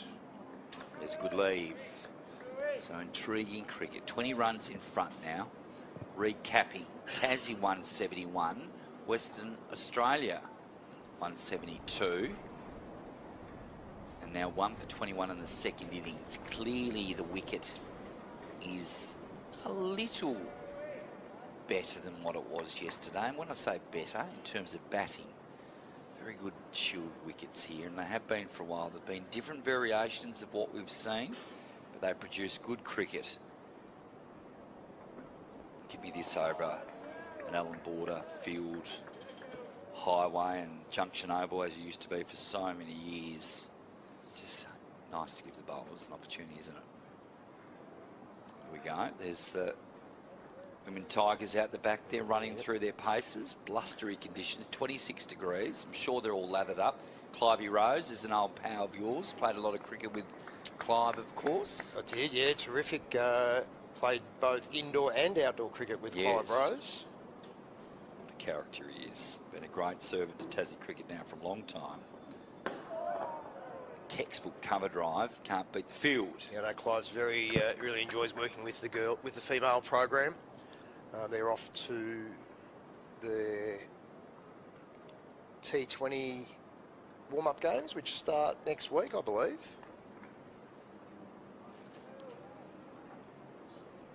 The Spring Challenge.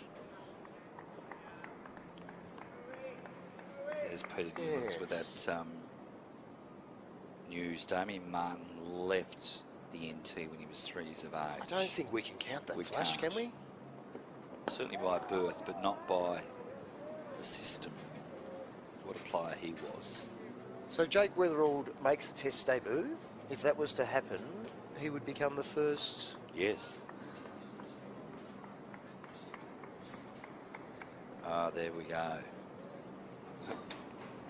Little doozy there from Rick Finlay. Matthew Sinclair. He's throwing me. Rick is throwing me. Matthew Sinclair. With the Kiwis. But has played Test cricket for New Zealand. Born in Catherine. Wow.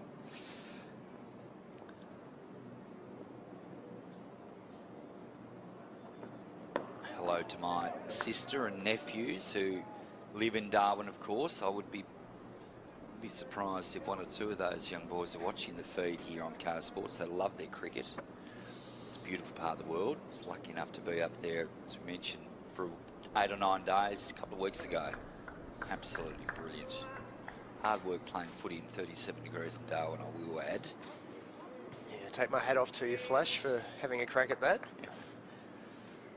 But a brilliant part of the world. It really is. If you haven't been to beautiful. Darwin, get up there. It's fabulous. Ward on strike. Good leave. End of the over. 7 overs down. 1 for 21 after a maiden from Matthew Kelly.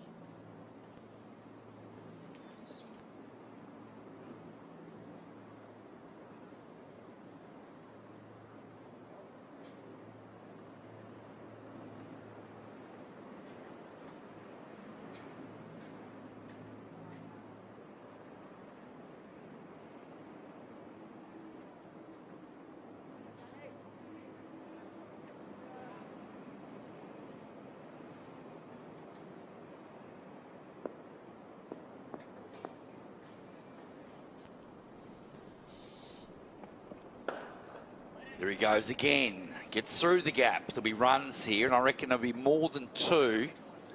They should turn for 3 here. Will they risk it? Yes, they do. Good piece of running.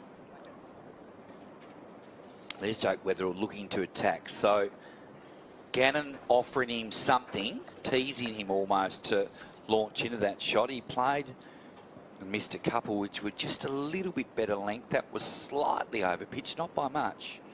And Weatherall jumps onto it. It was a lovely shot, just pushing it through the covers, just leant on it really. I really think this situation suits him. Yeah, I've got my seatbelt on because we're going to have some action here, no doubt. Tim Ward back on strike now. It's a good bounce up. He's an aggressive style of player, Jake Weatherald, and the situation of the game really, I think, needs him to take the game on a little bit. His team, the counter-attacking style will really help position Tasmania in this test. But in doing so, I think it gives 20 more. But Big Bolo strikes and the momentum swings again. Just looked like the half volley upset Boland, didn't he? He just come back, top of middle stump. This is what he does. The ball's almost gone for 6 after it's taken the start. It's nipped back a long way. Just hasn't covered off his stumps there, Solzman, and Boland frustrated at himself, giving away the 4 and didn't even celebrate. He was his a bit wicket. angry, wasn't he? He was angry, Yeah. wasn't he? When you look up off-cutter in the cricket dictionary, you would see a visual of that. Top of middle, pitching at about 5th stump. Yeah, he wasn't happy, the big bloke. But Will Salzman, what a delightful little innings that was. Very true. Showed and all around the wicket. 5 boundaries in his 33. But he's now gone, and New South Wales now 7 for 158. So still 82 in arrears. The sub comes in, Charlie Stobo, to join Jack Edwards, who himself has worked his way to 28. And that was the last ball of the over as well. So Stobo will be at the non-striker's end. Mitch Perry to continue. Find your form, make any changes needed, and then come back again. And the Australian cricket team has seen just about each of our successful long-term cricketers has had to do that at some stage in their career. Absolutely. People get offended at it. It's like, no, it's okay. Marnus deserved to get dropped. He did, and now we're seeing a better version of him. Now he's responding. Oh, I think so. You look at Matthew Hayden and your Mike Langer, Hussey, Ponting lost his spot for a brief minute. Even the great Shane Warne lost his spot, didn't he, in the West Indies? Yep. I think he was bit at Bradman. Bradman was dropped, Well, Peter Newman said. 8 overs down, 1 for 24.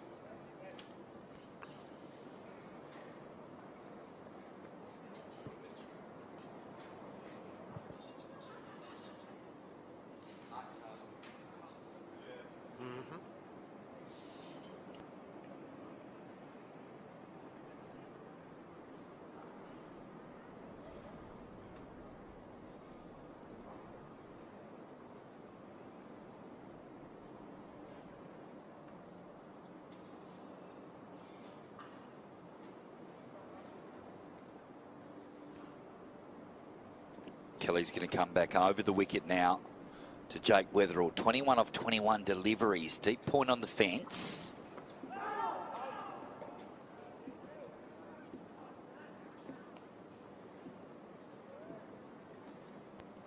We can see the big man there right on cue.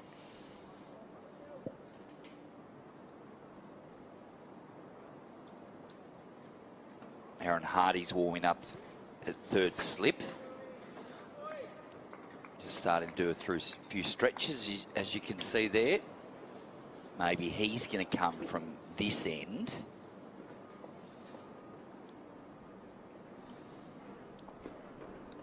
Good leave. It's a good length, that from Kelly. Just had a message flash from one of our listeners to tell me that Andrew Simons was also born in the NT. Ah, there you go. But did not play his junior cricket in the NT. He was born there. And I think it's, we see a lot of Australian cricketers now Rick Finlay is saying, what? Really? No, I've got some No, he was. Oh, sorry, born in England, but... There you go. I've been corrected. My apologies. Because, of course, he had the option of playing cricket for England, didn't we, as we venture back many, many years. Yeah, I've misread that. My apologies to our listeners, and I'll check my sources. Put them on mute. You got Rick Finlay sitting next to you. Why would it? Yes. I'll go to him first next time. There's the members there. Well, Flash, it's my second day on the job here, so... Trying to make an impact. Yeah, well... Loving this duel here. Jake Weatherall. Very still at the crease. Bang. Wow. What a shot. Good timing. And that was all along the carpet. That's more the, it's not the traditional drive. That's the square drive cut sort of almost, isn't it? Yeah, it's that bit of width, isn't it? And it was really wide. And I see that as a free hit. Yep. To be honest, you either let that go or you load up and you go hard. And that's what he does. And that's what Jake Weatherall does. So 25 of 25. 5 boundaries now to Weatherall. This is a man in a mood at the moment. He would have been furious yesterday, of course. Kelly continuing. And again, this time into the gap. It'll only be a single. But that was just weighted beautifully, wasn't it? He almost checked himself halfway through there and picked up a single. Yeah, very compact, very tight. And obviously, they got the sweeper out in the deep, so an easy single there for Jake Witherald. Picks up a boundary earlier in the over and follows it up with a single and gets to relax at the non-striker's end while his partner, Tim Ward, will face up to Matthew Kelly. Blustery conditions, 25 degrees. There's another single, well played. Turning over the strike at the end of 9 overs, 1 for 30.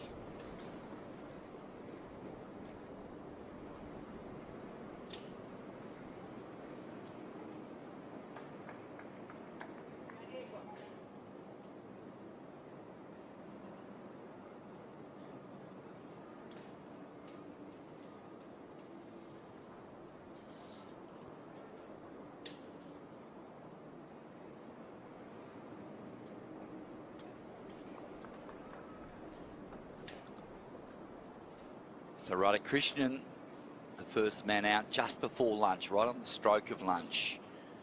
Since then, the partnership is 28 of 39 deliveries. Ward's on 2, Weatherald's on 26. Good delivery.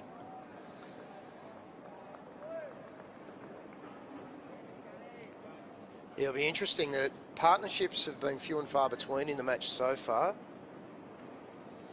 I think the highest partnership, Rick, if I'm correct, was 55 between Sam Whiteman. And Stobo's on his way for a duck. And again, the momentum swings back Victoria's way. So Scotty Boland has gone bang, bang in consecutive overs. And the Blues are now 8 down. And still 78 runs in arrears. Yeah, that was just beautifully bowled again. It's just that ball nipping back, and you're right, it was a subdued appeal, and it was just like a, yep, thank you for coming, as we now have the GOAT coming to the crease. Be interesting to see how Lyon goes about this. Still 78 behind, just beautiful nip back. No real feet there from Stobo, back pad, yep, dead. Yep. Yeah, the cordon, as you can see in the background, though, well, maybe they thought it was a certainty as well, that it wasn't much of a requirement for an appeal. So Stobo on his way for a duck. New South Wales, after recovering to 6 for 158, have lost 2 for 4, 8 for 162. And Nathan Lyon, well, we know his batting prowess. He can provide more than nuisance value. 12th man in the first 2 title winning years of 21, 22, 22, 23, but then fought back into the team and played in the 3rd of the 3-peat. He continues to continue on as he has a misfire this time. Yes. Yeah, understandably, Flash, that wind is picking up as forecast. They talked about gusts up to 77 kilometres an hour. Yuck. And it's warm out there and he's pushing uphill into that breeze. So I think he's just lost his rhythm there. And it is tough for those fast bowlers pushing into such a breeze. I think conditions, I mean, certainly pitch conditions, there's a little bit of movement about, but when it does get windy, I think it does favour the batting team. Another lead from Ward, who's very circumspect early. He's got a partner up the other end in a hell of a mood, must be said. Must be a nice feeling for Tim Ward, Flash, to have someone like Jake Witherald up the other end. Brilliant. You know the scoreboard's going to keep ticking over, so it takes a little bit of that pressure off where you feel you have to score the runs yourself. There again. So steady as she goes here for the Tigers. One more delivery remaining in the 10th over. 1 for 30. Gannon, 5 dots to start his 5th over. So Haskett, we were looking for him. He won't be far away, you'd imagine. I've already seen Aaron Hardy warming up. So 3 big quicks and Hardy, who very much a medium fast bowler in his own right. So a 4-pronged attack from WA. He can't get that one away. Peter Newland's about to come in after the completion of what was the 10th over. 1 for 30, Weatherall on 26 and Ward on 2.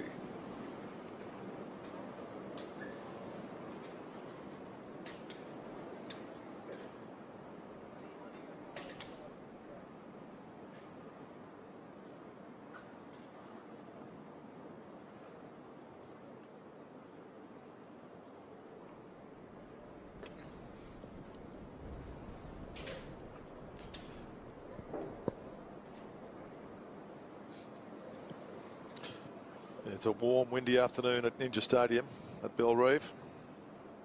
Liam Haskett on cue is going to run down the hill with the breeze behind him. I think he could be a bit of a handful.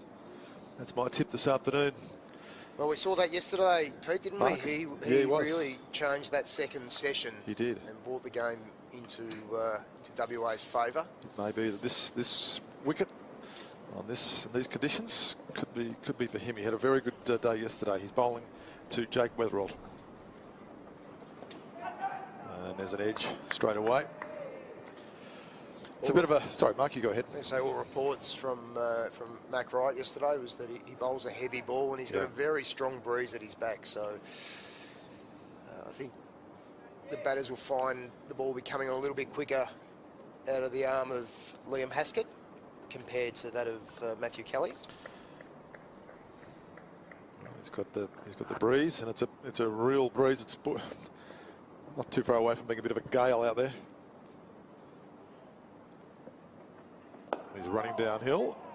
Jake Weatherall looking to force him through the onside. Matt Kelly's the fielder. Interesting, the first 2 balls there have already drawn some false shots. Yeah, yep. Missed time there on that last one and edged the ball before. So as Haskett gets into his work, we've already seen a little bit of a shift. I mean, it's a bit early to tell. But certainly, change of angle, a bit more airspeed from Haskett. Could be a challenging little period for the Tasmanians. That's a well-taken single. It's great batting. There's nothing more frustrating as a bowler or as a fielding team when you bowl a good delivery, but the opposition still manage to scurry through for a single. Can we get those Tigers women on the hill, if possible?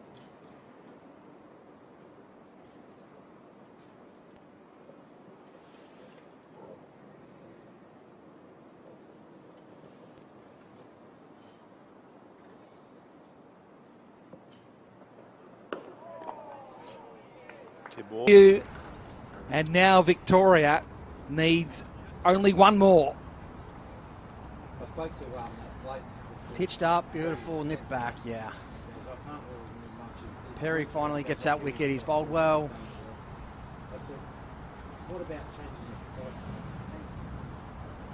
So they really have capitalised on the ascendancy of Victoria. We even saw just last week against South Australia at times where they got themselves on top and they let the opposition back in, and it felt like it was heading in that direction again before lunch, but they've really struck back, Victoria, with 3 quick wickets. The league currently sitting at 77 as Hatcher, as the 11th man, comes to the crease. Feels like the 12th man, because we've already had 12 participants in a weird sort of way, because Abbott's played but not batted. It's an interesting one here. 77 feels like it's a really big lead in the context of the game. Play to watch as well.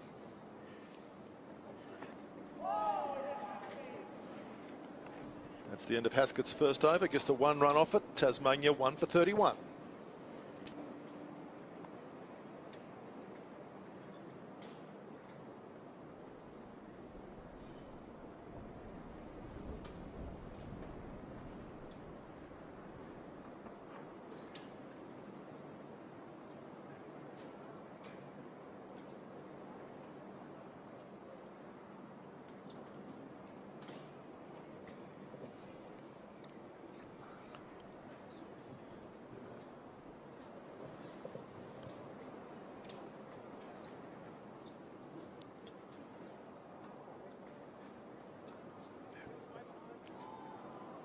Aaron Hardy into the attack.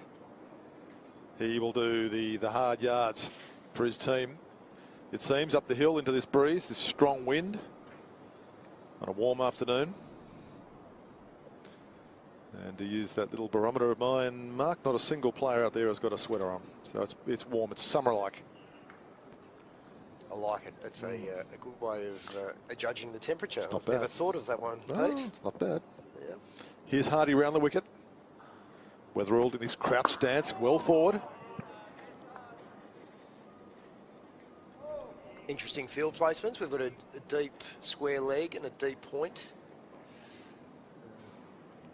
I'd suggest that Western Australians are mindful of that counter-attacking approach of Jake Weatherald, and mindful that they don't want the game to get away from them with a player like Weatherald at the crease. So a couple of sweepers.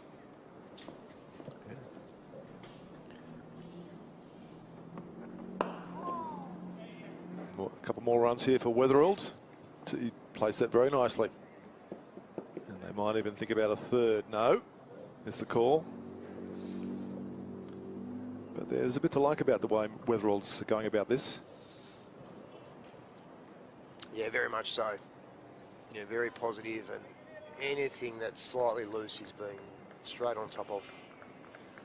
Anything wide, he's been willing to, throw the hands at it. I was talking to the curator earlier, Peter, and he's expecting the wicket, as you do, as we go into day 2, to really flatten out.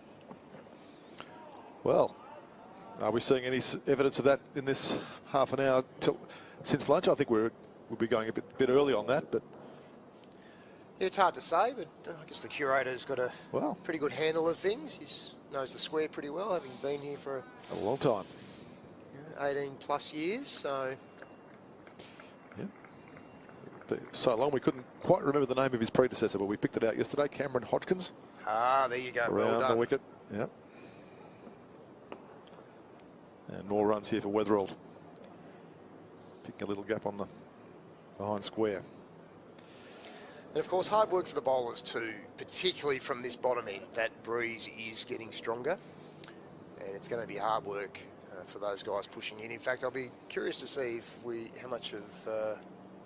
how many overs we'll get out of Corey Rockacholi from the bottom end. Well, so far it hasn't been a spinner's game. Just 5 overs of spin so far in the match. The spinners generally come into their own on the 3rd and 4th days of games. Absolutely. And we're not quite there yet, but just with this wind and I think the challenges there will be. Currently 27 degrees here at Belrive. Thank you to Rick Finlay for an update. He's got all the right information. Ward. There's runs. It could be the first boundary of his innings. The outfield's getting quicker, Mark. That may get to the rope. Yes, it will. It raced away. It's quicker than it was yesterday. Certainly teased the fielders out there, didn't it? Kept them interested the whole way. It's a long boundary. Just couldn't make it. It is. Just over pitch there from Hardy. And again, Sam Whiteman gave it everything.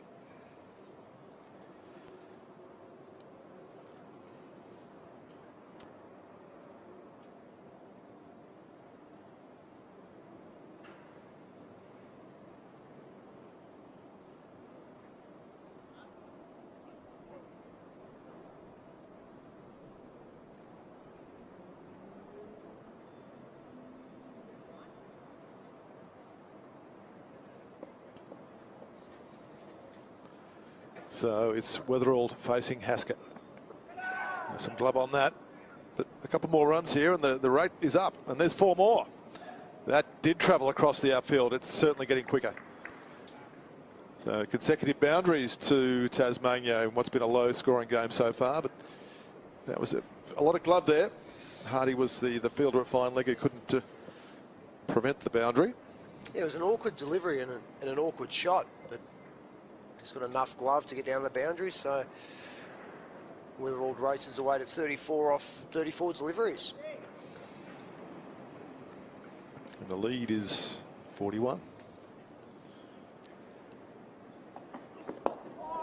He's picked up a few more in front of square. In fact, a single. I've gone for 2. That's good running. Very good running.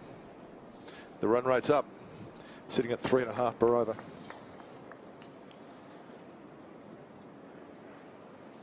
Partnerships up to 42. The folks on the hill.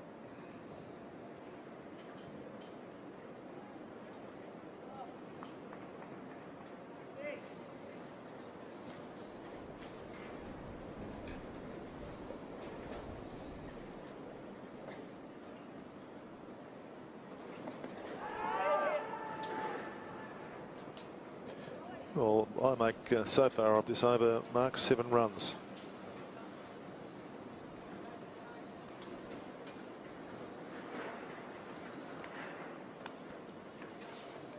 Things look like they're settling down a little bit in terms of the pitch conditions. Like you said, a partnership moving along nicely. And as you quite rightly pointed out earlier, that good partnerships are key to this game. Well, we haven't really seen any so far. Just a dropped. That would have been a flyer, an absolutely brilliant catch, but the fielder got both hands to it.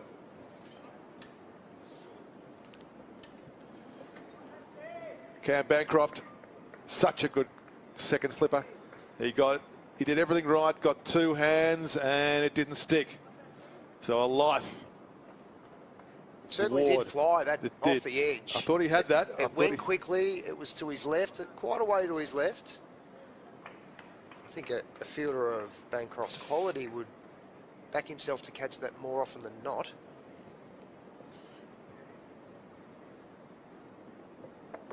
Well, he saw it all the way. He had it covered. He moved well. Both hands were there. It just didn't quite stick for him. So I think he'd be disappointed he didn't grab that one. Yeah, I think so. Oh, it did fly quickly. It did. Oh, yeah. It would have been a sharp chance, but... Would have been a brilliant catch, but his standards are so high. Yeah. Well, Tim Ward gets a life. He does. A chance. Clouds moving in over Ninja Stadium at Bell Reeve.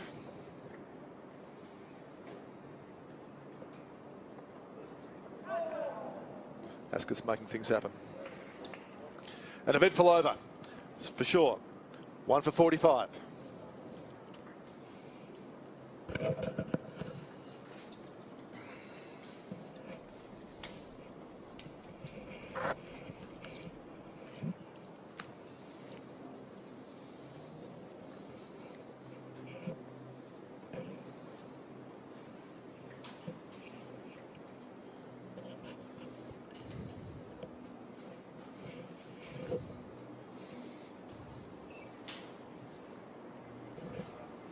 Aaron Hardy to continue from the southern end in Melbourne. New South Wales all out for 163, trailing by 77. A low-scoring first innings affair there. Aaron Hardy round the wicket to Jacob Weatherald. He's hit that over the head of, or rather, just over the head of mid-on for 4. Didn't quite time it. The short boundary. 4 more. Was certainly safe enough. And Weatherald is into the 40s.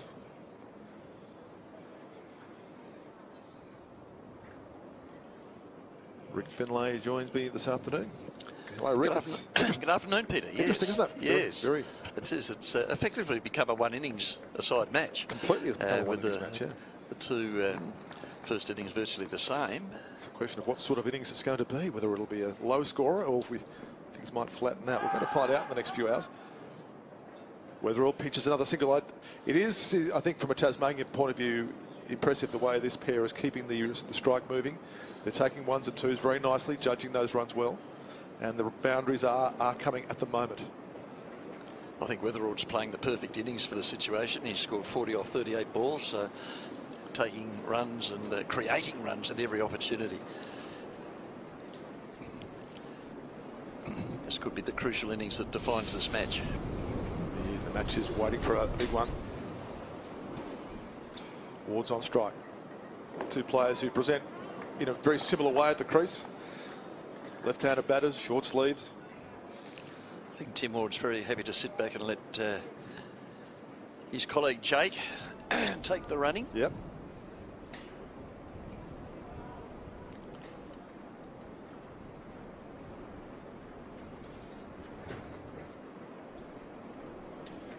So Hardy with two slips. Ward driving. He hit that beautifully. Nicely parried on the follow through by Aaron Hardy. Just the two slips in for WA. Are they settling into a slightly more defensive mode? I think so. I think at 1 for 50, they could see the game running away from them here. So taking an element out of their attack and adding that to their defence. It's a conventional field. There's a deep fine leg and a deep square.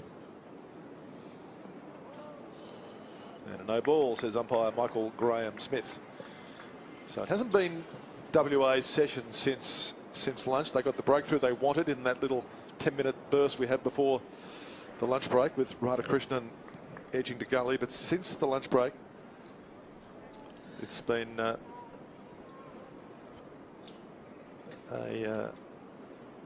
game for the batters so far. And Ward punching into the offside again. More runs, good placement. That's the second 50 partnership of the match, Peter. Yeah.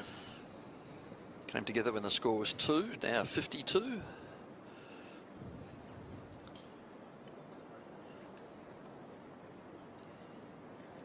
I think one thing's for certain in this match is that there will be a result. We've got till Saturday evening to get a result. So the quick first innings mean that someone's going to be a winner in this one. And another good single taken by the Tasmanians. Hardy on the follow through. He went down. I think the ball also struck. The end of the over, 1 for 53.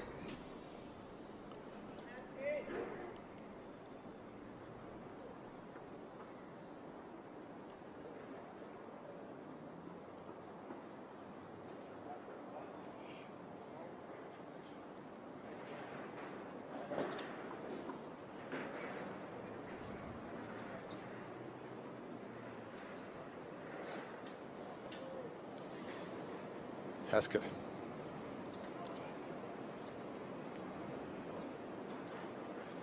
This will be his third over of the innings. Jake Weatherall's on strike.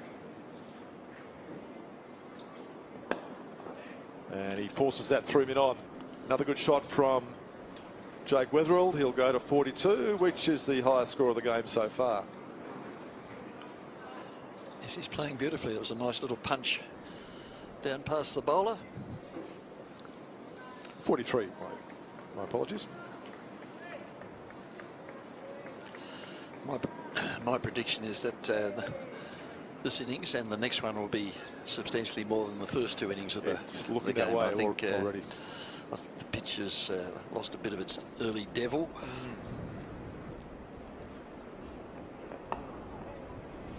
And turning the strike over beautifully. And of course the conditions, they're not really good for the bowling. It's very windy, it's warm, and the batter's got things in their favour this afternoon. So in that sense, Tasmania has got a break with the weather conditions. This morning the conditions were ideal. The wind wasn't up, but now that it's up, it doesn't look like the best of afternoons for fielding and bowling. So a lot of application required here by WA. The weather app telling me we're getting gusts of around 50 kilometres an hour. So it's very difficult to field and bowl in.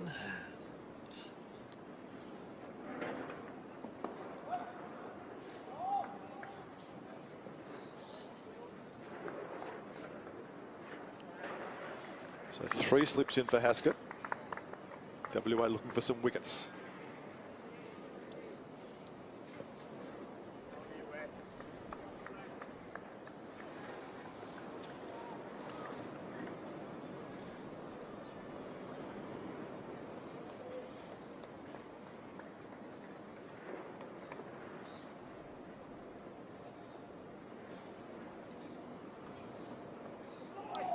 Good bounce and pace there from the left arm quick. Crept him up and hit him most uncomfortably.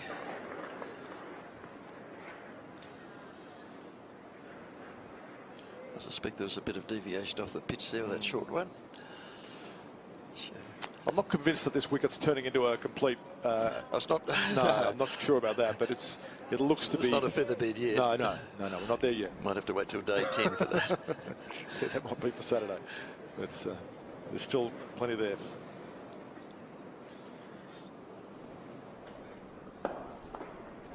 Oh, well fielded. Ward got a good piece of that, but Haskett was onto it on the follow through. One ball left in the over.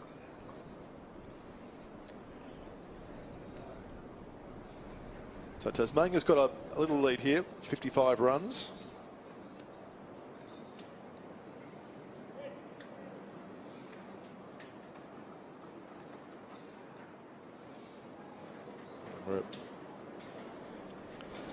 Yes, Tasmania just edging ahead, I think, in the percentages in this game. Ward just not quite finding the gaps as he looks to force down the ground. A good contest there between these two left-handed players. 1 for 56.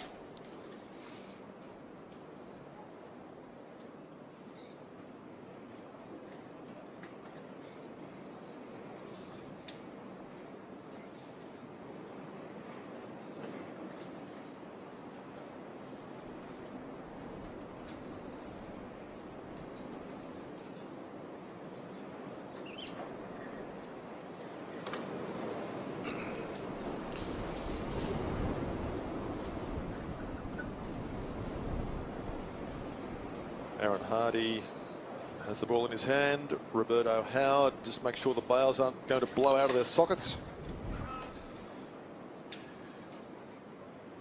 Tough conditions. Weatherall's on strike. He's working the ball into the leg side, down to Haskett at fine leg.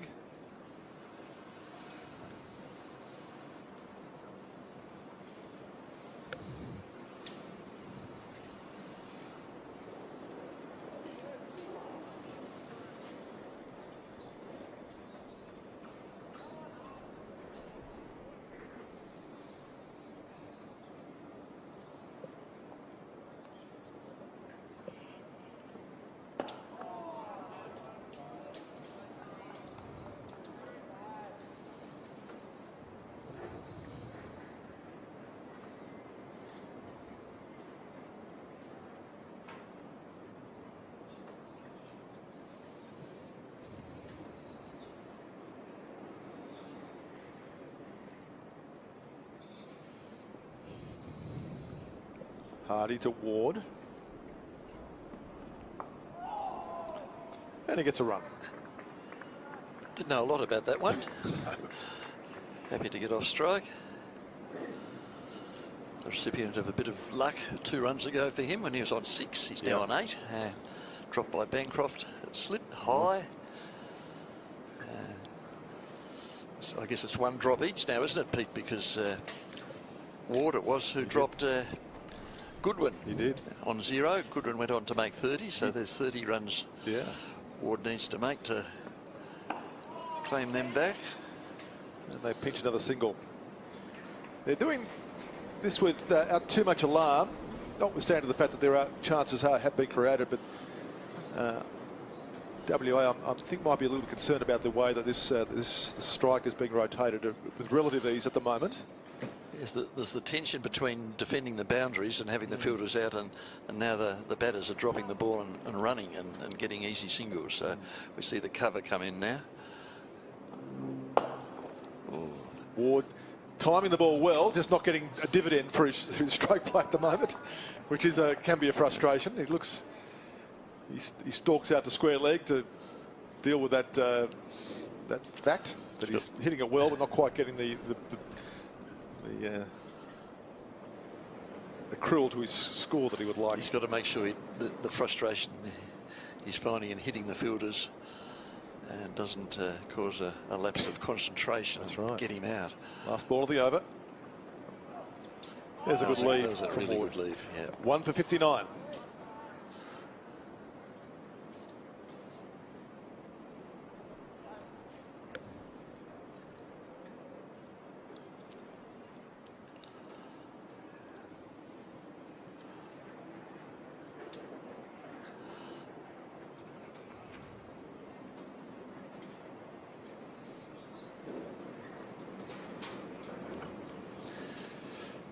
Dramatic skies over Ninja Stadium.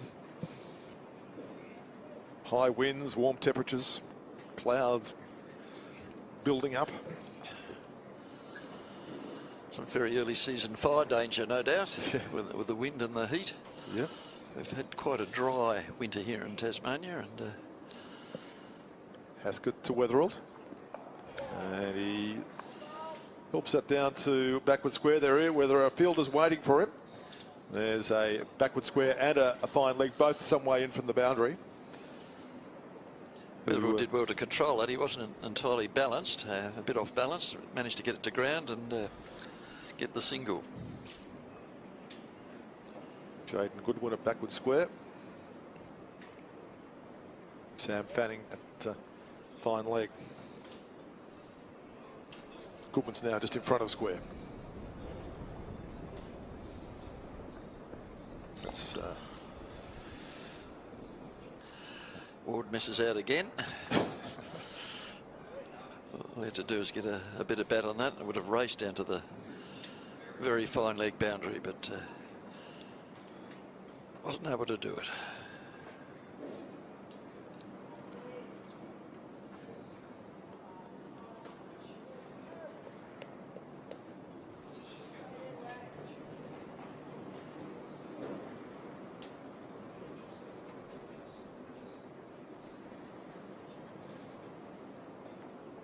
And again, this one was a bit wider.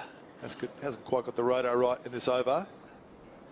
Not presenting quite the same problems he did yesterday in the first innings. I guess the pitch is partly responsible for that, but his line hasn't been as good today.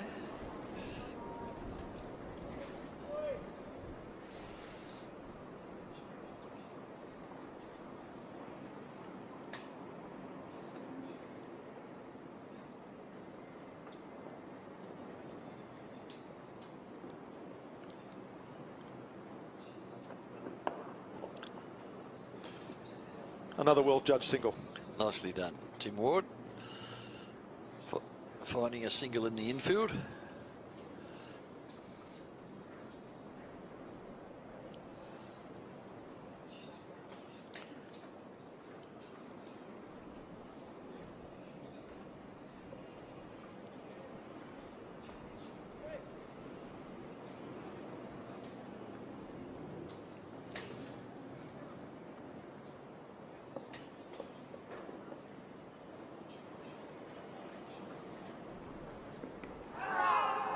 Stifled appeal there from Haskett.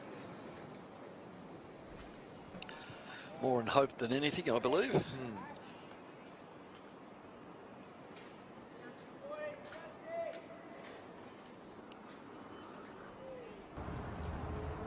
And that was another big swing, but the weight was, I wouldn't say it's on the back foot, but it hadn't transferred onto a front foot drive shot, and the footwork maybe wasn't there to line everything up, and dragged it on. Inside edge, stumps everywhere, and he'll be disappointed. He wanted to show some authority out there, but he's out for 8. Bowled by Hadley. Well, he had dodged a few bullets in that short innings. He didn't dodge that one. It was also the last ball of the over. So Hadley in the wickets again, and Victoria 1 for 13.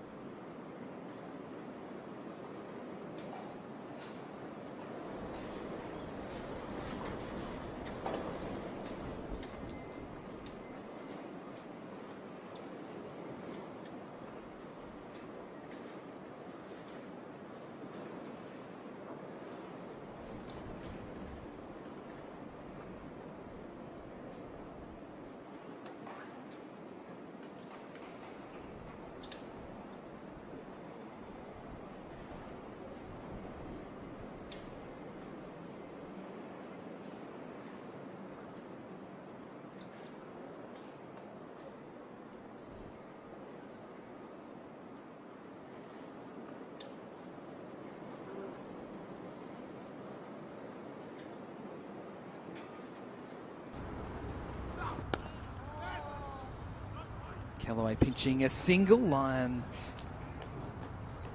backing up there as the throw came in. There you go, I got totally confused there. There are 267s out there. You notice that? The thrower threw and the backer-upperer were both wearing 67. 67. Sharing his kit is Nathan Lyon. Yeah. It's not two goats. Well, who is that up there at mid-off then? Or mid-on now?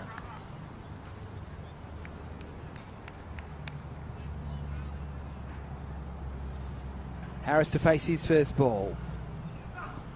Gets hit on the thigh pad, trying to work away on the onside. I think actually, by the sound of that, might have missed the thigh pad. It's a bit of a fleshy sound. Yeah, is it Lockie Shaw? It might be Lockie Shaw, yeah. Yep.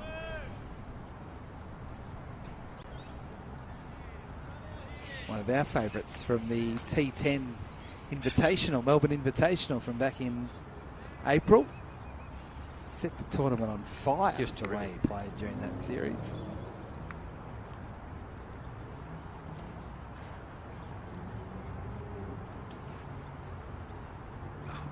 Harris this time gets a single, gets himself off the mark, tickling it down to Ollie Davies at fine leg, just the single.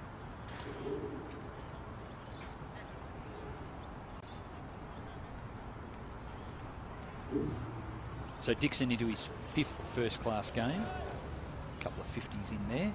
And you're right, he does at this stage of his career, as a 20-year-old, look more comfortable in the middle order.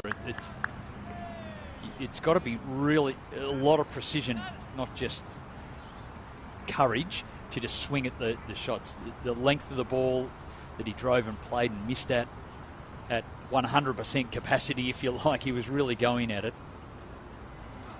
Well, there's a sort of half-hearted appeal there, and that's hurt Callaway, and he had no idea where the ball was. He walked away to give his leg a bit of a rub and realised the ball was sitting there on the crease. That's both inner thighs. Yeah, it almost went between the legs and ricocheted between both legs as it went away. It is the end of the over. Victoria batting a second time, 1 for 16. Bruce Eva not far away. Shot along the ground, wasn't it? We've seen been a hallmark of his play up till now. Definitely.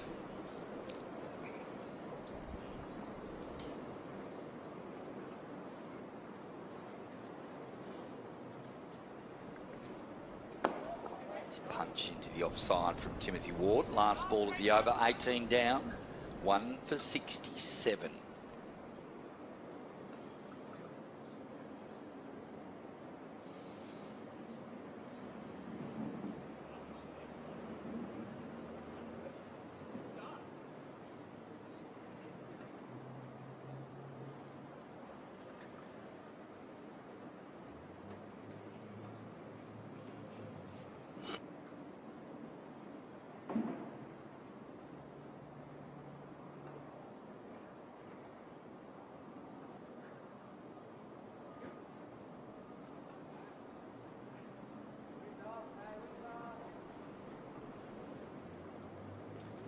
Haskett to continue now. So let's have a look at this field, Rick Finlay. 3 on the fence, deep square leg, deep backward square leg, deep fine leg. As he works that one, I think off the pad into the onside, it's an easy single. No, there's a little bit of bat in it. When I say on the fence, all those 3 were about 75% of the way to the rope. Deep boundaries on this side, of course, with the short side on the Ponting side. Yes, there's more difference to the size of the the boundary out there, isn't it? You wouldn't want to be standing in the boundary and find a miss, you'd just lob 10 yards in front of you.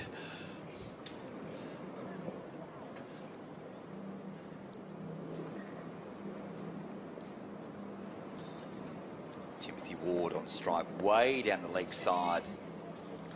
They've run him by. It's extraordinarily good running. Look at the Western Australians there. He wasn't Cameron aware. Gannon saying, what just happened? Down the leg side, he wasn't looking. Weatherall, that's extraordinary. That's cheeky. There's obviously no call. It was just, you know, the eyes met and let's go.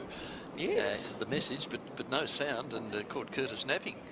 Does that also tell you that Jake Weatherall's keen to face some more balls? Maybe. So what are they doing here with this field? They're bringing in the helmet, I think, are they? All right. Says that's a bit of an indication of the type of attack we're about to see. I don't think that'll worry Jake Weatherall any. Well, it just reduces by one the number of fielders. It is. Where he's going to lob it. Now, they've just tried to tighten that gap a little bit more, but the fielders now deep backward square leg and deep fine leg. So this will be interesting. The big left armer Haskett, who hasn't been quite as impressive today. It's sliding down the leg side. That's good bowling from Haskett. Giving the indication that we're going to get a short ball. Brings in the short leg and adjusts the deep fielders, and then bowls a really full one, looking to trap him in front. Nearly worked.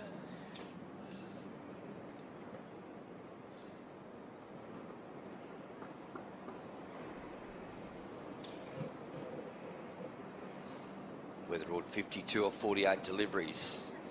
Can't get hold of that one. Indication that Jake Weatherall is going to take it on.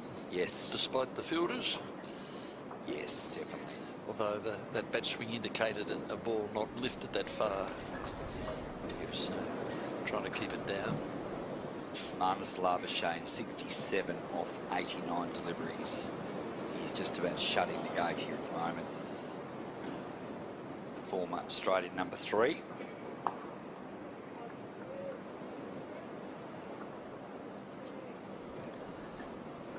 Yes, it's been a bit sad watching Marnus Labashane over the last few seasons, couple of seasons. He was not half the player he used to be when he used to make runs for fun. When he first burst onto the test scene, I had the privilege of watching him score mountains of runs. But it hasn't happened in the last couple of seasons, so he's tweaked something, and hopefully and he's back. Yeah, that's good. Short delivery, fine. It'll get there too. Oh, well played. Gee, it's good batting here from Jake Weatherall. 56 now, 51 deliveries. Rolled the wrists over the ball, keep it down beautifully, and hit it fine enough. Well, there you go. You move the box in, and that just changes the angles. It wouldn't have been a boundary before they moved that person in. 19 overs down, 1 for 73.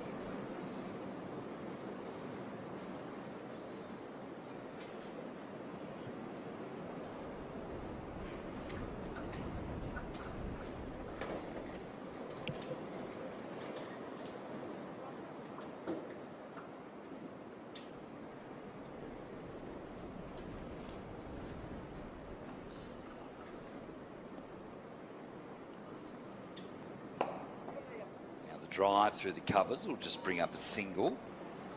So what about contrast between the two players? 12 of 53 for Ward and Weatherall, and he's doing his job beautifully. Weatherall's 56 off 51 deliveries. Yes, I was about to say, Tim Ward is playing the perfect role here, handing the strike back to Weatherall. He's in sizzling form at the moment.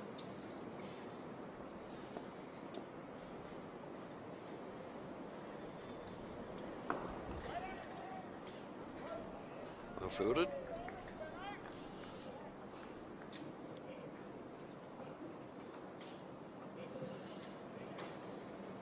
I think that's Fanning out there.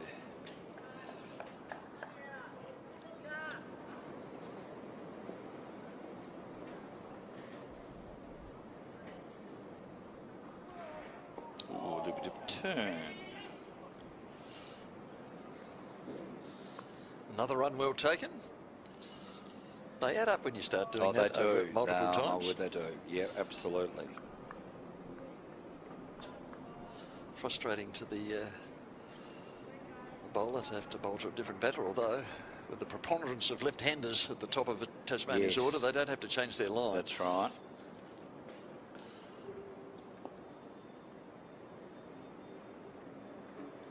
Tim Ward.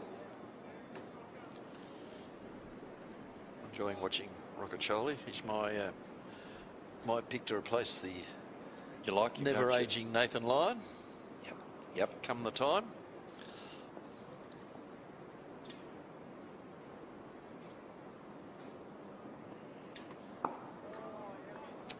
Played from Tim Ward. Last delivery coming up in the 20th over.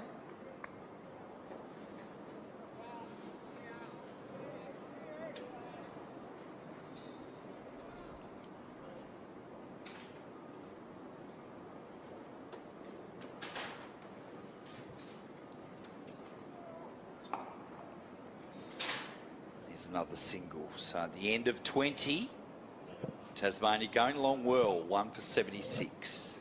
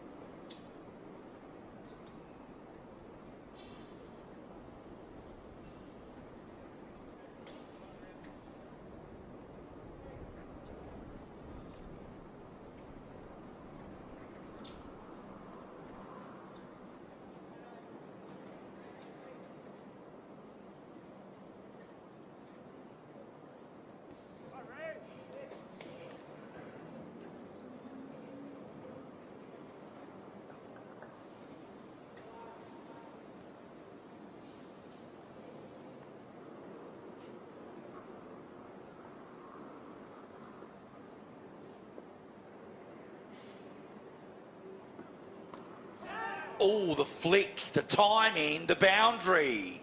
This time from Timothy Ward. Quite expansive from Ward. He's got away with that one a little bit. He wasn't entirely under control, and there was a moment there where I thought that Sam Fanning might have had that in his grasp, but it was just wide of him and had enough pace on it to evade him.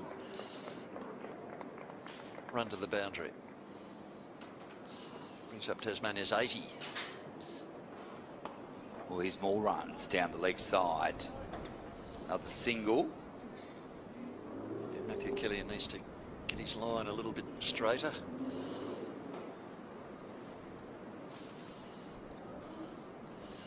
Because he's got Jake Weatherald now to contend with, and he'll take full toll of anything loose down the leg side.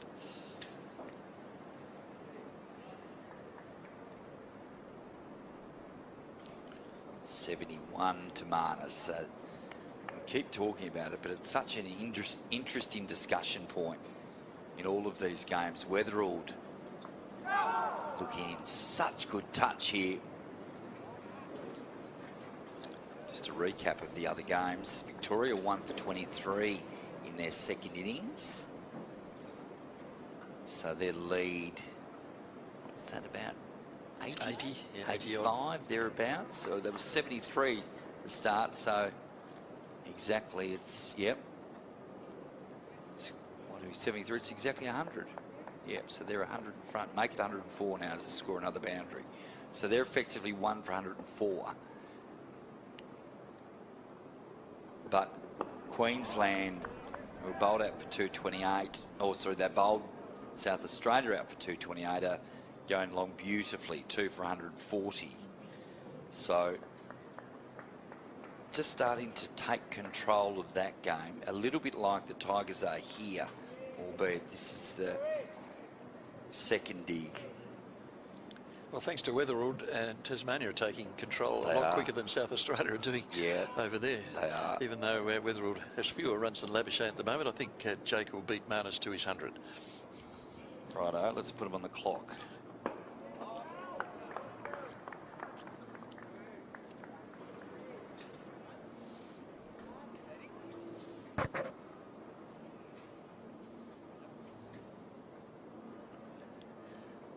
Matthew Kelly's adjusted his line accordingly and doing well to keep Weatherald quiet for the last couple of balls.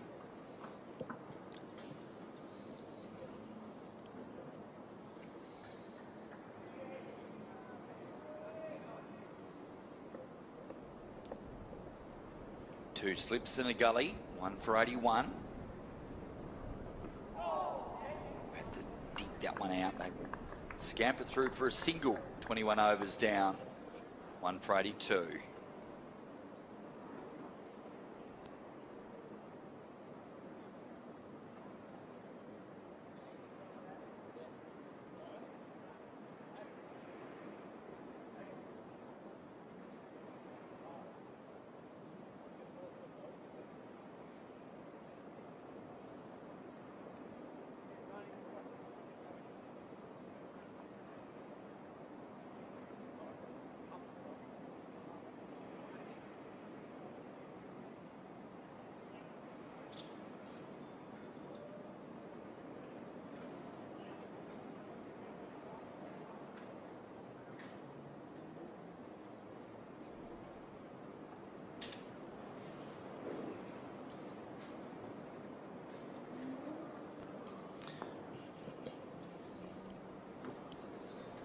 Roccacioli now to Weatherald.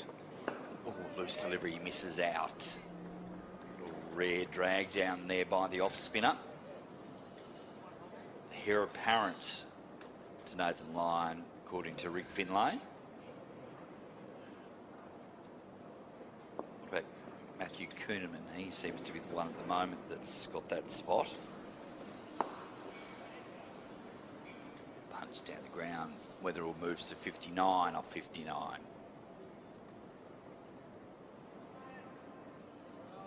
I'm being a bit selfish. I want Matthew Kuhneman to play for Tasmania.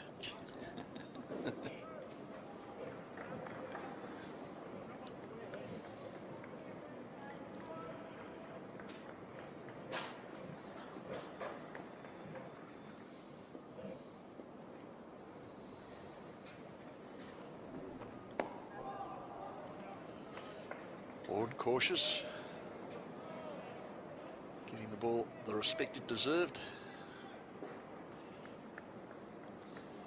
Got 2 short covers there waiting for a miscue.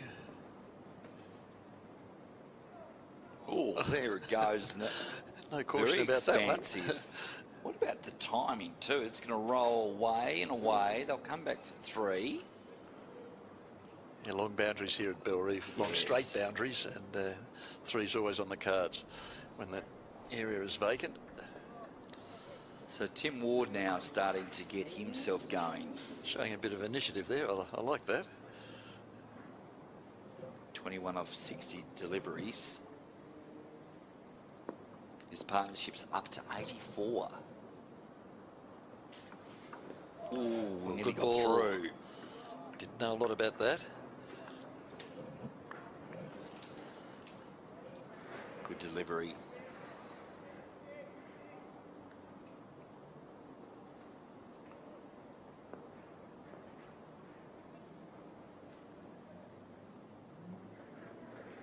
Bang. Onside. Big one. That's gone all the way.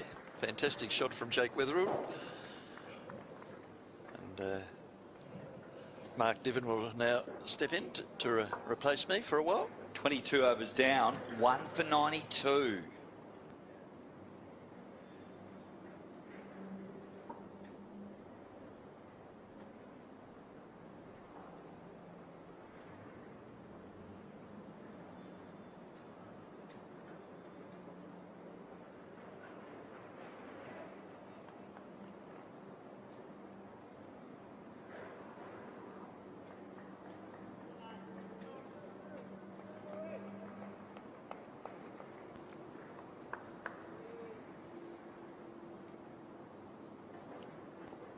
Kelly to continue here now from the Church Street end. Tim Ward on strike.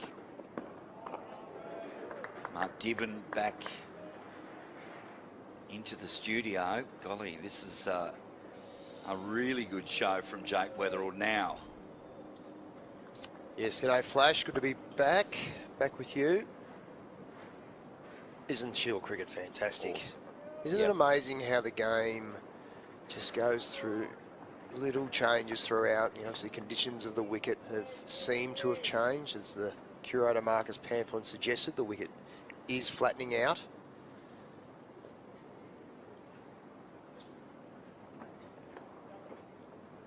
single this time now toward. That'll bring Jake Weatherall back on strike. That partnership now is 91.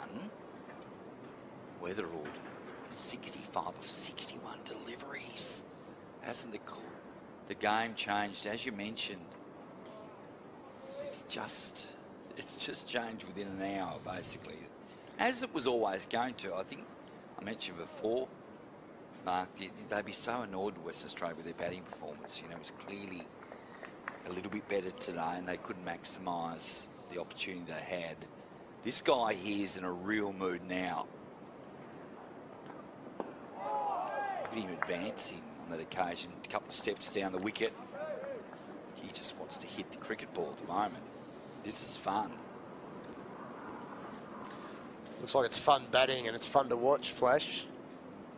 He looks in a very confident mood. The body language is up. And every ball's a chance to score. And his partner up the other end, Tim Ward, starting to look much more comfortable as well. Working the ball around beautifully, rotating the strike.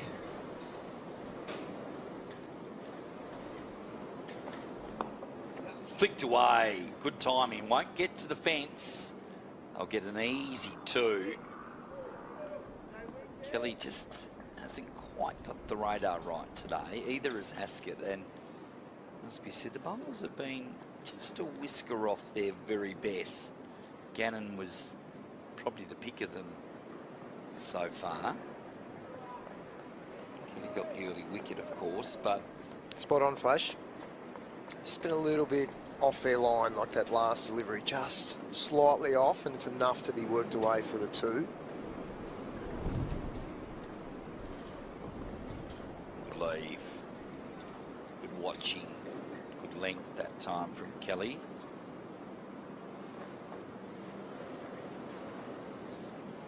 Look at the wind. You can just tell if you're watching wherever you are around the country there. Poor cameraman upstairs is hanging on for dear life here at the moment. The winds are 80, 90 kilometres an hour. The bales are off. We need a shot of the cameraman, but I don't think we're going to get one.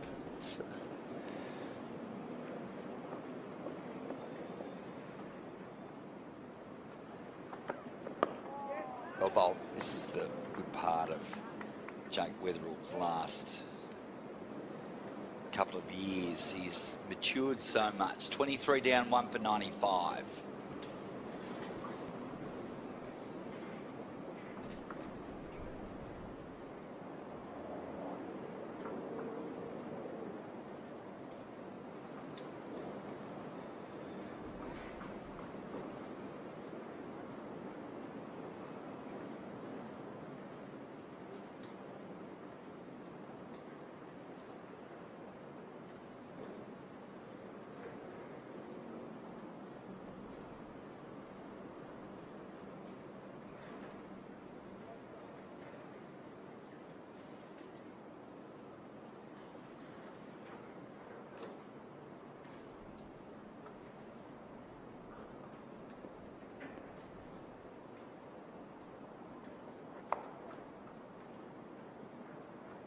Cut chop for a single.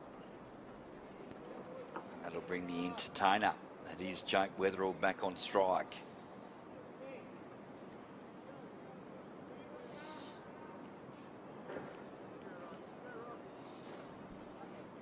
There's the partnership moves to 94. That was nicely worked by Tim Ward using his crease. Obviously very important against the spin bowling of Corey Rocacholi. Now the cut into the gap. Just be a single this time. Carbon copy there. Jake Weatherall doing the same, just using the crease, rocking onto the back foot and punching it away there to the sweeper.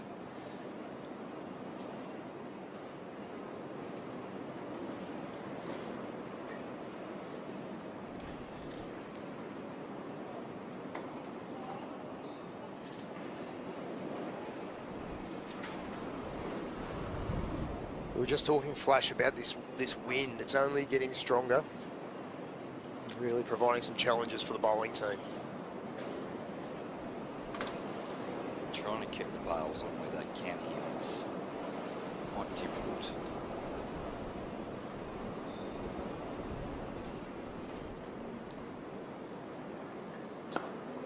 Down the ground with a single.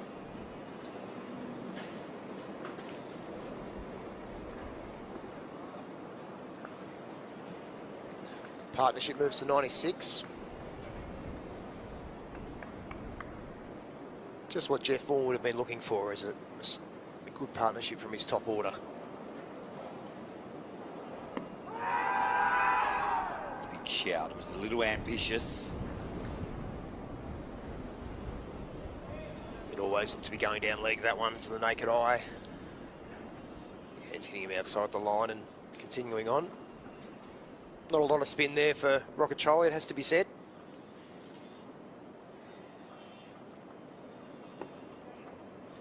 He's picking into the gap now for Weatherall. So there's 24 overs down.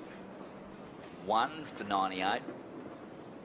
Peter Newlands will come into the commentary box and continue on this partnership worth 97.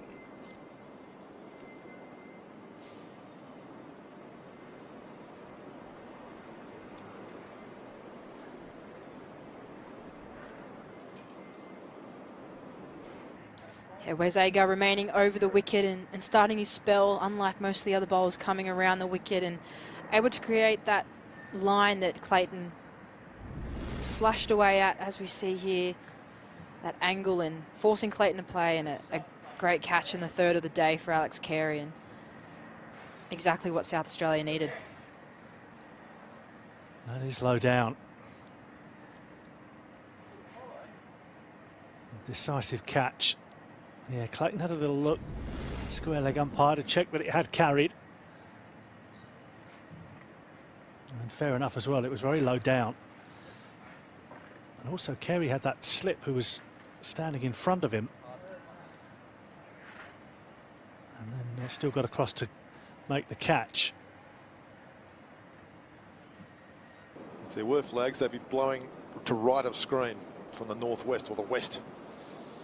It's a day where you're very happy to be sitting behind glass watching people play sport rather than out in the middle, out on the golf course trying to make a score. Very, very difficult. As much as we love our golf, today's not the day for it. No. Well, that's a nice looking shot from Jake Weatherall. That's a lovely back cut, 4 runs. So that's the 100 partnership up for Ward and Weatherall, and it's come at a good clip as well for 132 balls. Tasmania now is in the box, is on the front foot in the box seat, on top of the game. And it's all happened in the space of an hour or two. And Rick Finlay's just alerted me to the Jake Weatherall is now on 4,999 Shield runs. Okay, well, let's watch with interest here. Let's not do the commentator's curse. No, certainly not the plan. That's in 55 appearances. Right. Shield cricket. Averaging 73 appearances. 73. And can we get the average from you, Rick? 37. High 30s for a top order batter. It's good going. And it has to be said, he's only got stronger in recent years. Yes, average is only admit. moving upwards. And there it is. There's the 5,000 Shield runs for Jake Weatherall. Well batted. He probably isn't quite aware of that, but we are. That's a great milestone. And he's on his way to even more this afternoon in these what appear to be now, Mark Niven, friendly batting conditions. Maybe friendly is a bit of a stretch, but it's a good afternoon to be making runs, to make some hay. Well, there hasn't been as much evidence of movement off the pitch. Obviously, the challenges with the wind for the bowlers. Yeah, just that lack of movement that we saw in the first day, and even this morning, seems to have dissipated. Ward's on strike. WA looking for answers. There was a drop catch by Cam Bancroft when Ward was on 6. It would have been a spectacular catch, but for a catcher of Bancroft's calibre, having got both hands to it, I think he'd be disappointed that it went down. And from that moment on, WA haven't really had a look at anything. No, not at all. They're really quite desperate now for a breakthrough to get a fresh batter out there and try and reapply some pressure and try and swing that momentum. Have a look at the field. Oh, there we go. There's the commentator's curse. Ward's gone. And it's a lovely bit of bowling there from Matt Kelly. It looked as if Tasmania had a real grip on this game, and the partnership was an excellent one. And there's the edge. Nicely taken by Joel Curtis. Tim Ward's missed out on a big score. Yeah, interesting. He'll be disappointed with that. It looked like he just propped on the front foot and was sort of feeling for that one. Not the most confident of moves for Tim Ward there, but well bowled to Matthew Kelly. Put the ball in a really good area. And that was the breakthrough the Western Australians really needed. So Caleb Jewell walks to the crease, and it's an opportunity here for WA to try and arrest the momentum and put the pressure on Jewell. Well, the Tasmanians be frustrated that they really had WA a little bit down there, and they've just maybe allowed the WA side to become re-energised in the half an hour or so between now and tea. But an excellent innings from Ward under the circumstances, and a fine partnership of 102 by a long way the highest stand of the match. And Tasmania would still be pretty happy with that scoreboard just past the midway point of the second day of this match. Yeah, absolutely. And certainly taken what shine was on the ball. You know, all that shine's come off the ball thanks to the efforts there of Tim Ward and Jake Weatherald. So it really sets the innings up now for Tasmania to put themselves in a commanding position and set a target for Western Australia with still 2.5 days of cricket to go. Oh, yeah. There will be a result in this match. We can say that for sure. We've got till Saturday evening to get a result. Now, here's Caleb Jewell, the new batter. Michael Graham-Smith, the umpire, trying to hang on to his hat, trying to get the bails in the sockets.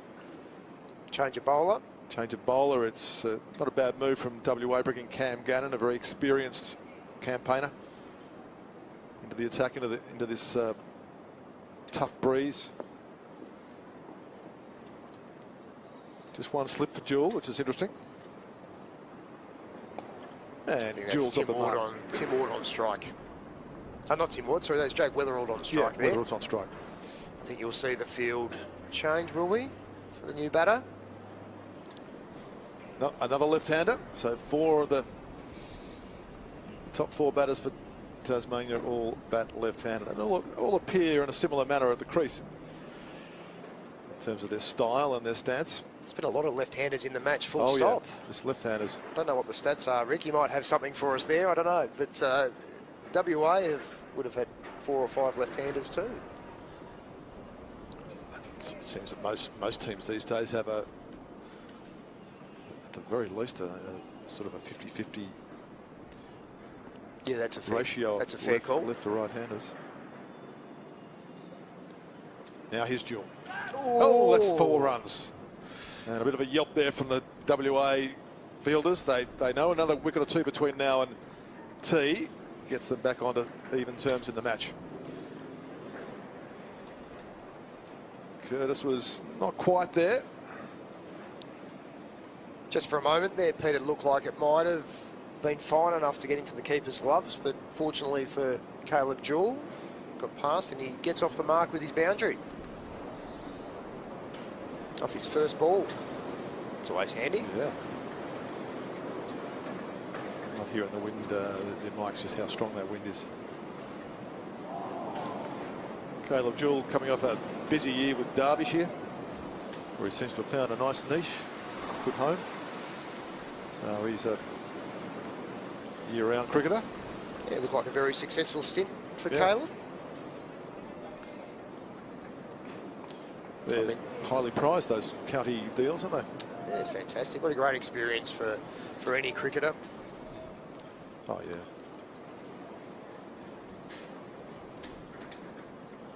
Two slips here for Cam Gannon.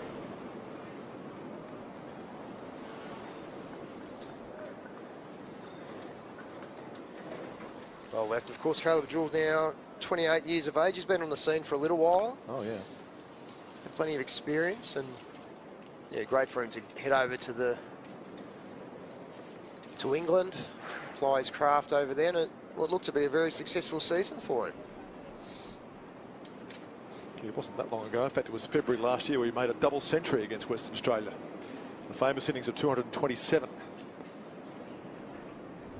So that's something that he can look back on and take confidence from. He doesn't mind playing WA at this venue. Fantastic.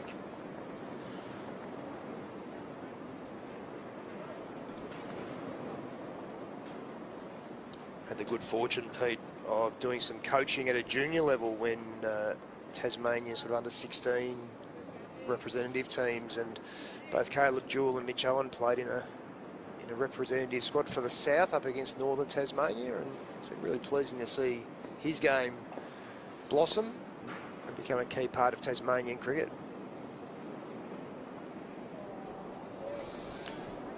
Yeah, he along with Gannon were part of the Hurricanes BBL 14 triumph. The end of the over, 2 for 109.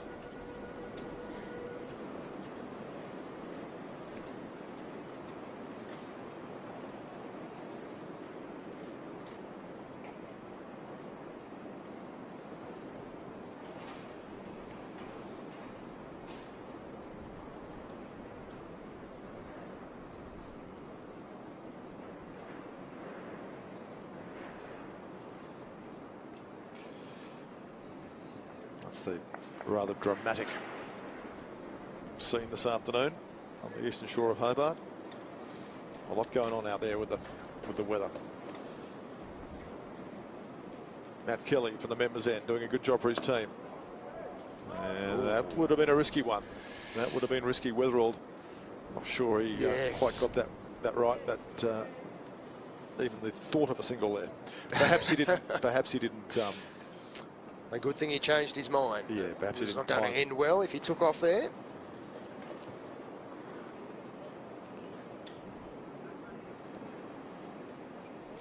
Yeah, those clouds are certainly starting to roll in, aren't they? I think there's a chance of some showers today. I don't think they're going to stick around, but we may get a little hint of rain. Weatherald looking to reset here. Another run for him. Well, if they do come, the wind's so strong it'll blow them away anyway. So there may be some cloud. We can check the radar maybe at tea, but we'll be right for the next half hour or so. But it is certainly getting darker. Oh, I might have been a bit presumptuous there.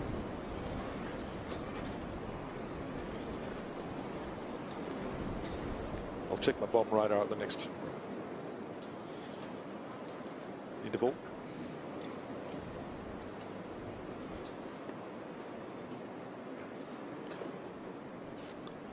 Kelly's going back to over the wicket to Caleb Jewell.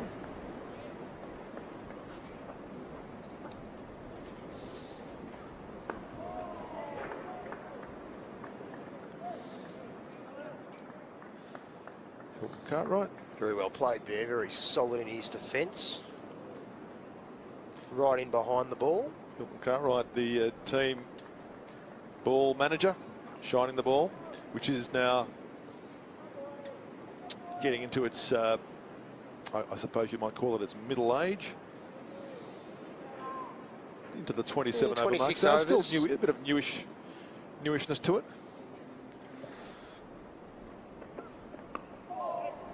Runs for Jewell. Good bounce there from Kelly.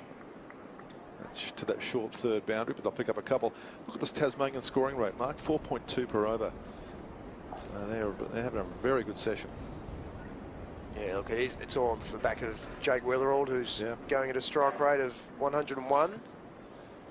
He's really set the tone. Well supported, it must be said, by Tim Ward. They rotated the strike beautifully. Jordan Silk next man in. Kieran Elliott back of shot, the 12th, who had a bit of time on the field this morning for Gabe Bell, who was came back onto the field. It's definitely getting darker, isn't it? Yes, for sure. It's interesting.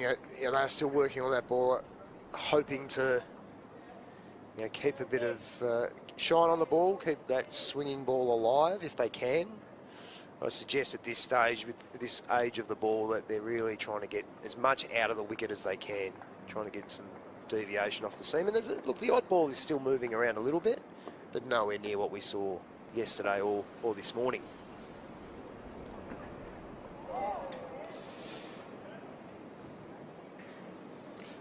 The end of that Kelly over, 2 for 112.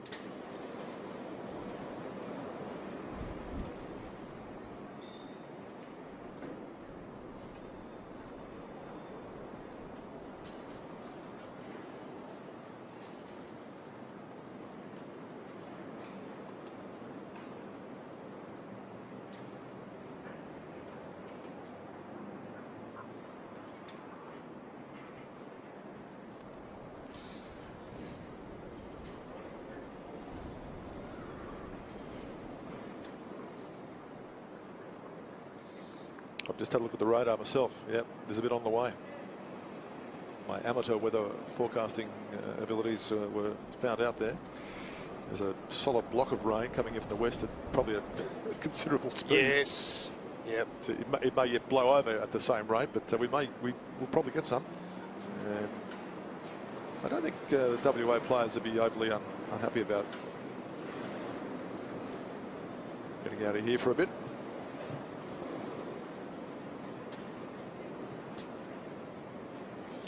Yeah, you feel like it will blow over quickly, whatever rain we do get.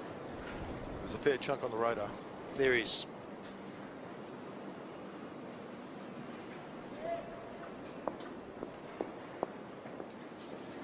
So, Weatherall is on 76 facing Cam Gannon.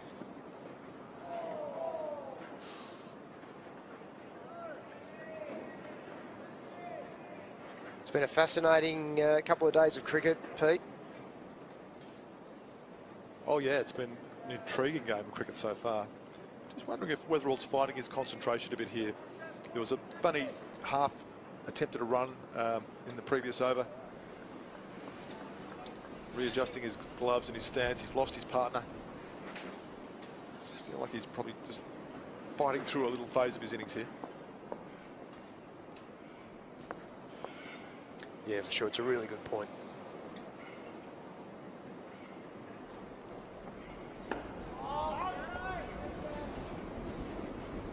There's no question that that happens for nearly all batters at some stage throughout your innings. You have periods where you seem to be timing it beautifully, everything's working to plan, and then for whatever unknown reason, you play miss a couple of times, or you just get a little bit hazy in your thinking. You just have to battle through, and maybe that's a little period here as Jake Weatherall and Caleb Jewell look to build a new partnership and keep the momentum for Tasmania. If there is to be a rain break, and the radar suggests that's well and truly on the cards, Tasmania, the last thing they want now is to lose a wicket or two before some sort of delay. I'm not saying that's in their minds, but from this vantage point, that's the way it kind of feels. Yep. T is 15 minutes away, so that's a little target for them, but they've had such a good session. They would certainly want to make sure they consolidate. Absolutely. I'm sure that's part of their conversation. I think, in part of partnerships is setting little milestones, and that would be certainly a key milestone these two would be looking at. Cracking shot. Yeah, nicely driven. Just a couple. Just over pitch there from Gannon. And we've seen that today. Any width or sense of over pitching, and Weatherall has been all over it, capitalising on those chances to score, putting the pressure right back on the Western Australian bowlers.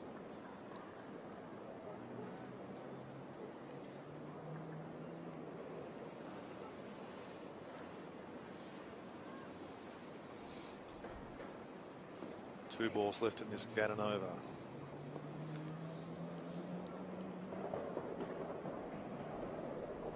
Not for the first time. He's had to pull out of his run up there. No doubt caused by these blustery conditions here at Ninja Stadium.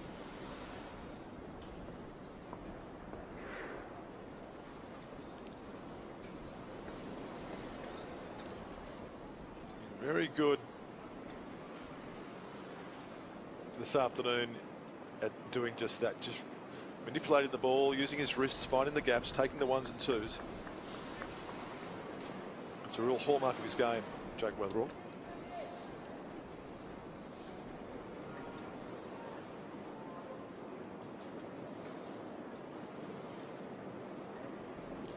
Such a game of momentum here. It's interesting that how does Western Australia get themselves back into the contest? Got 2 wickets down. Jewel on the leave. That's the end of that. Gannon over. 2 for 115.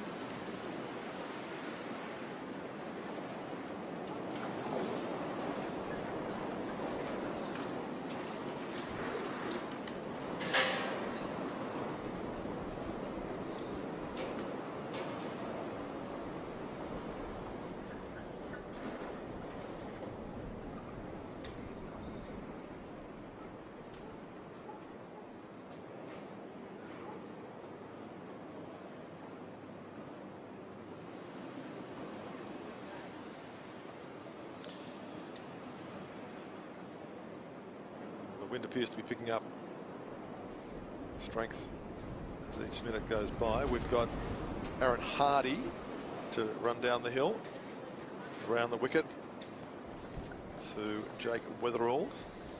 I don't think we've seen Hardy from the top end. He's done a lot of his work from the boon stand end, that's for sure. 10 minutes till tea.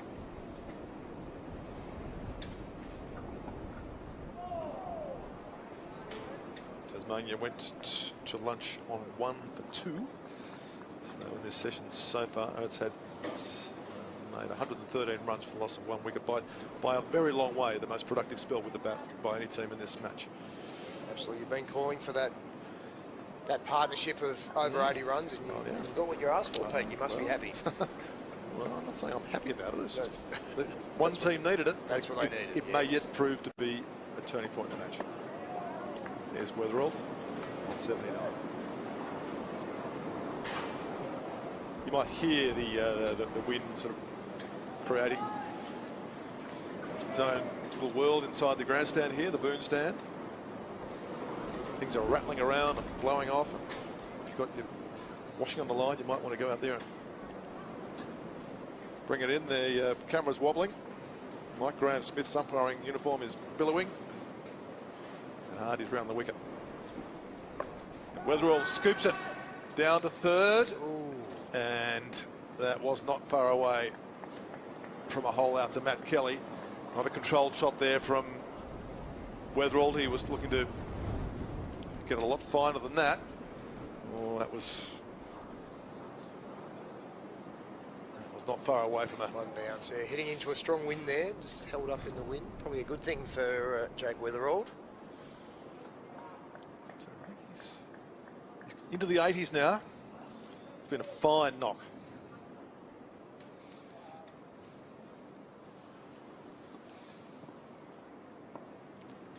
Now Jules on strike. The light is deteriorating. The wind's increasing.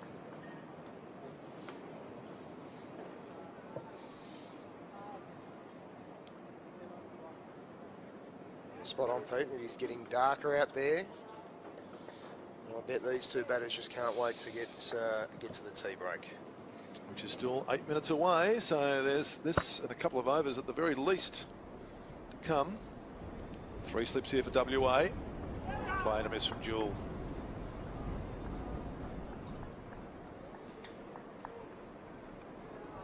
That's umpire Roberto Howard at the members' end.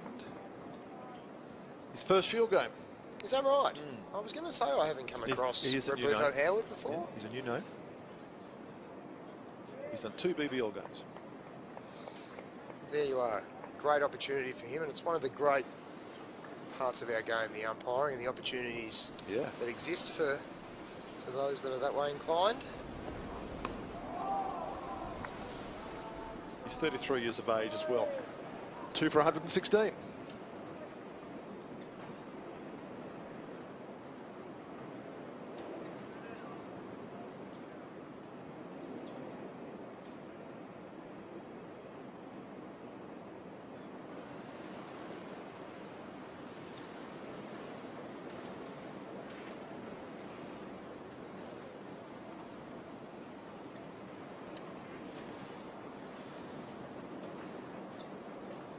I mentioned earlier, Peter, about WA getting themselves back in this game. They're certainly not out of the game. I certainly didn't mean to imply that, but it's advantage Tasmania at the moment. It very much is advantage Tasmania. Here's Cam Gannon around the wicket to Weatheralds. He's on 80 not out. It's by a long way the highest score of the game so far. He's almost doubled the next highest score in the match. So this performance is not doing his test prospects any harm at all. He's got a bit of work to do yet. Really enjoyed the positive nature of his stroke play. Really making the most of anything loose, either short, full or wide. He's been able to put it away. And his clever manipulation of the gaps and his use of the wrists. He's very good behind square. Very good at finding gaps on the onside.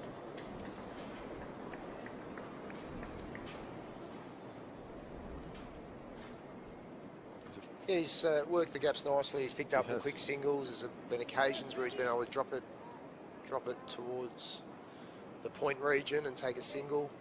So it's been a well-balanced knock. Just one slip for Gannon. Well forward there. Lots of intent in that shot, even though it was a defensive shot. He was well forward and met it with a lot of confidence. I think you quite rightly picked up that it's just a little bit of a change of mode for Jake Wellerald here. Just seems to be happy to get through this a little bit of a challenging period. Happy to see this tea break and then reset again as Gannon comes in. There's an appeal from the WA fielders. Gannon was very confident. Mike Graham-Smith didn't give it. Bit high, maybe. What do you think of that one, Mark? Rick Finlay's called for the DRS, and I tend to agree. Of course, there's no DRS available. But she's definitely worth a big shout, hitting in line. Height had to be the only thing, Pete. It would have gone upstairs in a DRS game, but that's not the story here. Of course, we had a really big shout earlier as well against Tim Ward that was turned down. So that's the nature of our game. We have well-trained umpires to make these important decisions for us. Gannon was frustrated with that decision. He knows how crucial that would have been. What a great boost it would have been for WA going into the tea break. Absolutely.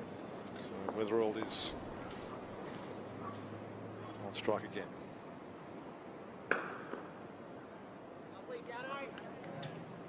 It's good over here from Cameron Gannon.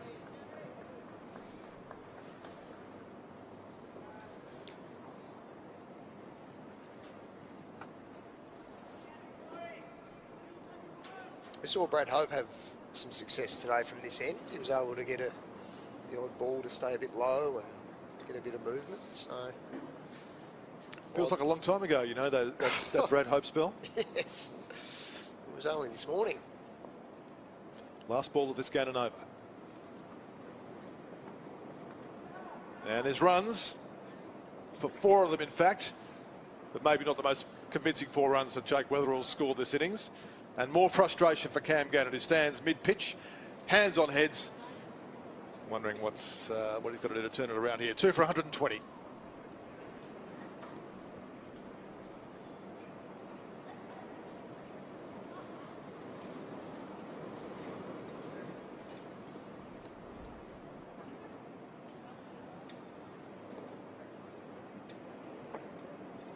Up and down his lines, he's trying to keep his back close to himself. He starts pushing at the ball. That's when the Knicks really come into it. Oh, he's reaching for that one. That's how he got out in the first innings. Inside edge, back onto the stumps to a very similar kind of delivery. His heart will be pumping here at the moment. Yeah. He's got himself a start. There's 4 balls left until tea. And He's getting the once-over from Jack Edwards.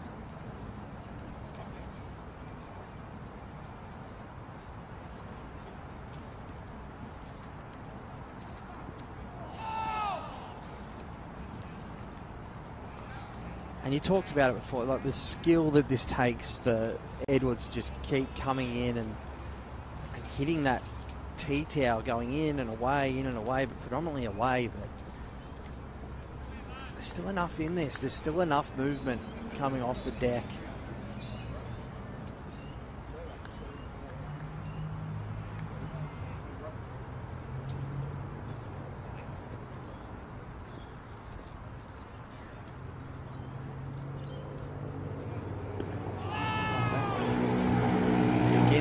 Very, very uncomfortably. I just can't like to see that again. I think he's been squared up, and it's beaten the outside edge again and hit his back leg. He was so squared up.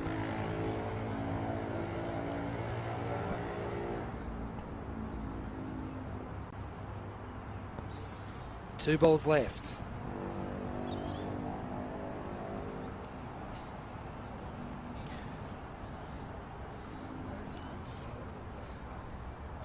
Quick look down the coach's box to see how they're all they're all on edge. Oh, good bounce again. Callaway, fortunately for him, getting his bat and his gloves out of the way. So we've ticked over now to 10 past 3. So Marcus Harris can enjoy his afternoon tea. He knows he'll be going back out there. Callaway has to get through one more ball.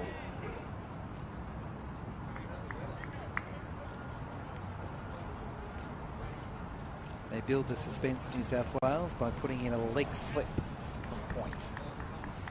I have liked that they've gone the leg slip rather than most sides sort of put the leg gully in. They've gone really fine with this slip this week. Last ball before tea. Edwards to Callaway. Callaway edges on the bounce into the cordon. Somehow Campbell Callaway survives. I don't know how he got there, but he did.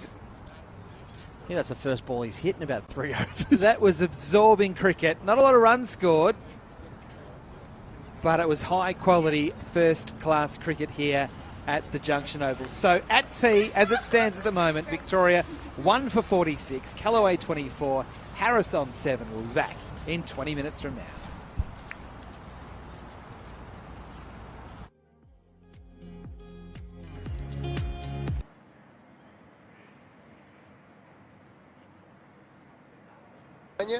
A fantastic session, and we look forward to being back after the tea break. Yep.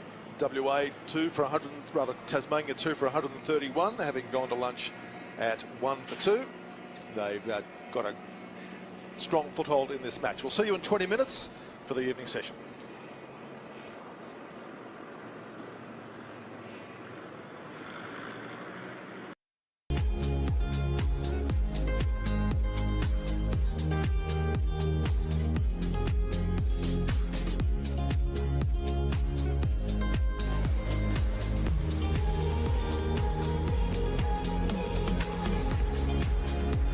Midway through day 2, and Queensland behind by only 52 with 7 first innings wickets in hand. South Australia all out for 228 yesterday, and Marnus Labashane is continuing his fine form, the Queensland captain, on the verge of another 100. 2 wickets for Wes Agar. He's got rid of Khawaja and Clayton, and the one for Nathan McAndrew so far. So plenty of work for South Australia to be done in the hour between now and tea. Queensland, when Marnus Labashane won the toss yesterday, this will be somewhere near his best position. Just a slight breeze at Adelaide Oval, but look at all that beautiful blue sky. And people still on top of the roof, soaking it all in.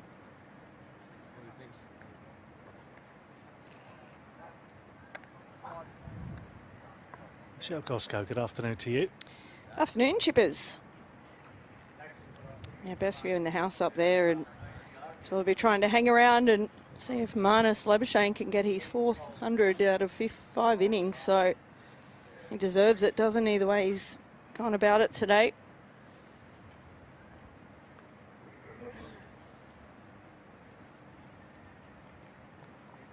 Cricket is such a mental game, isn't it?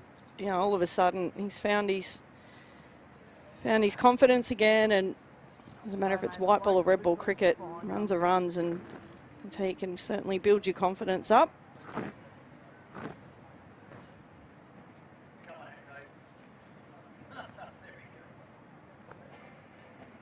And Scott to continue after the break, just a slip and a gully. In place for Labashane.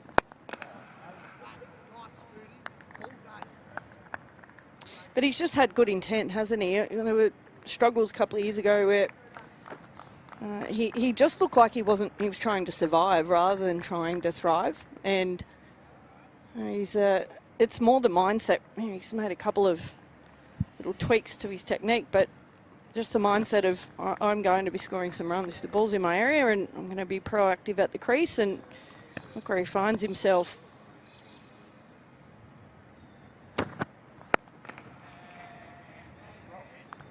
And even here, he's batting out of his crease now to stop any sideways movement off the surface, and he's really been thinking about his innings.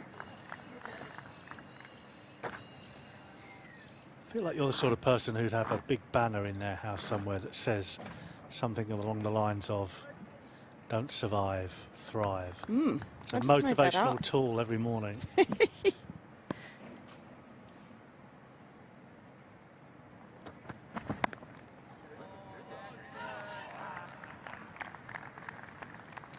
Probably something like, don't worry, be happy, something like that. Really cliche sort of things.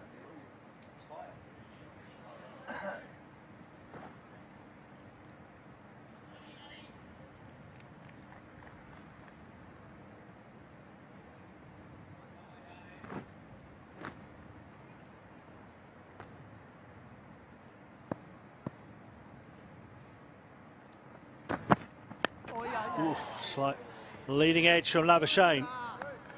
They're the chances or the semi-opportunities that South Australia need to go to hand. At the moment, they're just not. Yep, spot on, Chippers. That one, just a leading edge.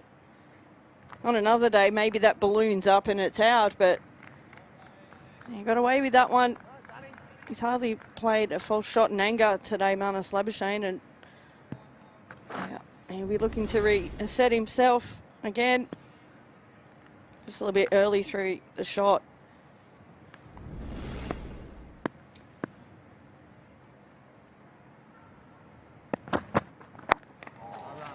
How often is it, though, after a drinks break, something can happen? All of a sudden, players come together on the fielding side, the bowling unit. They come together and reset. And then the batters sometimes just lose a bit of concentration, particularly on hot days. But yeah, you've almost got to start again.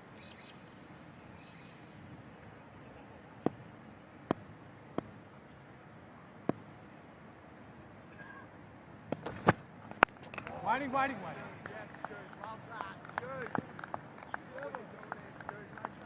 Keeping it tight here, South Australia.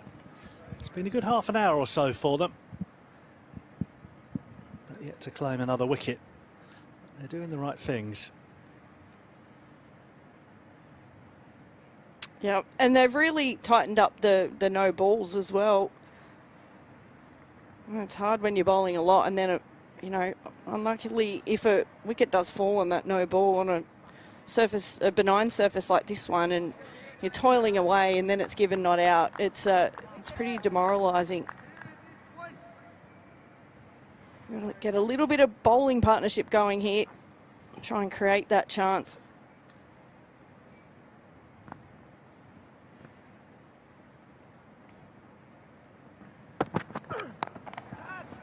Labashane helps it round the corner.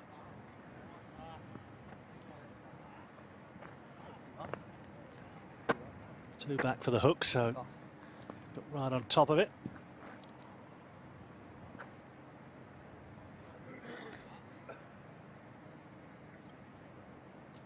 He's edging so slowly and surely, isn't he, Labashane? Doesn't matter how you get there, just got to get to triple figures, even if it's just singles along the way. Now, once you reach the 90s.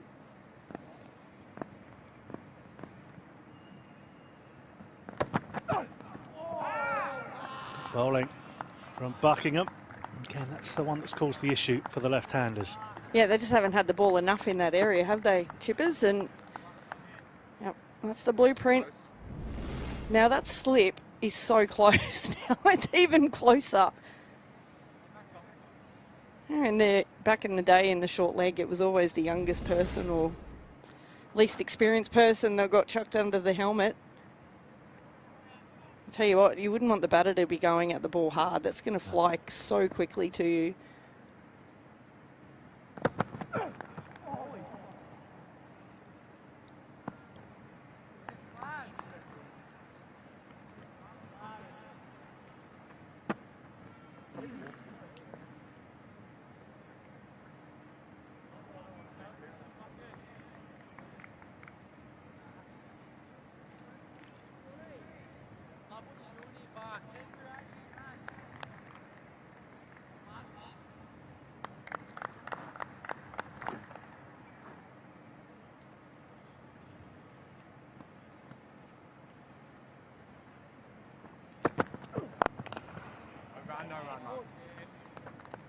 Sometimes cricket's just about timing, not only with bat in hand, but when you're scoring your runs.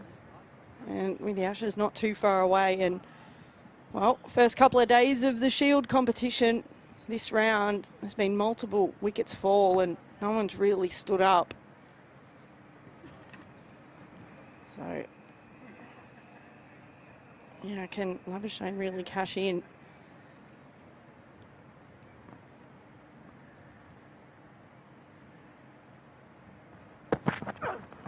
Well, that's a good ball again from Buckingham.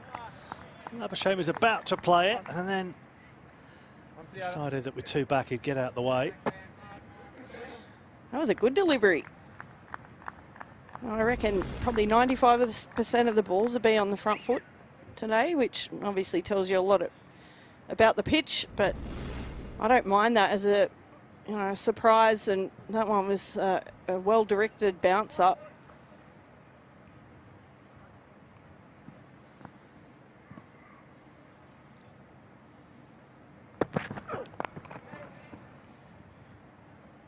Labashane thinking about two here, but Hunter's got to the ball pretty quickly. Keeps them down to one. And despite the hard work from Buckingham, no wicket in that over.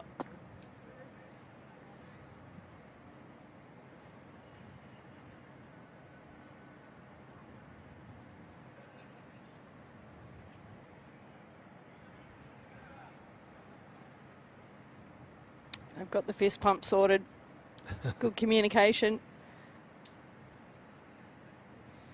It's been one of your chief areas of concern today, isn't it? Well, they had one before. Manus missed it and got a whack in the belly. Had to turn around and do the fist pump. Scott to Labashane.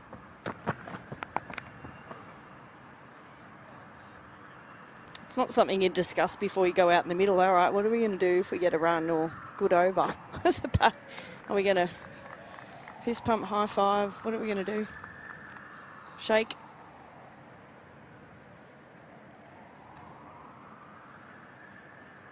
It's going okay for Manus this summer so far. He's enjoying his cricket, isn't he, with outputs like those.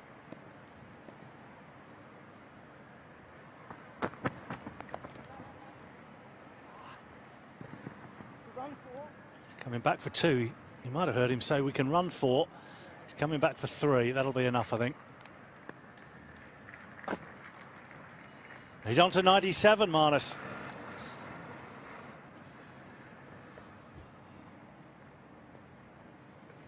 I'm really impressed with his hand speed, actually, in this whole innings. Even if he hasn't got to the pitch of the ball, he's just waited for it to come under his eyes, and he's had quick hands through the shot.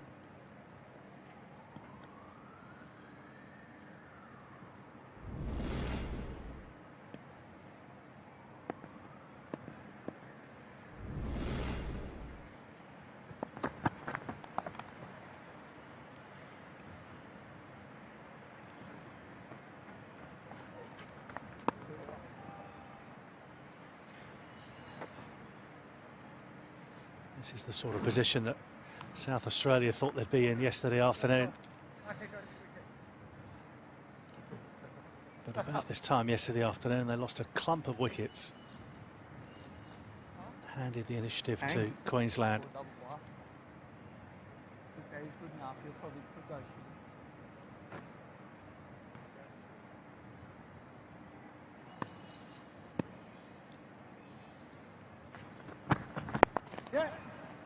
Into the onside. Labashane needs 3. He gets 4. And it's another 100 for Marnus Labashane. He's 4th in 5 innings this summer. This is just the way he dreamt that summer would start, as he looks to get back into the Australian Test side. Not an exuberant celebration, but enough. Means a lot to him. And it's been inevitable from the moment he walked to the wicket. He has looked odds on to get 100. Yep, absolutely special innings from Marnus, and I don't think he's done yet, Chippers.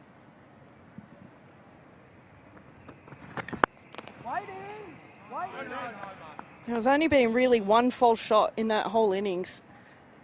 And I wouldn't even call it really a false shot. It was just an thickish outside edge to get off the mark. It went for a boundary. But apart from that, gee, I'll tell you what, it's vintage Marnus.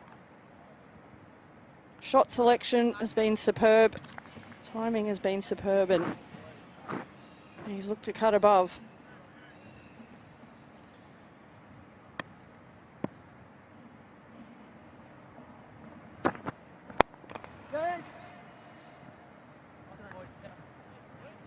Has a shy at the stumps. End of the over. What has he done well, Gossie? He scored all around the wicket. That's what he's done. He hasn't really just targeted one area. And yeah, he should be very happy with that innings. And he just looks like he's wanting so many runs, and you know, he had all the pressure on him, didn't he? He got dropped from the Test team, and you know what? There was talk about him not even being in the lineup, and now just through sheer weight of runs, I think he's certainly almost got his seat at the table.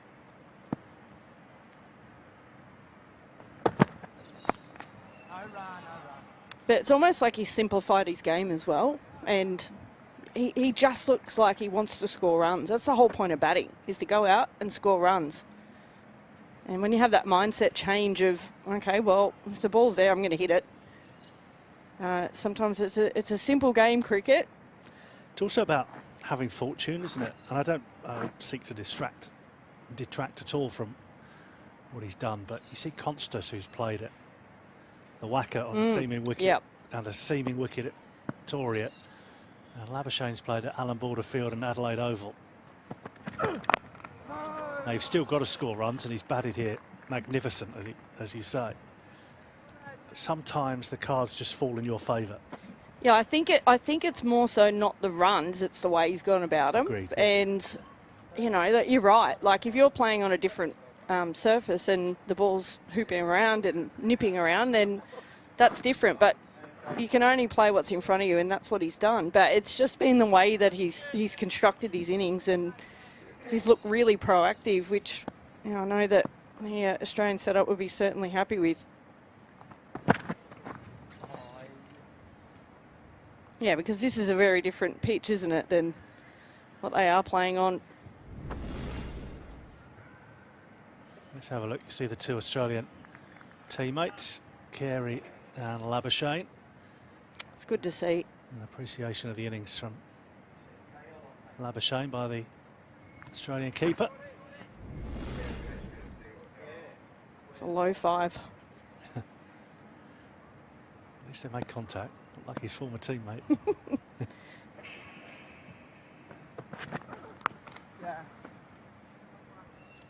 Yeah, you can only play what's in front of you, but I just think, you know, you can see his intent to score, and yeah, it's been really impressive.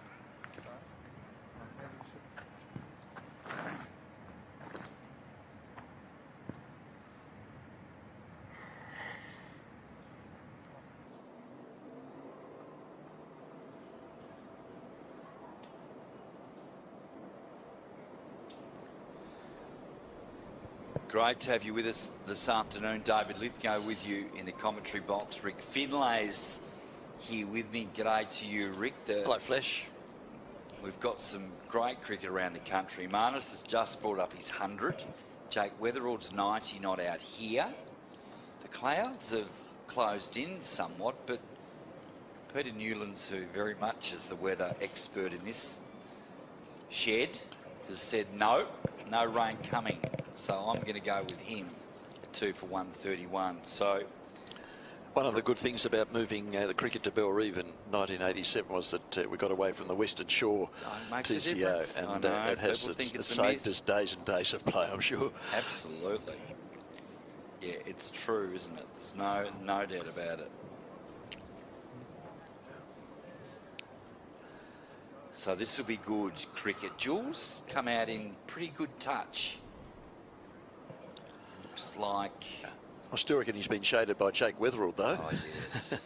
Yes. He's got the inside running for player of the match for me at the moment. Still a lot of cricket to go, of course, but and the control of the game has oscillated between both teams over the course of the 1.5 days we've been going now.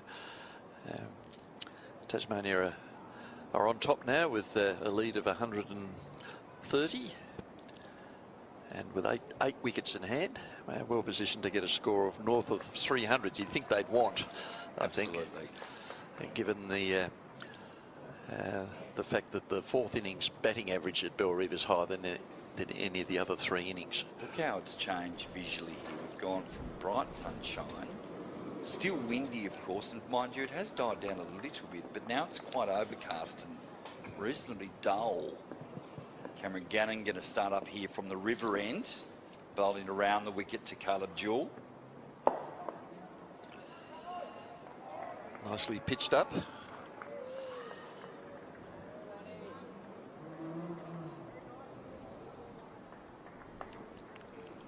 Yes, Jake Weatherall's run a ball 90. Has come out of nowhere, really, hasn't it, when you consider the batting exploits of the others that have gone before him.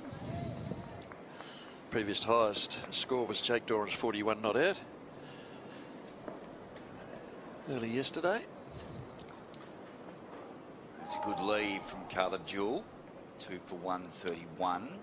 So this is going to be really hard work here now for Western Australia. They've got well behind in the game. They looked in control at certain stages and kept losing wickets this morning. Those 2 wickets last night was the killer, wasn't it? They were cruising at 2 for 85 or thereabouts, and things changed. Brad Hope, who knew? I didn't. 4 for 50. What a performance it was from him.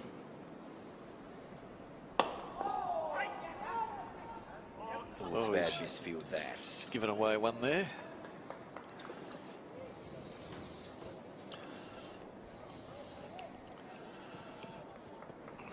I think that's Liam Haskett at mid-wicket.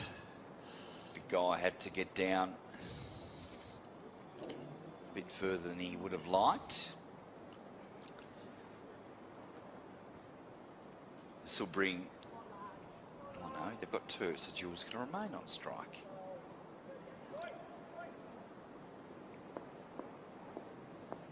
No, it is Weatherall.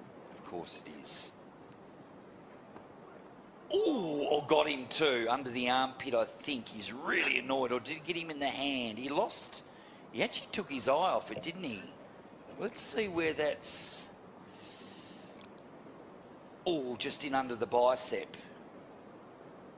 Well, I tell you what, when he's dropped his bat down, he wasn't far away from hitting his own stumps. I swear the last time I looked at Jake Weatherall's score, he had 90, and now the scoreboard is taking him back to 84. That can't be right, can it? No, that's a mistake. Now he's gone to 88. Okay, now he's gone to 90. Now he's there 90. They've got just readjusting, I think, yes. Gannon again. There's another short one down the leg side. Did he get a bit of bat on that or not? He turns for a couple. It came off quite softly. I think leg buys, and it is. He stays on 90. Yep, just flicked off the hip.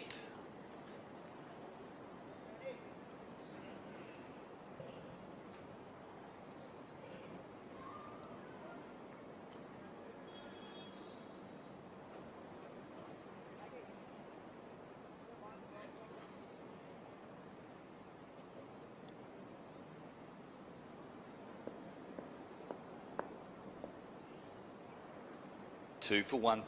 And then, put together his innings, and then straight after the lunch break when Lloyd Pope came on, we saw him take him on, and these swats from the crease with complete control, and then throughout the rest of the innings has had control and continue to put good balls away, but also then punish the bad balls when they've come. And you can see almost, it looks like a sign of relief, but yeah, he's enjoying batting at the moment, and it looks as though he's feeling it all come together and at the right time.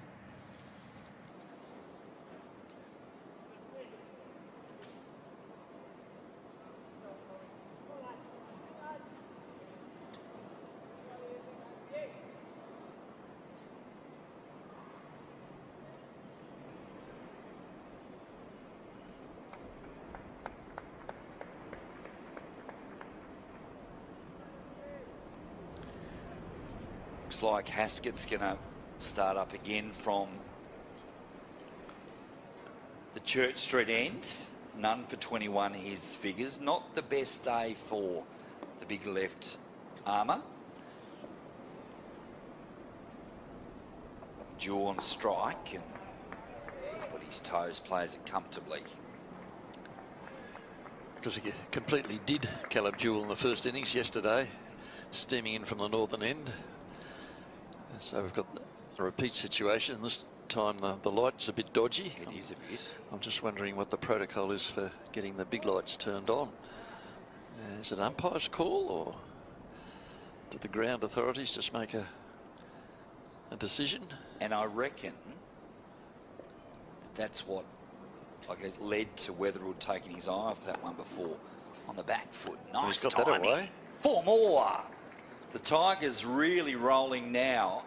That run rate's up around 4.4 and over. 2 for 142. You know, Mark Diven made a great point earlier on at the start of the Weatherwood innings about taking the initiative back in the game. And that's exactly what Jake Weatherwood's done. Tim Ward started to follow suit, but he played the perfect foil in that partnership. But Caleb Jewell's come out here incentivised somewhat. Look at that for a shot. Little forearm jab, if you don't mind, into the gap, another boundary. And just like that, we're closing in on 150.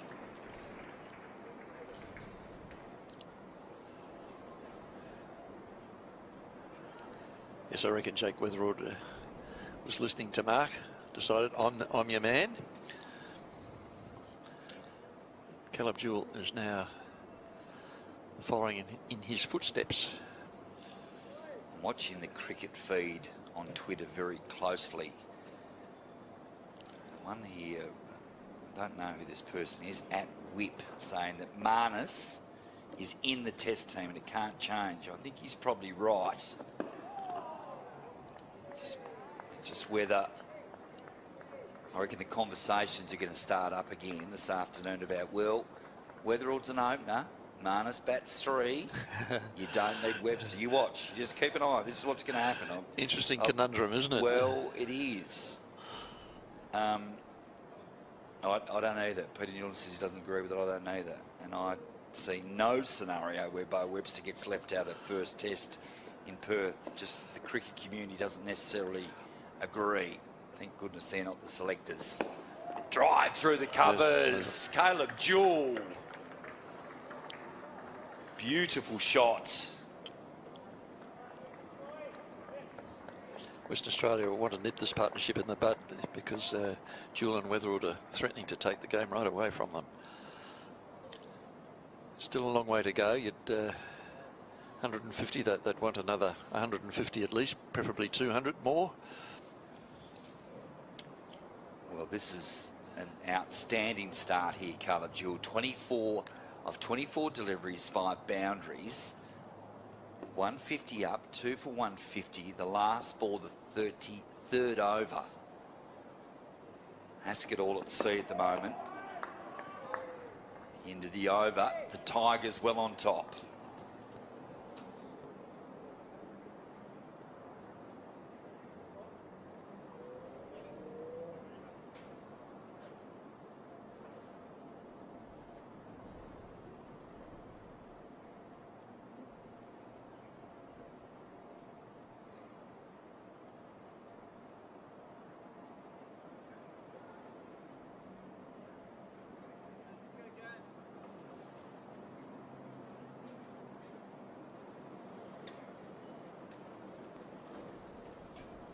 Few hands on hips out there. Conversations being had. How can we make some inroads? The partnership here is 46 off 48. Jake Weatherald on 94. Cameron Gannon bowling here from the river end. Driving down the ground with confidence.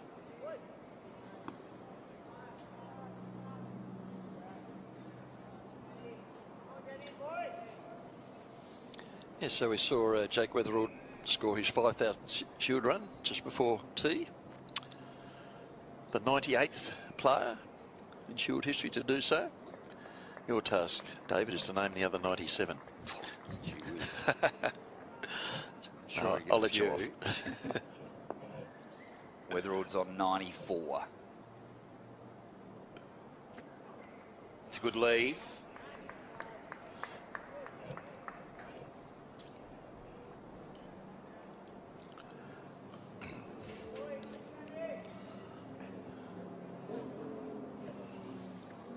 Okay, let's have a look at the field.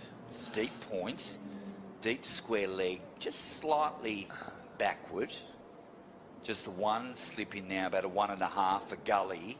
Cover, mid-off, mid-on, mid-wicket. So plenty of gaps here. It's the short side, of course, for Weatherald. Oh, hit on the pads, looks close. Was there bat in it? Two noises for sure. Maybe that was the saviour. Umpire Graham Smith walked away straight away, didn't he? He was not interested. There was no bat in it, but it did look to be sliding a little bit of extra. Exactly, yep. Down extra swing.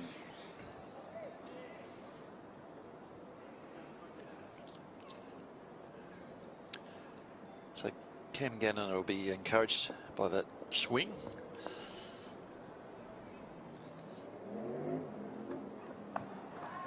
Now pulls, is he out? Tears, he's hold out to deep square leg. It was the short side. Gannon dropped it in short. He didn't get all of it at all. It was flats. It was hard. The catch is taken.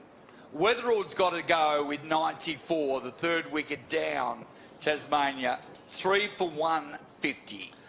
Yeah, that's hard luck for Jake Weatherald. He played a fantastic innings in the context of this game and just took one risk too many. The field was set, the trap was set, and the catch was gratefully accepted by Corey Roccaccioli out there at deep square leg. So that's the end of a fine innings from Jake Weatherald, 94 off almost a runner ball. Ends a very powerfully constructed little partnership with Caleb Jewell, who's still there on a 24 off 25. And the incoming batter is Captain Jordan Silk, who looked for me the pick of the Tasmanian bats in the short innings they played yesterday. A tremendous innings, 94. It's a good piece of bowling from Gannon. Simple catch from Roccaccioli, but a little disappointing there for Jake Weatherald to fall just the 6 runs short. That'll bring Jordan Silk to the crease. Importantly, from a Western Australian perspective, gee, they desperately needed a wicket, didn't they? And they get it. So things change again. Jordan Silk to the crease now. Cameron Gannon with his tail up. 2 slips in play. Ooh, good delivery. The Yorker first up. Yes, Jordan Silk did very well to get a lot of bat on that.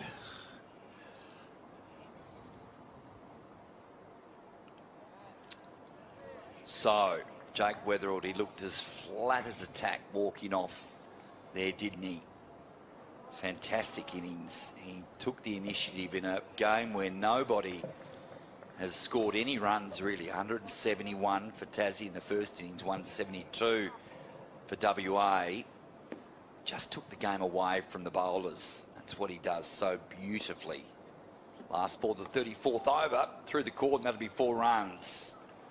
Flies away, Jordan Silk off the mark with a streaky boundary. The end of a successful Cameron Gannon over, 34 overs down, 3 for 154.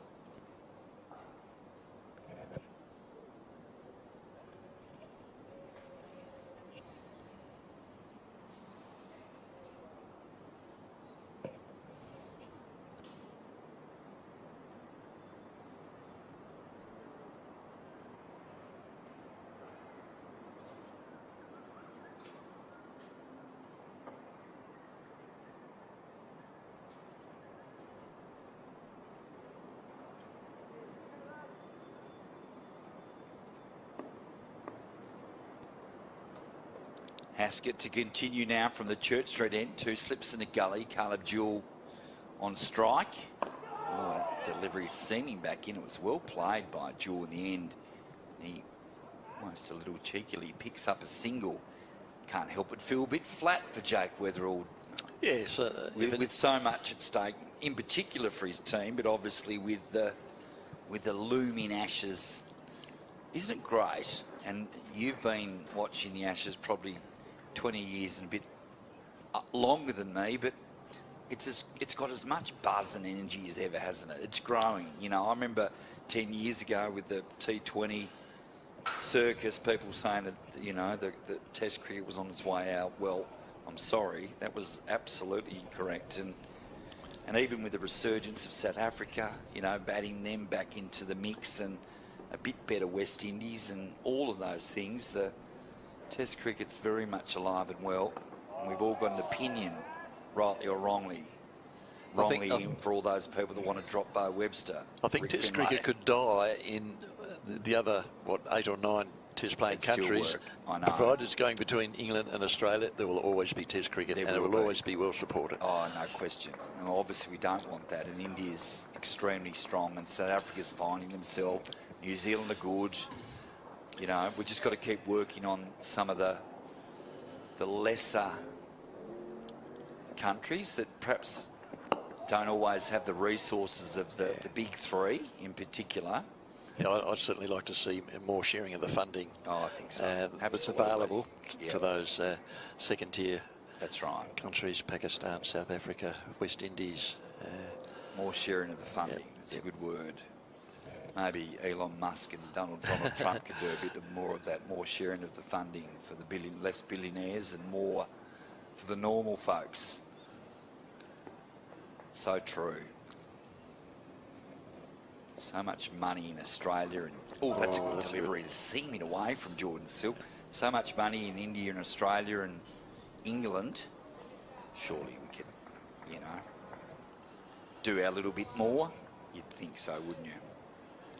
Yeah, some of the sharing arrangements that I've seen don't actually seem to promote the expansion of the game, the Test cricket game in particular. I think there may be some realisation of that in more recent times. Especially the West Indies, for example. The sharing between the big 3, India, Australia and India.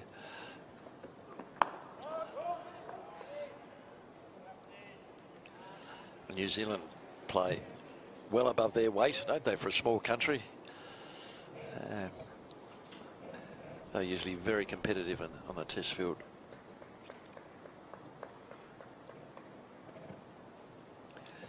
Yeah, and I'm certainly looking forward to going over to see the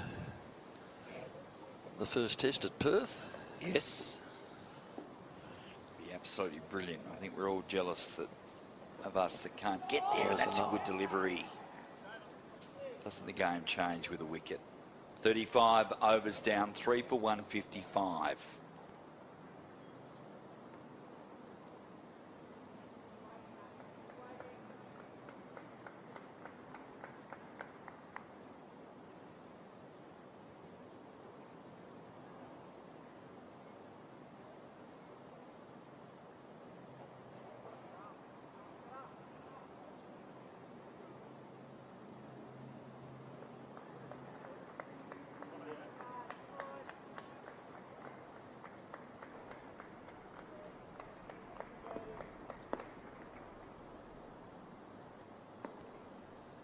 Cameron Gannon.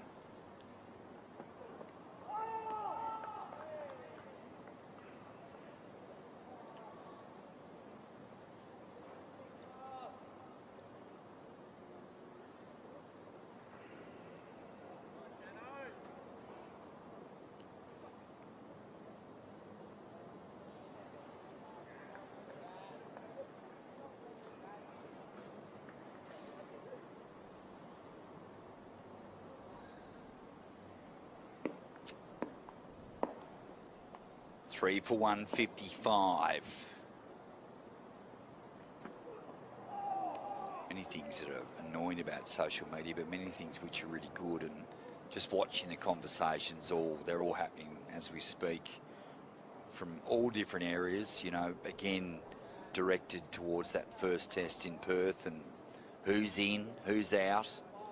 We all think we know the right combinations and all of those things. I've got to say, I do love it. Long live the longer format of cricket. Caleb Jules 25 of 28 deliveries. Gannon's been clearly the pick of the bowlers, hasn't he, for WA? He was good early. Kelly's got the wickets, however, 2 for 36. Yes, Cam Gannon pushing into the wind has been very impressive this afternoon. It's a very strong wind too, although it does look like it has subsided somewhat. Looking over the hills of Belrive. He's walked way in front of his stumps there, but it was very high. He's got to be careful about that, doesn't he? His weight is towards the offside, and the ball coming in on the leg stump can easily pin him.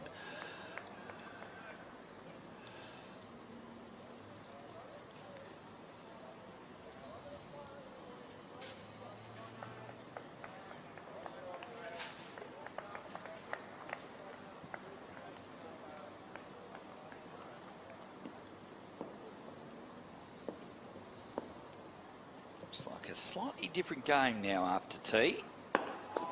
Drive from Jewel. Weather conditions have changed a bit. It's a bit gloomy.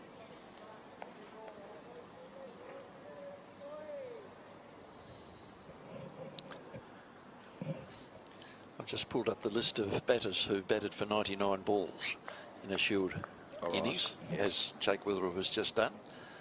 The highest run scorer is Andrew Simons, who made 111 of his 99 balls. Right. Peter Sleep made 107. Dan Christian 105. Gilly 102. Damien Martin has had 2 innings of 99 balls. Really? One was 100 not out, the other one was 90.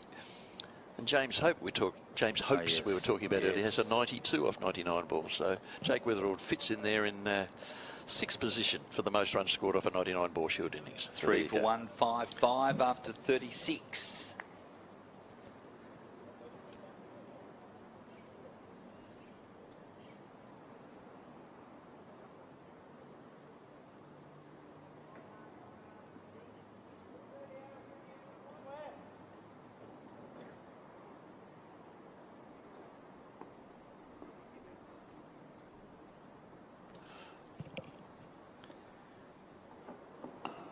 Jordan Silk with a quick tip and run into the offside, picks up a single. That was the tactic, I think, earlier this afternoon that gave Tasmania the ascendancy. It was Ward and Wetherell picking up easy runs just dropping the ball and running. And they even ran one by to the wicketkeeper without Joel Curtis even noticing. He was retrieving the ball beside him, and they snuck through for a single. And it's that sort of thing that gets the team score moving. Yeah, no doubt. And in a safe way. Yep. If you've got two runners who can cover those 22 yards quickly, then it's a pretty easy tactic. Yep.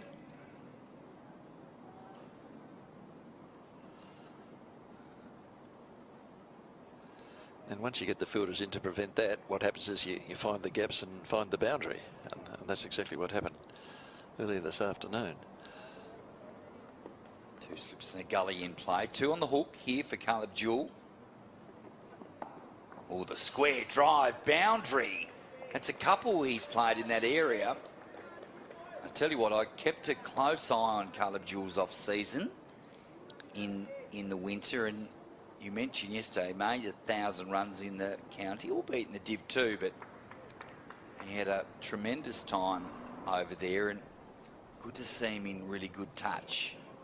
Of course, he's made the move to the Renegades in the T20 after the famous title-winning team from the Hurricanes last year.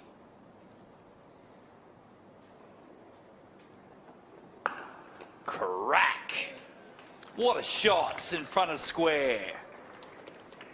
What about the sound out of the willow there, Rick Finlay? That's the longest boundary, as I think Mark told us, was something like 73 metres out to there. So that just rocketed to the rope. So Jewell is in prime form at the moment. He's hit 7 fours in his score of 33. He's not wasting too much energy running. He's still so young in his cricket career, Caleb Jewell, which sometimes gets lost in the mire. Just 28 years of age, and you know he's struggled with inconsistencies. You get 3 or 4 low scores and a big score, and trying to put it all together. But his best cricket's absolutely still in front of him.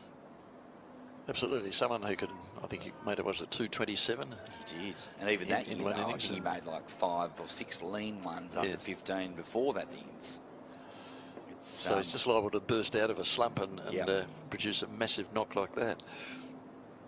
He's 33 off 36 deliveries. Haskett with a little signal that maybe he was a bit stiff. He's none for 43 off 8s, 3 for 164 after 37.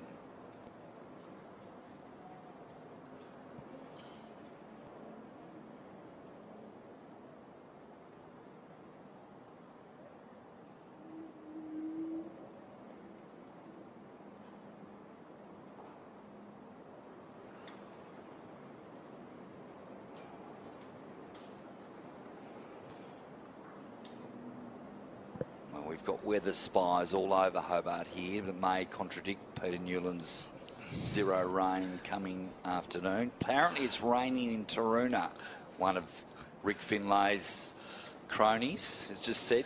If you call my wife a crony, no, yes. definitely not. Apologise to her, please.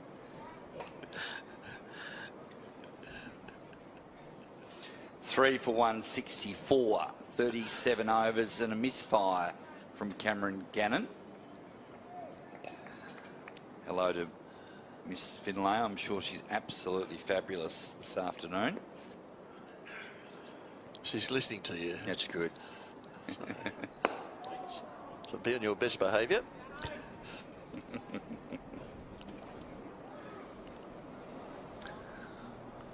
Jordan Silk looked such good touch in the first innings, Rick, didn't he? He did, yes. It was a beautifully crafted little innings, cut short. There's a slash to gully, as I remember, off Aaron Hardy. Took a very sharp catch.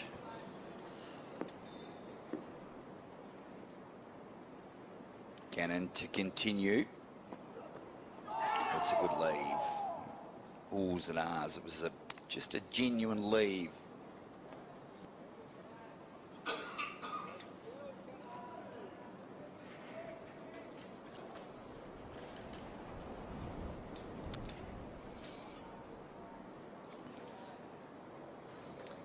Is there a more common cricket analogy? I just heard one of the guys down the line. One brings two, fellas. It's one of the great one-liners in cricket, isn't it? It's got an element of truth about it. Yeah, After a large partnership, you find both actually, no doubt, depart within short order. Yep. I think this wind must be upsetting Cam Gannon's run-up. It's really gusty, isn't it? For someone with a fairly long run-up, it can interfere with the rhythm, I guess.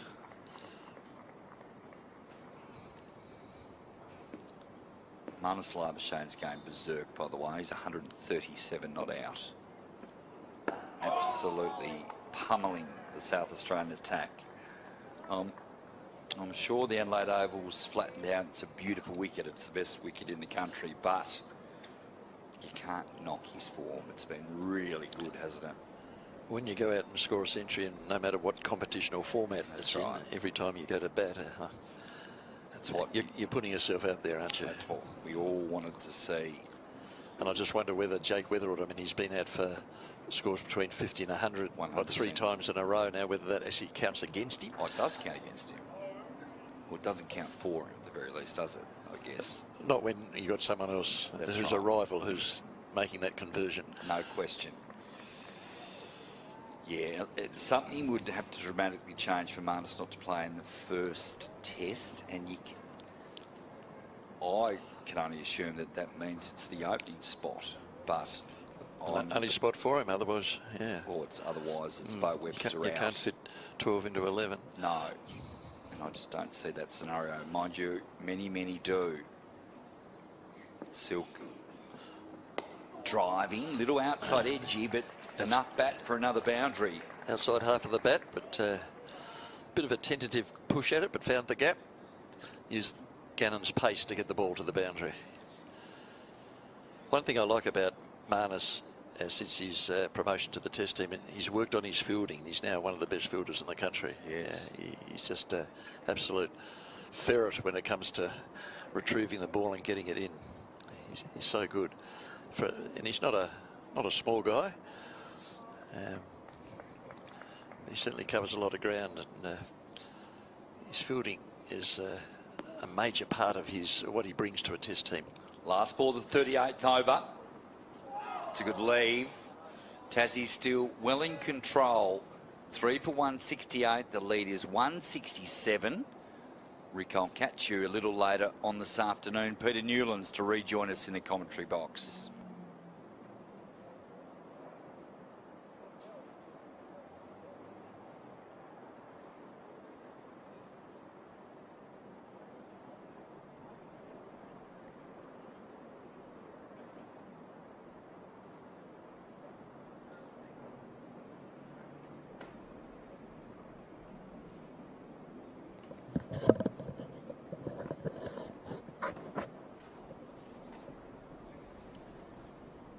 Welcome back, Peter. Yes, thank you very much.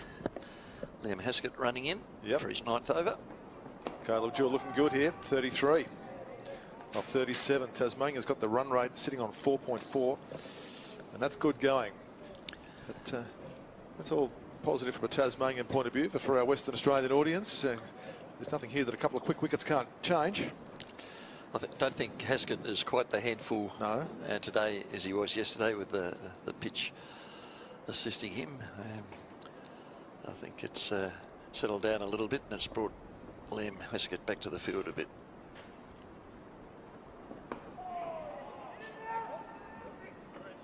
Another well-taken single. That was a little tighter than they would have liked, perhaps. I thought that magnificent pull shot through down to the northeast stand, that long boundary in the previous Haskett over from Jewell, I think showed us that this has become a pretty good batting wicket. Yep.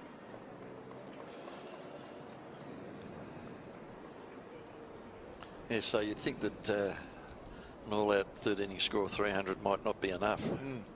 Yeah, I think they've got to push. Given the time that's still remaining. And as you so rightly said, it's now a one-innings game. And you're thinking with so much time left, there's more time than there's enough time to complete a couple of games in some instances. So there's going to have to be a pretty hefty total to chase down. And Western Australia, when they do bat, will have, I think, more than time than they actually need to chase the run. So there won't be any genuine. No time pressure. Unless there's a declaration, which is a long way off yet. So WA is not by any means out of this contest. I don't think we'll see any declarations as another quick single is taken. There won't be any need for a declaration given the time issue. So that's an interesting part of this game. Both innings were done and some by lunch on the second day. 3 for 170.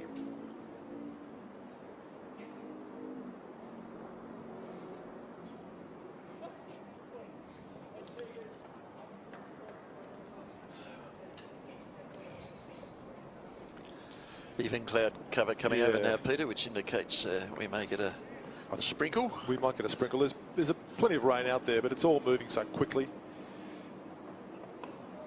on this dramatic, dynamic afternoon of weather. There's a single.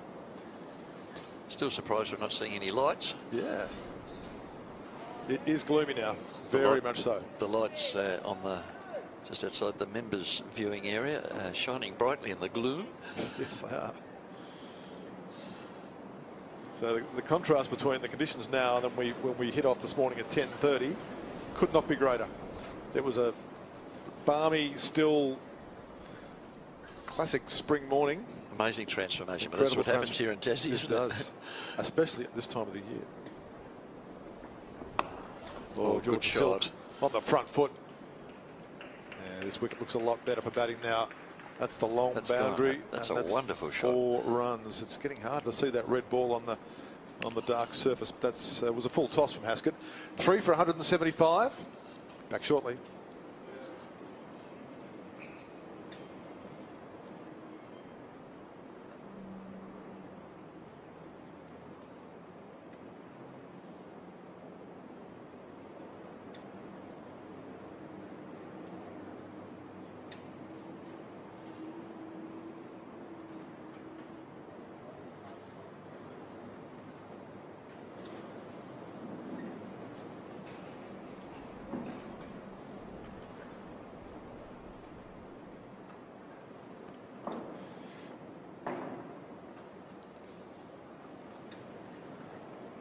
There's rain all around us. It's getting dark.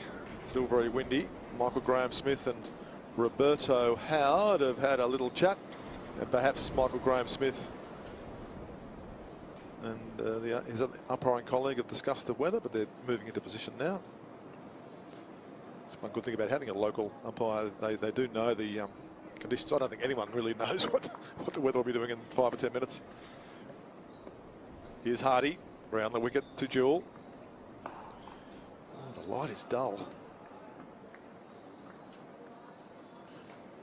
Yes, I'm certainly finding it harder to pick up that dark ball. It's a wonder the batters aren't appealing to the umpires for some assistance. Well, officially, I don't think they can. I think it's up to the umpires. Right, they don't have any say in it. Armed with light meters. I don't know.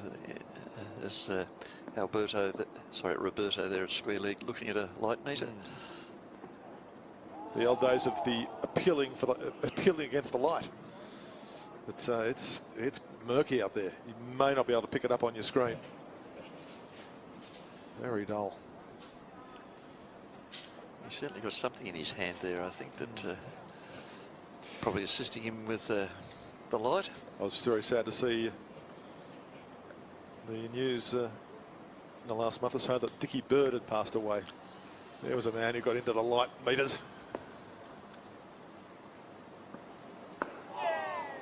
I read a very good obituary about Dickie Bird that said in one instance he took the players off because there was too much light.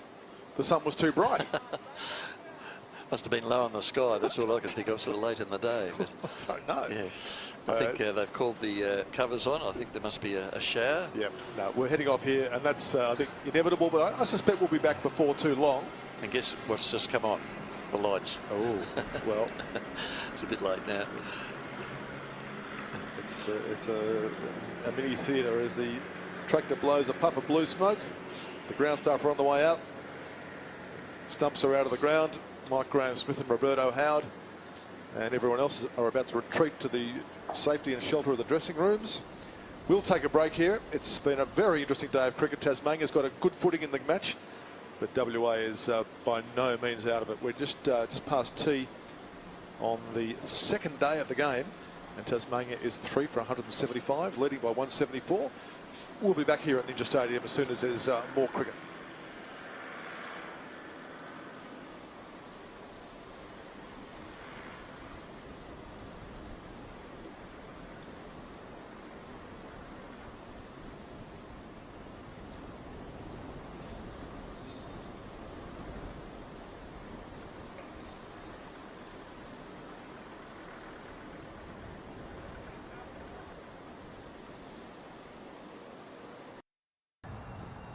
Oh, Callaway, he chased that one, collapsed the back leg and looked to bludgeon it through the covers. So generating good speed here again is Liam Hatcher. Yeah, throwing the wide one out there and it just bounced, it stood up a little bit. Maybe found a foot mark out there. Beat the outside edge of that angled bat.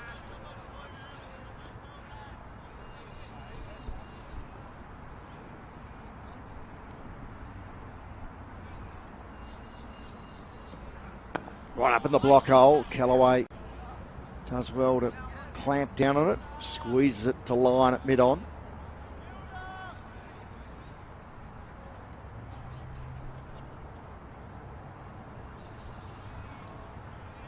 So it's following a similar trajectory to the opening game for Campbell Callaway.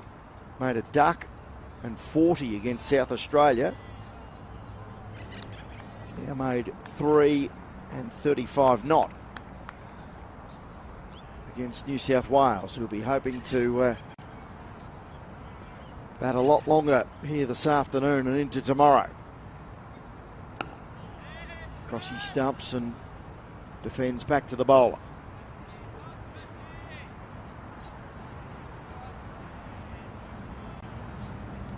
The old scoreboard here at the junction hasn't been used for many, many years. It always fascinated me that it's in line with some of the wickets here.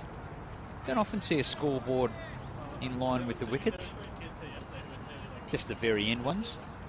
And I guess the same as well when it was a football ground. Very few scoreboards were virtually right behind the goals. Yeah.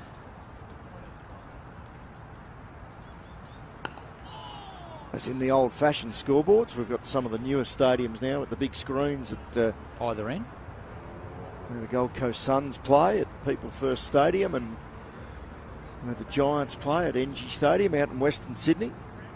I guess the beautiful heritage listed scoreboard at the Adelaide Oval, that's sort of not quite stump to stump. That's third man to fine leg, or forward pocket to back pocket for the footy. Come to think of it, the old scoreboard on the SCG Hill was a bit similar, so we're defeating our own argument there, aren't we?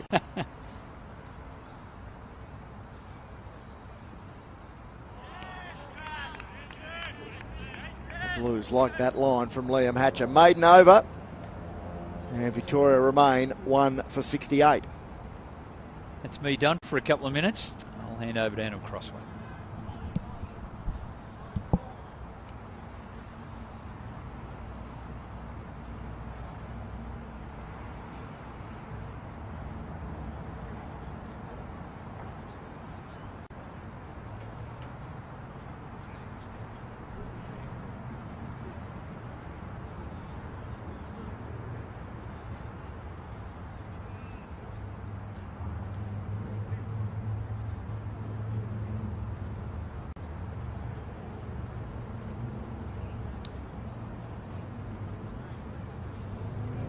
One for 68. Bryce McGain going to take a break for the next 40 minutes or so. Adam Crossway steps back into the commentary position here at the City Power Centre. Good afternoon, Crossy. Afternoon, mate. Starting to be a bit of a big lead for the Vicks. 145. Here's Ryan, well, almost here's Ryan Hadley. He was just gathering himself and Marcus Harris, something distracted him away in the distance at the Fitzroy Street end, and Hadley will have to trudge all the way back to the top of his mark. Yeah, partnership of 55. There's been some good bowling, but lots of patience and discipline shown by this Victorian pair. Yeah, it's what's needed. It's a grind now for the Victorians, just to keep this New South Wales attack out in the field, get through to stumps. As Harris works that cleverly off his hip, and that is very well fielded just down below our commentary position by Liam Hatcher, who's just finished bowling an over. So looking for a little break, and in fact, about to have a drink. It's great skills. This is a long dive. He dives early. Oh, that's a long dive. Bang, gets it. They're athletes now, the Quicks. They've gone to the days where the big Quicks could never field and you had to hide them everywhere. They're strong athletes. A lot of them these days are fielding in the slips. Yeah. Hadley, good when point. he's not bowling, stands at second or third. So they took two there. Harris then doesn't offer to the next delivery. Jack Edwards opened the bowling, sends it second slip. Stobo can catch him. It's been a trend for a few years now. I reckon we probably discussed that once a summer, don't we? Great fast bowlers and that were good slippers. Terry Alderman was a very good slipper. Jimmy Anderson, yeah, handy in the slips. Saves you running to fine leg. Get it done. Will Sutherland. Yep. Joel Garner, one of the great gully fieldsmen. Jackson Bird's very good in the slips. Hadley bowls again. Short ball, which Harris basically just didn't twitch a muscle, just punched it through into the gloves.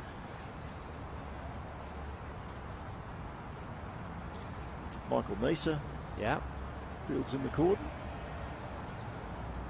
It's one of those things these days in modern day cricket. You have to be able to do essentially all three. You can't.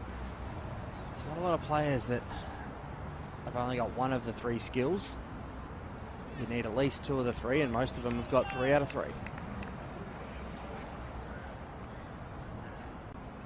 Hadley changes to round the wicket. And Harris drives back down the line. That's well knocked down by the bowler in his follow through. His alignment looks great at the moment, Marcus Harris. I know he's really sort of knuckled down here. He's 20 off 77, 78 balls, but his alignment looks good. He's picking and choosing the right balls to play. I think it would have been a real slap in the face for him, that first innings dismissal, and he looks like he's really determined to get through tonight.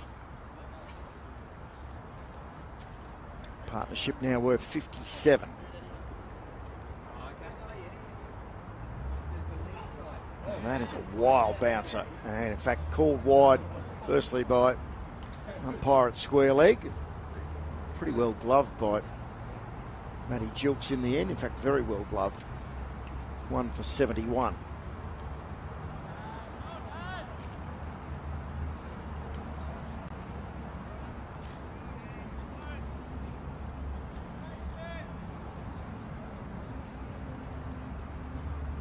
Harris has faced 77 deliveries for his 20. Kellaway 35 from 81.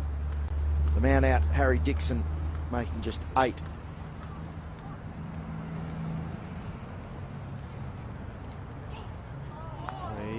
Tempter out wide that Harris momentarily thought of having a waft at.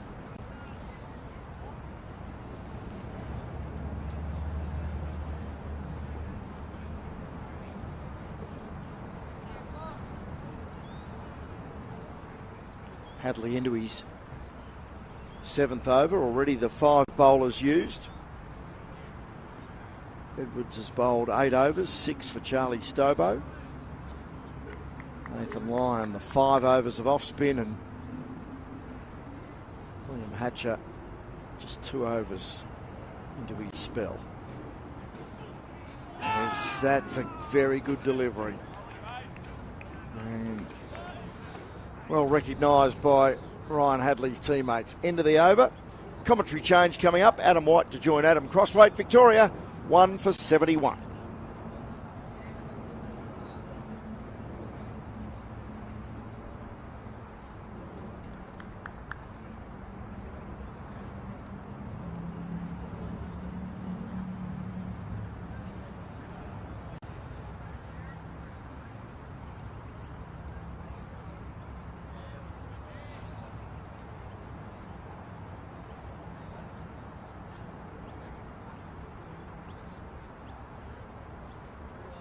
It's gloomy, but they're still playing.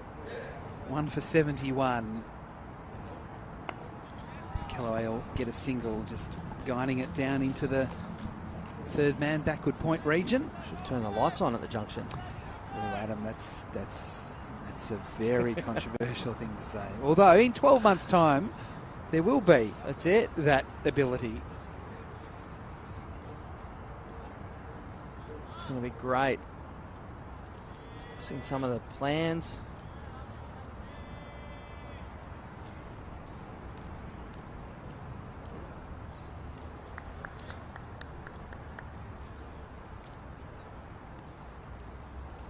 Hatcher around the wicket.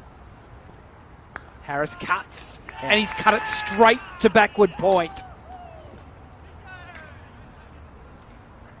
Harris out for 20. He did not have to move in that position. Out. And Victoria loses a second wicket. Short, wide, Just a did bit not too have high. to move. It's just a tiny bit too high for Harris. It was shoulder height. He didn't quite get over it. Nicataris can't believe his luck. It's a cruel game. Harris hadn't put a foot wrong in what has been a long stay at the crease, a patient innings. But he's on his way out for 20, and Victoria 2 for 72. He's got a little bit too high on him there, and it's a shot Marcus Harris normally just puts away beautifully, but it just shows you're never really in. That was an 80-ball innings from Marcus Harris, and he didn't look comfortable, and he's one of the best. It was one of those ones that I thought initially, well, he's hit that straight into the ground. Like it just was, it was too easy. It was too, yeah, it was out. That's what it was. 2 for 72, Victoria.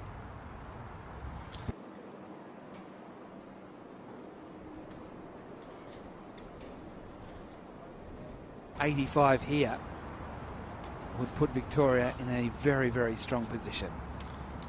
He'll be wary. He got 100 last week and first ball duck in the second innings. Yes. So he'll be on watch, that's for sure.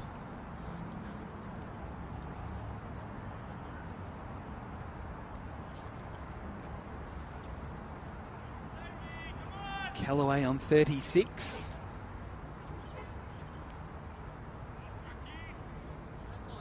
The lead currently sitting at 149. So it's not a comfortable lead by any stretch of the imagination, despite it kind of, you know, being a low-scoring affair, certainly from a first innings perspective. And this is the thing with Hatcher, is that the speedy bowls and sort of aggressive line and lengths, he will go for runs, but yeah, sometimes he'll get a wicket like that. Totally. Where your eyes light up and think, oh, he's 4. Oh. And in the gloom, his speed will worry any batsman, particularly one that's just come to the crease late in the afternoon.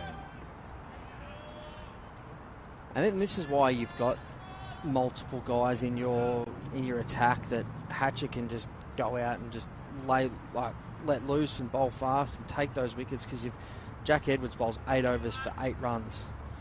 Stobo 6 overs for 14 runs. No movement. Lyon 5 for 9. So you've got that ability to let a quick go and say, hey, bowl fast and see if you can grab a couple.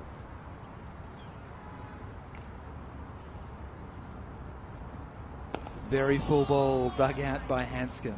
Yes, it's a good point, Krusty. I mean, we often, I think everyone in cricket will talk about batting in partnerships, and not enough focus is put on actually bowling in partnerships as well. And we talk about, last time we were on air together talking about the batting mix of aggression, defence, you know, all those sorts of different things. Usman Same, Khawaja, yeah, Marcus that's right. Harris. It's the same with the bowlers. You've got Yeah. to have a nice mix. You don't just necessarily have your 4 best bowlers. It's a mix. Yeah, I think, and we've seen that in teams gone past where you have too many bowlers that might be fast, aggressive, and they go for runs. Yep. This is good fast bowling from Hatcher. He got 5 wickets in the first innings. And he has got the second innings wicket of Marcus Harris in this over. It's not the flat junction over wicket that sort of has been in the past, where day 2 where we're watching a really big second innings score, right? It's none of the batters have really felt comfortable. Hasn't been a free flowing of the bat. The ball's been dominating.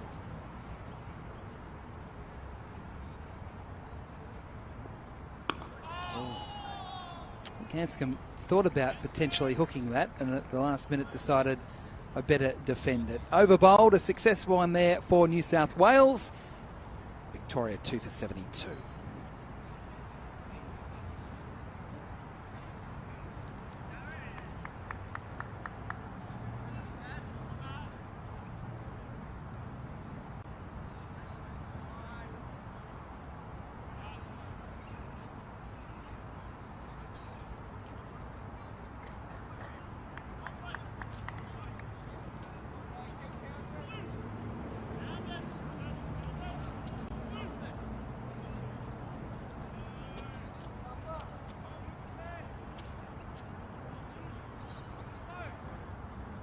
Hadley's going to bowl again, the big, tall, fast bowler.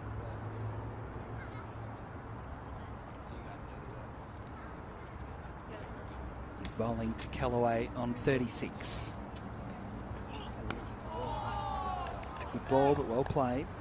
Going across his stumps and pushing it into Nikitaris in the point region. So, again, if you're just getting home from school or on your way home from work or just sitting on the couch watching the cricket, New South Wales dismissed today for 163. 5 wickets to Fergus O'Neill and 3 to Scott Boland. Nothing really to write home about from a New South Wales point of view with the batting, because no one reached 50 in that score of 163. Callaway off his hip to forward square leg, no run. Down in Tasmania batting a second time, 3 for 175. Jake Weatherald out for 94 from just 99 balls, so that's 3 half centuries so far to start the summer for Jake. And the other big talking point is over at Adelaide Oval, where Marnus Labashane's made a 4th century for the summer, and we haven't even passed the second month of spring. He's 144 not out. 144 of Queensland 254.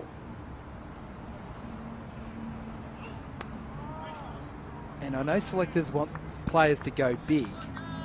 Now, based on where they're at the moment, they've got a lead of 26. Queensland, I reckon, at this point in the game would be thinking, we'll just bat once. They could bat real We'll big, bat till tea tomorrow. So Marnus has still got a full day potentially to bat. He could make 300. Yeah, definitely, and that there's no doubt in my mind that's where Marnus's head would be as well. Yeah, for, no one doubt. for the He'd game be thinking and 400. But that's what you want, right? That's the response of a champion. That's a response of a guy that you want batting at 3. He's been challenged. He's had his technique ripped apart by the public and by the team probably, and he's responded. It's come off the hip, and that's racing down towards the rope. Great work there from Hatcher. And they come back for 2. So Hatcher's clearly just saved 2 there. 2-leg buys. Not bad from a player that's currently bowling at the moment. And the other thing about the 144 not out that I'm most impressed with Labashane at the moment, and obviously we are here at Junction Oval, so we're only seeing it on our screens. It's 144 from 163, so he's got his rate up which is something that they definitely, the selectors have challenged Marnus about not just surviving, actually wanting to score, the intent to score, be busy at the crease. It's impressive, seriously impressive.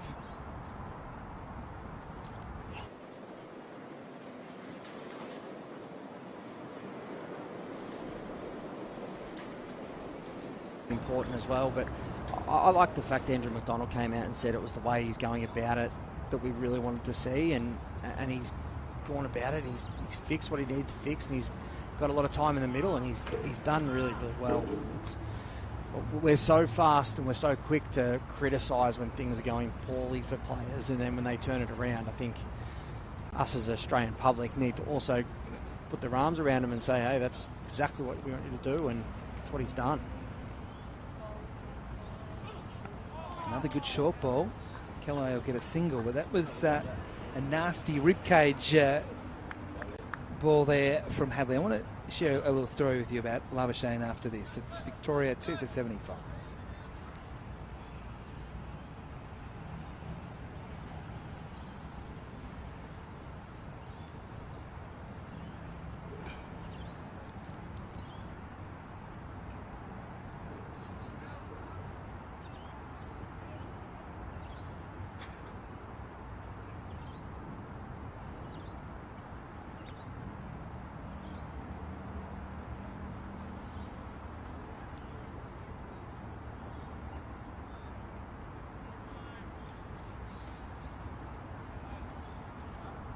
Hatcher again. About to start his fourth over, bowling to Kellaway on 37. Kellaway gets it through. That's a controlled shot between second slip and gully. Down to the boundary. And into the 40s goes Campbell Kellaway, 41 with Victoria 2 for 79. So just on that with Marnus Labashane now, Bryce and I were lucky enough to be in the West Indies for the recent Test series, and obviously Labashane was dropped for that series. But not only did no one work harder than Labashane, even though he wasn't in the team, when you watch them all in the nets, he clearly looked the best player of anyone, including the players that were in the team. He actually looked significantly better. Oh, that's a good shot. That's Campbell Kellaway at his absolute best. Consecutive boundaries for the young Victorian top order player, and that's from the top shelf. It's an outstanding shot. It's been outstanding to watch the way he's gone about this. He's played and missed a lot to the right armers around the wicket, but it's like he's a goldfish and he forgets about it quickly and plays every ball on its merits, and he's moved to 45 now. I'll continue that Marnus story after this ball from Hatcher.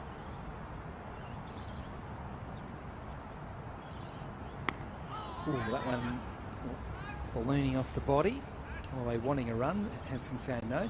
So you could just see he had a plan, he had purpose about his training, and I think the thing that was told to him was have one plan and don't change it, just stick to something. So you could see the balance at the crease, his footwork, it was all going really well. And yes, he wasn't in the team and he wasn't going to get back in that team for that series, but he was still using it almost like as a pre-season. And the other thing too is that when he was asked to, and even when he wasn't asked to, he was hitting catches, he was taking the wicket-keeping gloves when the bowlers are having centre wicket bowling sessions at training and during games. He was always the first to say, I'll go out and subfield. Being a good teammate. He was being a really good teammate. And I know that there's been times where, from even potentially more outside than inside, or certainly more outside than inside, it's, he carries on, he's this and that and whatever else. But, having been with him for a month, it was a faultless performance. And I often talk about how good Peter Siddle was as a 12th man when it was for Australia or for Victoria. Just him being such a great team man and the respect that he got from that. I reckon Labashane would have gained some respect from the way he went about that tour. Because someone that's so emotional, as he is and so desperate to play for Australia, you get dropped. It's very easy to, it's probably human nature to feel pretty sorry for yourself and whatever else. But he could have gone and played county cricket potentially, or gone and done something else. But he stayed with the team throughout that tour. And I just wanted to share that story because I thought he was particularly impressive. It's a great lesson to kids when things go against you, and when cricketers in general, if things go against you, hard work. You can just do the hard work and get back to where you want to get to. I love the fact that he's talking outwardly, but he wants to get back in, but he wants to be the best player in the world again. Yeah, that's right. Oh, it's just over the top of the keeper. And again, that is a very specific field placing there. Backstop. Very, very fine. So they were playing for that particular shot that Hanscom played, and it very nearly caused his dismissal, either by the keeper or, as you say, Crossy, the man Hadley almost as backstop. They got a single, over bowled, 2 for 85.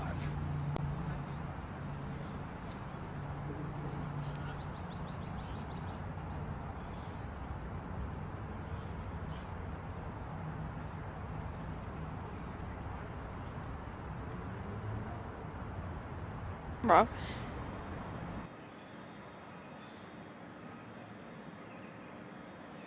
You can almost have a camera on him all day. It'd be, you imagine compiling all that together. A non-fist pump. So, they're a funny lot, us batters, and it's like, no.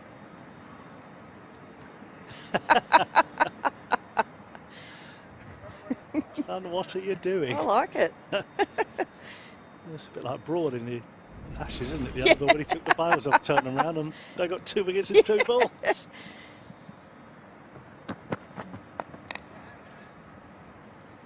We're a superstitious lot. So, you upset the batters a little bit if you can, the bowlers, when it's, it's been tough going on this surface, and sometimes those little things can get under your skin a little bit. I don't think Labashane was too worried. No, not when you're 147 not out. 148. So.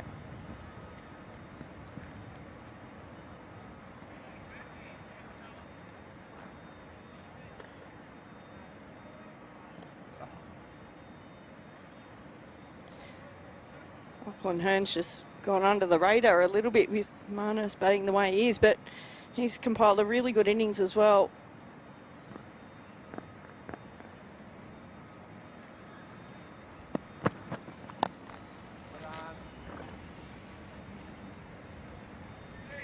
Just no assistance in the pitch at all, is there, for the fast bowlers? So you've got to try and really think outside the square here. Whether your slow balls come in, your bounces, slow ball bounces. There's still 17 overs to go till the new ball, so that will seem a long way off to South Australia at the moment.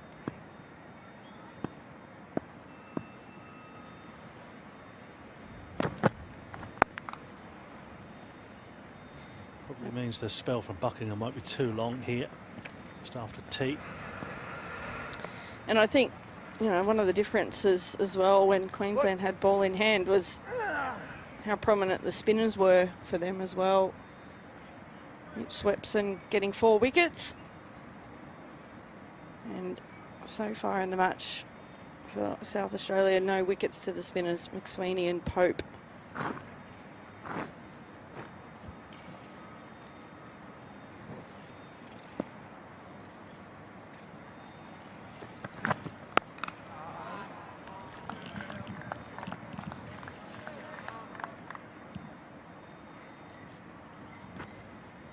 They've toiled hard, the South Australian bowlers. It's been a good day for batting.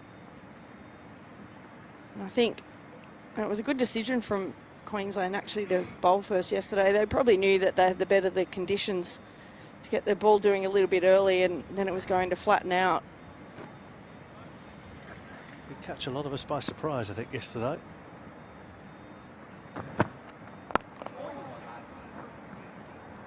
So Labashane got it spot on.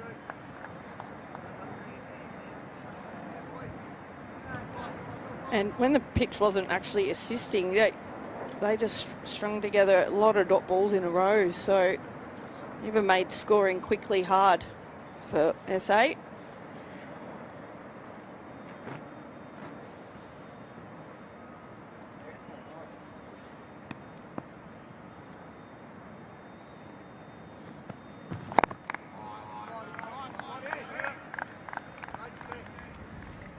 Two from the Scott over, 3 for 261. So the lead is 33.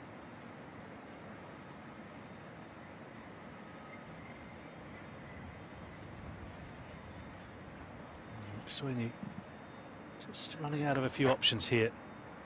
Desperately needs 2 or 3 quick wickets. South Australian captain.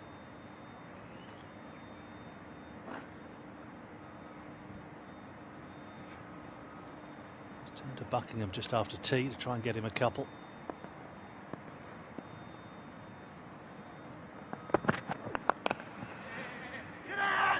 Through for 1 here. Pope is the fielder. And they're home. It was a good early call. When he first hit it, might have been a little bit tighter than it was, but he's got long limbs. Conhernan got there comfortably.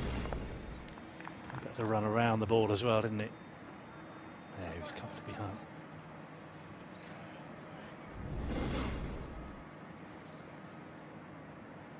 It's been a tough day for Lloyd Pope so far.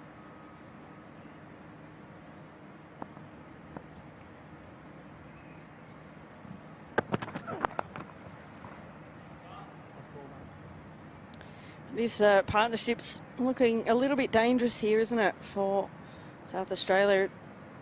Just trying to get through their overs a bit quicker. They're quite behind, aren't they, in the over 8?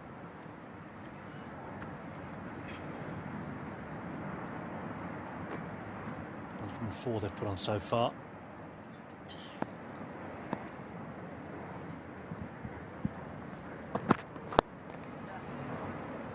Labashane has played that shot all day. He picks up 1 or 4. He's generally been able to guide it into a big gap. And picked up a boundary. There's much more protection out there now to keep it down to 1.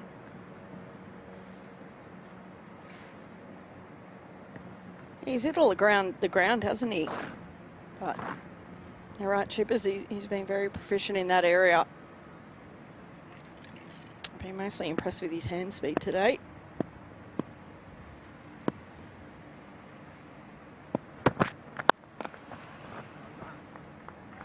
Well fielded by Sanger.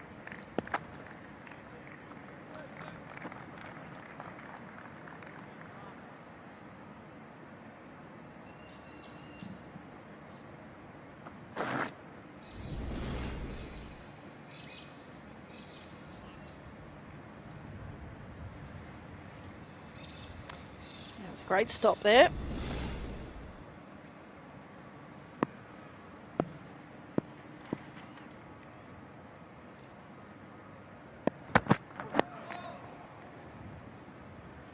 Flicked into the onside. So the unpredictability of New South Wales and their plans work. And Callaway's gone for 47, chopping on in both innings. And Victoria lose a 3rd wicket. And Hatcher gets his 2nd. He's now got 7 for the match. Victoria 3 for 87. Outstanding ploy there from New South Wales and Jack Edwards and Hatcher just coming in, steaming in, and it was just something that was awkward. The running got a bit weird and the shots were a bit weird. He batted beautifully up until probably that last 5-minute stretch for him. But even the previous over with the cover drive and the glide, like it's almost like what was happening with Hanscom was unsettling for Callaway. As we see some of his highlights of his 47, there were some really attractive shots played amongst the plays and misses. But yeah, you could see how frustrated he was with that one. And credit to New South Wales there, and credit to you, Crossy. You said that you just feel something happening. That it was all just a bit unusual. Yeah. And sometimes in a game of cricket you need to do that if you're New South Wales. Like they're 164 behind now Finally got 3 wickets. The dreaded number 87 up on the board brings a wicket, but it's something was going on, and now they've got another youngster that come to the crease in Peak, and I dare say they're going to attack Peter Hanscom the way they were. 4 for 51. It was an impressive spell from the all-rounder. It certainly was. He hit some good areas. He got the ball to move around. Even despite bowling into a fairly strong breeze, he was able to hit the deck hard and trouble them with some shorter balls as well. So very impressive today from Brad Hope. And the Western Australian batters got some starts. Joel Curtis looked solid, but no one could quite go on with their innings and really take the game away from Tasmania. And Tasmania went to lunch at 1 for 2, and it looked like Julie controls that, and it's caught at backward square. He gave that away. He didn't hit it down the throat of Sam Fanning, but it was pretty close to it. And Caleb Jewell has to go for 36. Just tried to help it on its way, and Fanning was lying in wait, took the catch. And that changes the game, Mark Devon. It was an easy catch, and the 2 fielders were set up for that, for exactly that dismissal. So you might say some good strategies from the Western Australians, but I think Caleb Jewell would be disappointed in the execution of that shot, knowing there was 2 fielders out, and he's hit it straight down their throat. So unfortunate dismissal for Tasmania and Caleb Jewell, who was looking good, scoring 36 off 49 deliveries, and he certainly would have been keen to push on and put the game further in Tasmania's favour. But with the breakthrough, brings another fresh batter into the crease, as Brad Hope will come in to join Jordan Silk. Well, the last 2 wickets fall for Tasmania. Weatherald and Jewell have holed out into the deep.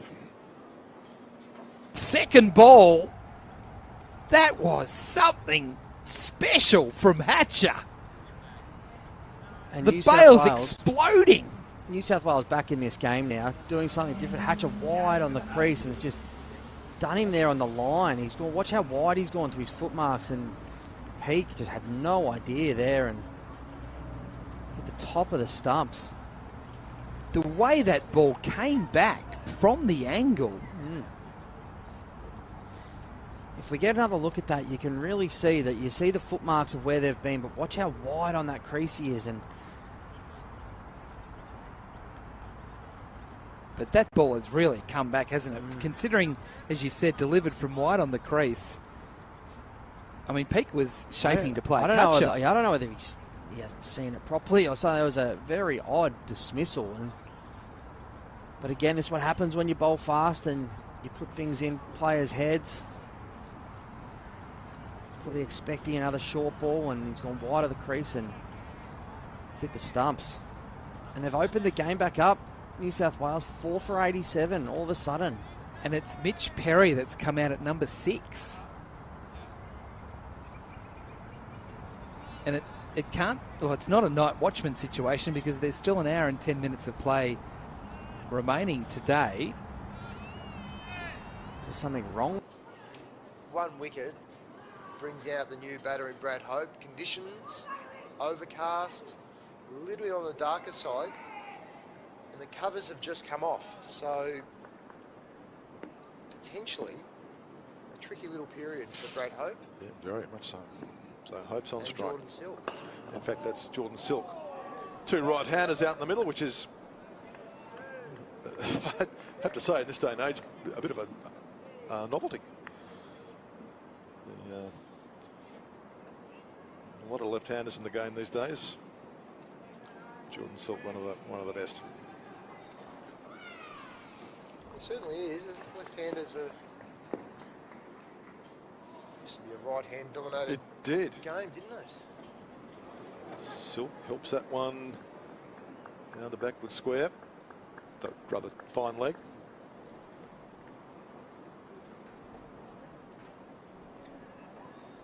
Well, the feature of the day really was the innings of Jake Weatherald, a quite brilliant 94 off 99. It was a wonderful innings, full of delicate placement, use of the wrists, good use of the space on the ground. It's a wonderful power. And just as he was in the side of a three-figure score, he too holed out into the deep. But that partnership, he and Tim Ward put on a partnership of 102 for the second wicket that really got Tasmania on top in the game. But Ward made 24. Jewell's gone for 36 and Weatherall's made 94. So that impetus has sort of left the innings. It's now up to Silk and Hope to get it back if they can. Here's Aaron Hardy over the wicket. We've seen that a few times today. Losing their rhythm in the run-up, pushing uphill into the breeze. Yeah, you're right, Pete. There's that partnership really has broken the game open because we haven't seen a decent partnership all game or any player really go on with their innings until Jake Weatherall earlier today. The 102 partnership between Ward and Weatherall by some distance is the highest partnership of the game. Absolutely. And I think Weatherall, I don't know exactly the number, but 80% of the runs were scored by Weatherall, and Tim Ward played a suitable role in rotating the strike and building that partnership. Hardy to Hope. The end of the over, 4 for 179.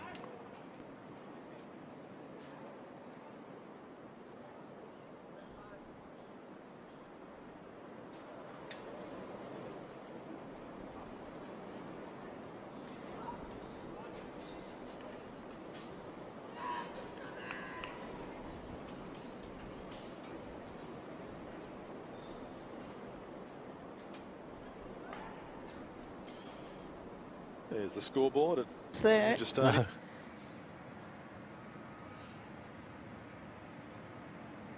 Well, it's kind of hard when you're reaching a half century and the person at the other end's 148 not out. Well, also a good sign. Job not done yet. Yep. I'm not satisfied with that.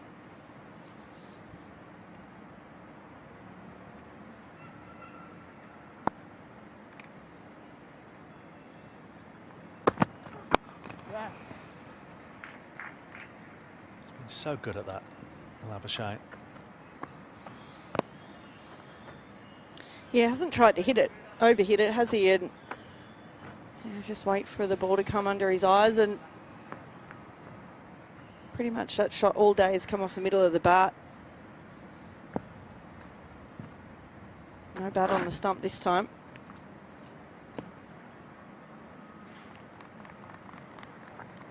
Not sure why he's sweaty. He's done nothing all day.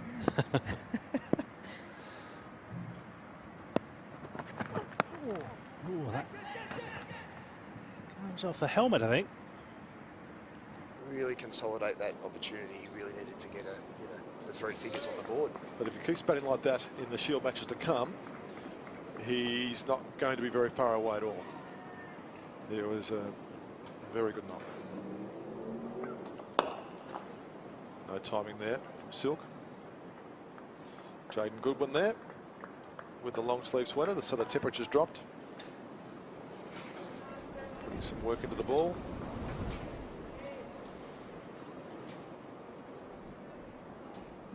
You notice, Pete, how the field has changed as the wicket seems to have flattened out. You can see the field is now more in front of the wicket. Silk is just getting into his innings, but they've only got the one slip in a gully.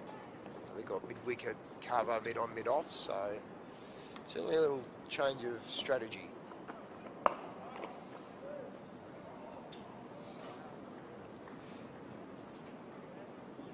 Just before Tim Ward's dismissal, in fact, the field had changed from a very much an attacking field to more of a holding pattern field.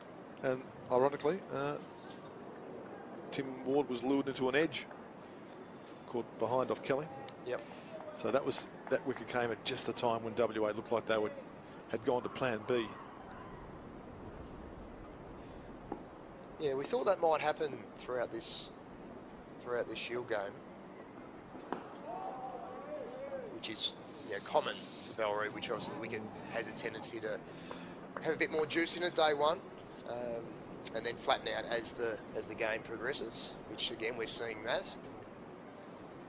And these field changes are reflective of that. So the lead is 178. But Western Australia knows that when it does chase, there's a very good chance there will be very little scoreboard pressure in terms of a run rate required, because there's so much time in the game. Yeah, the run rate won't be a problem. There's the end of another good over for Matt Kelly, 4 for 179.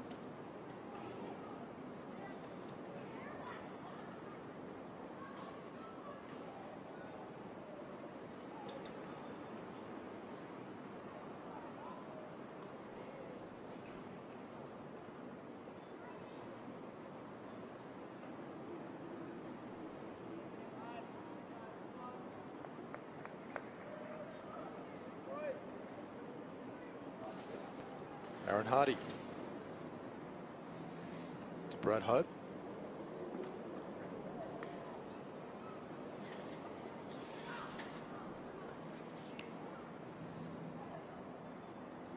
It's interesting, Pete, thinking back to the toss of the coin yesterday, and we had Mac Wright in the commentary box. Obviously WA won the toss and elected to bowl first, trying to extract as much out of the pitch as they possibly could. I remember Max saying they weren't too concerned about having to bat first.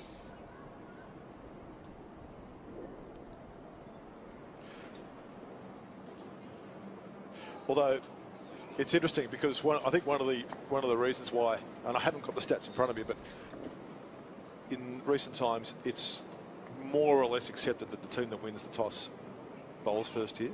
Yes. But one of the reasons for that is that means that you will also bat last here when the wicket becomes very good. Yep. So you can have a final day chase. So WA have got that up their sleeve. If this wicket is going to improve for batting, they'll probably get the best of it when they do chase their target.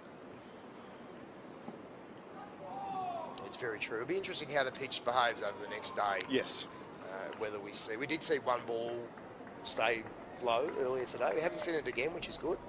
But it'll be interesting over the duration whether that might be something we see more of. This is good steady stuff here from Hardy and Kelly. They're doing the right thing by their team. They're just keeping it dry.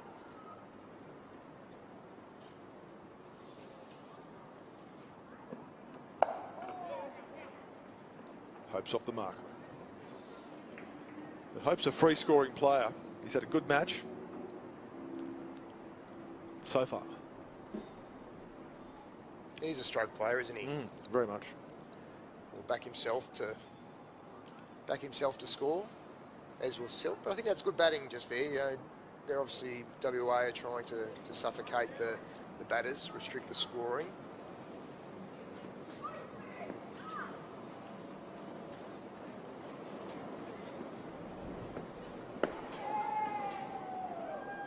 Like we said, just the one slip in place. A bit of a ring field happening, although the sweepers are out.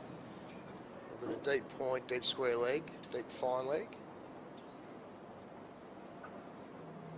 I wonder if we might see a surprise short ball at some point. Well, there's men out there for that purpose, as Caleb Jewell found out recently. Silk on the 17 is looking pretty good. As he did in the first innings. It's a very well compiled 35. He's looking like he had the game in control in the first innings, and he's looking really good so far in the second innings too.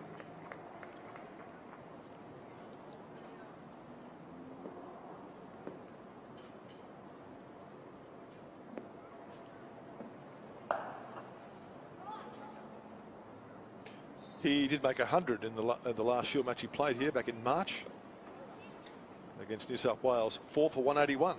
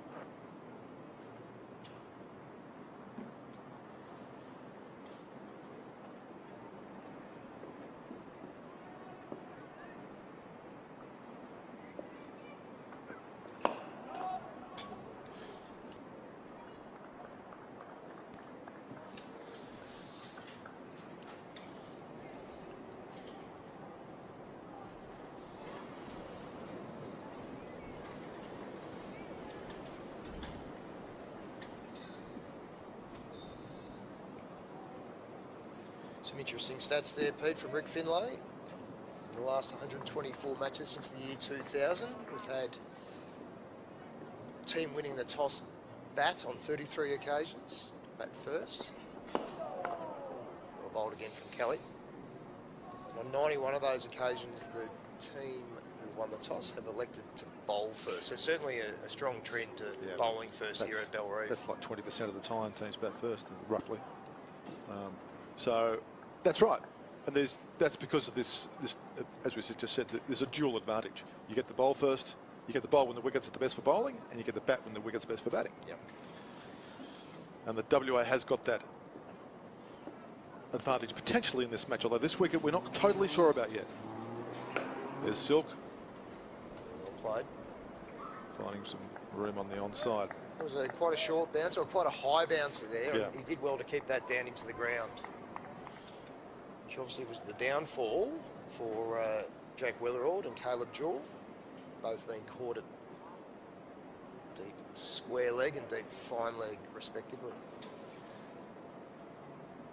He's gone. And New South Wales halfway through Victoria's second innings. Hanscom went for it.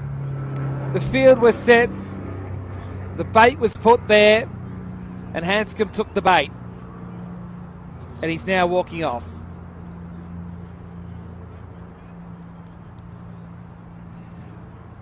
Over the journey, it's been a really productive shot for him, but it's been a couple of times in the last two Shield games that it's been his demise, and teams have gone to it over the years, and with 3 and 4 out, and he's just continued to play it, split gaps.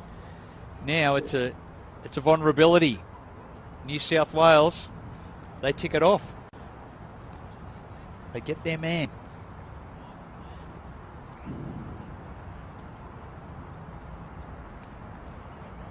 The strategy was set, it was executed, and they come out on top. 5 for 93 now. Who's in front?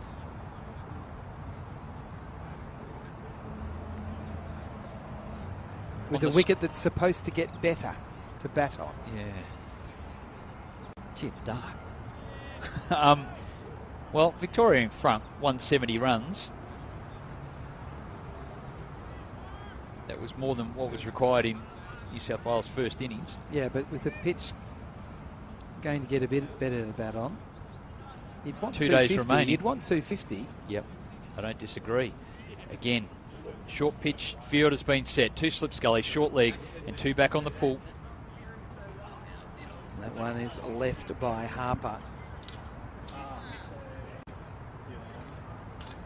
I'd be interested in what the light meter would read now. This is gloomy. Yeah, I think Perry's having a chat to the umpire and sort of saying, have you got your light meter in your pocket? This is when the street lights come on. Yes, it's like that's this. right, exactly. That's what I'd be looking for. A street light to come on Fitzroy Street and say, well, hang on. It's a bit lighter away to, so the weather. Playing a bit of lawn tennis out there. Swatting that one into the onside. I think his parents were tennis players or tennis professionals. Is that right? Yeah. That's interesting. I believe so. You can imagine him out on Rod Laver Arena, couldn't you?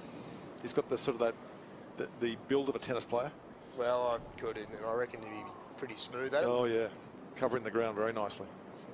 Probably go pretty well a lot of different sports. Hope timed that one pretty well. Forced it through the hands of Cartwright at short cover. I guess that's the genetics of the hand-eye coordination from tennis would lend itself to cricket pretty well. I think so.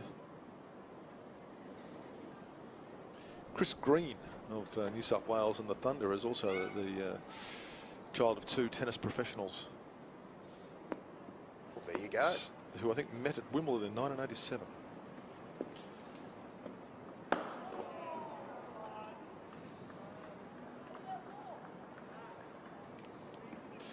Of the Thunder, New South Wales and Lancashire. It was interesting to see Chris Green batting number 6 for New South Wales in the Shield game at the Wacker. He's almost becoming a a batter who offers a bit of spin. His career, but he had a very productive time at Lancashire in the off-season. Mainly with the bat.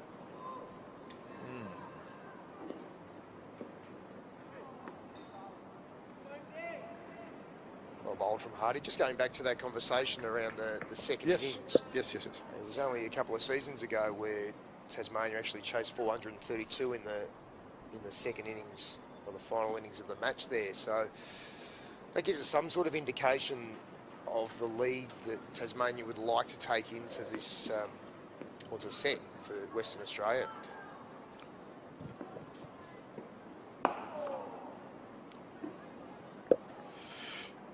Well, you go ahead. Yeah, I'd be thinking something of that. Yeah, somewhere between 350 plus is what Tasmania really want to have up their sleeve. Oh, yeah. With the amount of time left in the game. Totally. There's no pressure there.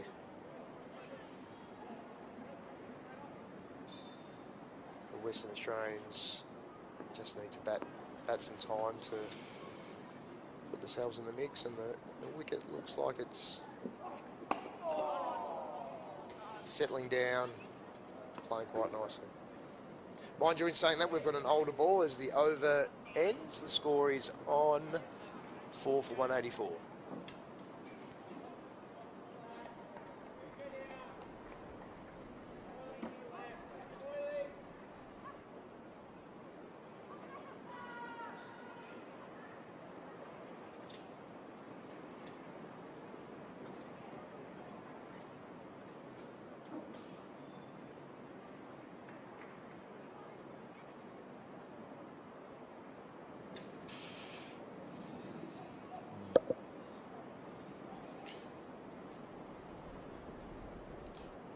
Rain has stopped play with Victoria 5 for 93, leading by 170 in Melbourne. Marnus Labashane's gone past 150 in Adelaide, and he's gone past 500 runs for the season in the One Day and Cup and Shield cricket. So he's churning them out. He's had a wonderful start to the season, and credit to him being able to, he's obviously had a lean period for Australia, and he's obviously worked very hard, and he's getting the rewards for that hard work. So, well played to Marnus Labashane. The Tasmanian run rate's back to 4 per over. It was up around 4.5 at one point when the weather-ruled Ward dual phase of the game was in full swing. But they're doing a very good job here of just pegging Tasmania back. Just on the run chases, I think the stats tell you a lot, but really, even in the last 5 years, with the amount of T20 cricket a lot of these players play on the final day of a match. I know there's different conditions, but anything's possible in the last 20. They can. These players can hit the ball a long way and very often, and they are more than capable, and they wouldn't be intimidated by too much scoreboard pressure in those circumstances. So it's you've got to keep taking wickets when the chase is on, but if the wickets does flatten out, it becomes a bit of a challenge. Fascinating scenario. Nice to see some sunshine at Ninja Stadium. Yeah, and we've got the school kids in the hill having a great time over there. They've set up the chairs and having a ball. Their own little Shield game happening. It's great to see. It is fantastic.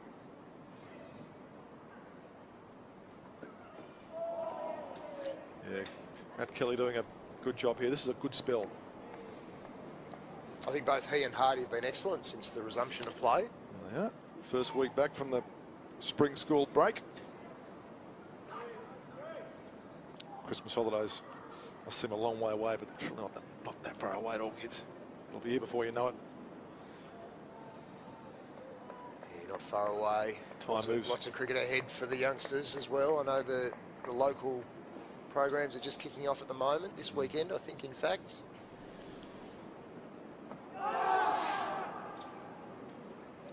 We're basing our conversations about run chases on the assumption this will be a good batting wicket.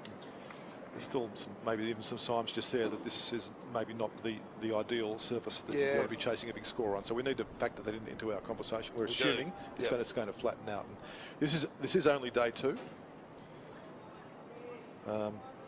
Yeah, you're right. There's been a couple of signs in that last ball there. Probably didn't get up as much as what Brad Hope thought it might. Last ball of this Matt Kelly over. 3 for 38 so far in this innings. Really good control. Right arm bowling. Another good one there. And WA a bit animated now. They've got some energy. The end of the over. David Lithgow will be in next. It's 4 for 184.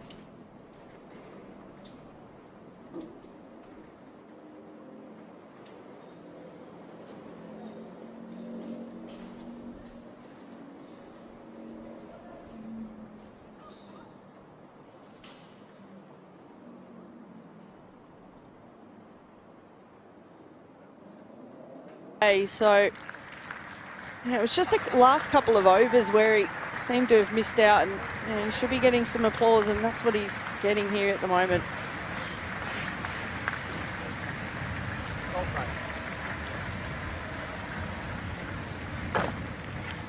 So 556 runs for the season so far for Marnus Labashane across all competitions. And that is a good sign. But what's a good sign for South Australia is the big man with the mo, Wes Agar, getting his third and getting the fourth. But the pain doesn't end. It's almost like a conveyor belt of run scorers. Jimmy Pearson comes out at number 6. Jack Wildermuth and Michael Nees are still to come, and Queensland still firmly on top as the wind picks up here at the Adelaide Oval. Agar steams in. And this really is the time for South Australia. We saw it with Queensland yesterday.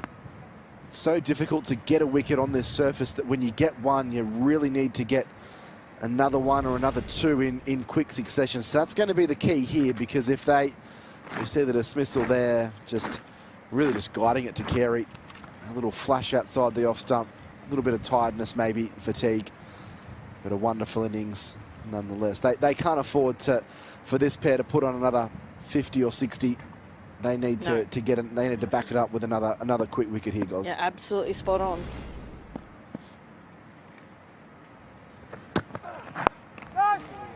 Yeah, it was funny about that Labashane dismissal. He just got stuck on the crease. His footwork's been so good today that, you know, on that occasion he kind of relied on his hands to get through the ball. But well bowled from Wes Agar, and only just carried to. That out with the.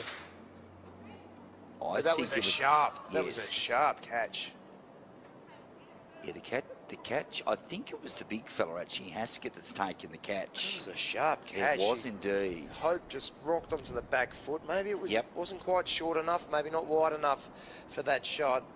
He's got the edge and a very sharp chance. We'll just confirm who took the catch. Well, that did come from nowhere, didn't it? In a sense that.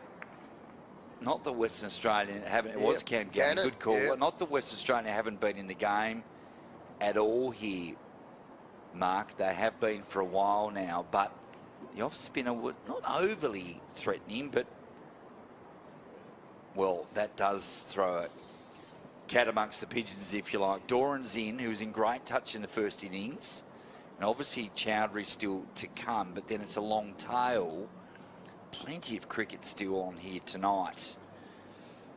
Rick Finlay gave me a firm no when I said that wicket will be, I'm far from suggesting a minefield, by the way, but just sometimes last year there was a little bit more activity on day 4 than the previous couple of years. Of course, the next couple days weather will play a part, because there's not a lot of sun around, is there, for a starting point? So, yeah, that's a big one. And it is a different game now at 5 for 185. Now, Doran was instrumental in getting that total to somewhat respectability in the first innings. He's going to have to continue that form here.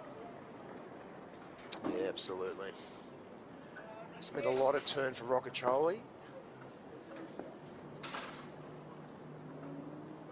All the sweep just outside the lines, the initial thought. Geez, it looked good. Looked good to me. Maybe you're right there, Flash. Good call. Just outside the line. Just a whisker, Very not tight. much. Shioli was absolutely adamant. 48 overs gone, 5 for 185.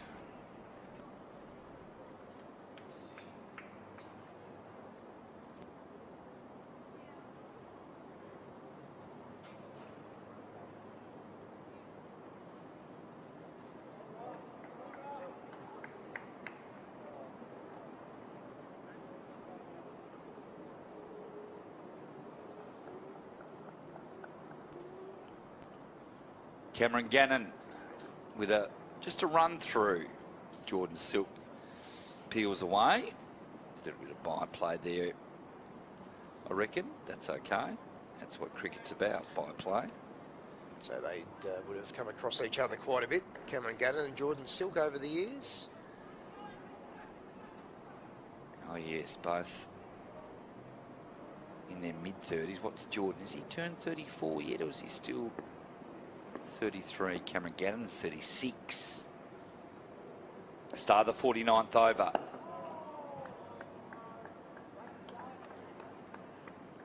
I think he's bowled pretty well, Cameron Gannon, all Shield game. He's done a lot of work uphill into that breeze. Good call. Just took the catch in the previous over, so I would say his spirits would be pretty high. That was a sharp catch he took, and now he's got ball in hand in a pretty key part of the game. 5 for 185. This next hour's pivotal, Flash.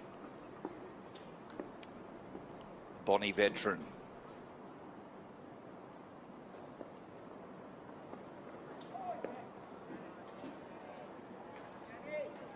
It's been an excellent Shield game so far. I don't think there's any doubt about that. Thoroughly enjoyable. You haven't wanted to take your eye off the game, have you? Just there's things happening, some great stroke play from the batters. There's just been enough interest for the bowlers to keep you interested.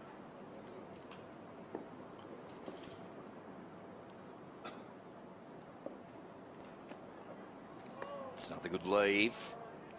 Probing areas.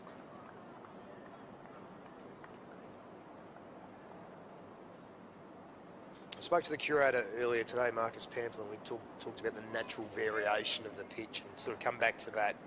From day one, there was a bit of moisture in there, maybe a bit of softness early in the game, and perhaps a little bit of indentation happening from the ball on day one. And perhaps some of those indents are still there, so if the bowlers can hit those marks, we could still see some variation. Oh, that's a good one. That might be a little example right there. Well, that's my thoughts about the day 4 here now. So, does it offer a little bit more for the bowling team? It's come back a long way, hasn't it? Yeah, it hasn't got up just as much here. That's the question, Flash, isn't it? Yep. How does the wicket play out? We know that it's, we've just come out of footy season here and the square's just been reseeded, so it hasn't got that same depth as Gannon comes in again. Oh, it's a ripping delivery. Big old-fashioned off-cut of that one, hey?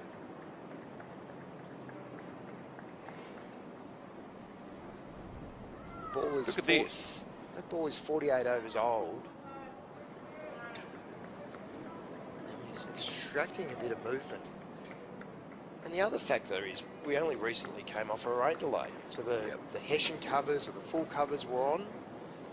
And it would be fair to say we have seen a little bit more happening since that delay.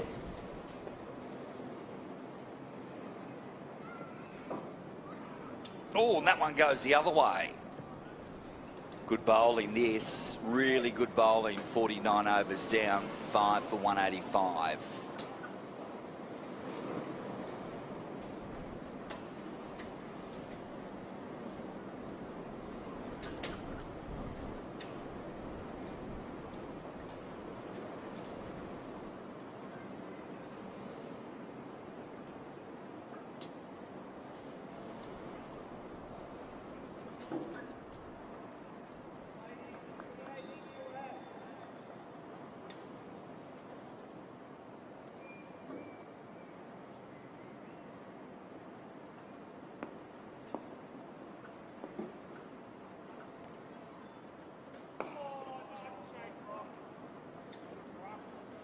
Rocacholi into his work here.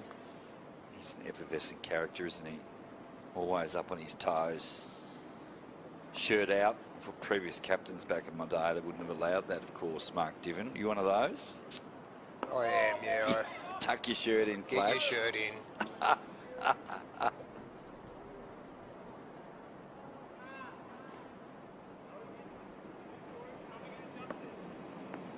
Feeling my age there, Flash, Yes. saying that. Oh, just a little bit of bite. Just a whisker. I was watching Rocacholi, looking at some footage from previous, actually the last Shield game, and he does get a lot of drift, but his drift is really working into that westerly breeze. So we're not going to see a lot of drift from him, I don't think, Well, there's because fully. of that. And we're also not seeing a lot of spin. Yep. So conditions for Rocacholi in this game are, are really challenging. So his importance for him to hit a good line and length as he comes in and bowls to Doran. Well, there's the wider one. Well, there you go. It was unusual. So just those scores: South Australia made 228, Queensland 4. Did that come off the toe? Was that actually runs? Yeah. Oh, it was extraordinary. It was a strange Initially I thought stroke. it was just left the bat out there, didn't he?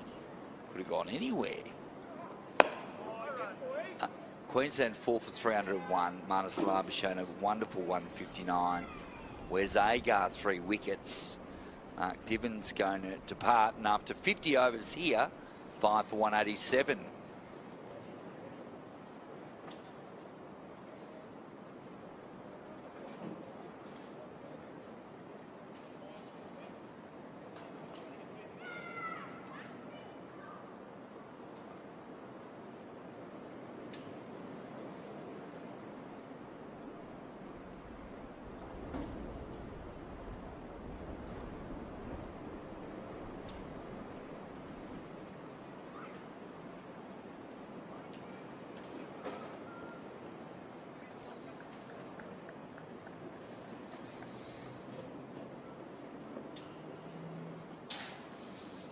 Great to have you with us early evening, David Lithgow. Rick Finlay's just popped back into the box. Knife edge this game. Still Tassie just in front, but not by much. There's that 55-45 rule, I think. Jordan Silk's not out 21. Jack Doran's not out 2. What's your little percentage in the game, Rick? Well, since I was on last, West Australia have fought back, so they've certainly increased their slice of the pie. That ratio that's got to add up to 100. I think you're probably right. 45. Yeah. No, I'm going 50-50 actually. Yep. Yeah. No, it's fair enough. The bouncer. Jordan Silk just hinted and walking Cameron Gannon there a little bit and dug one in. Yeah, Jewel and Hope dismissed in quick order, and 5 down doesn't look quite as good as 3 down. Jordan Silk has meandered up to 21. He's in no hurry. He's a bit befuddled by the movement of the pitch in the last over. At the end of the over, he just walked up the pitch with his arms extended wide as to say, how do I play that?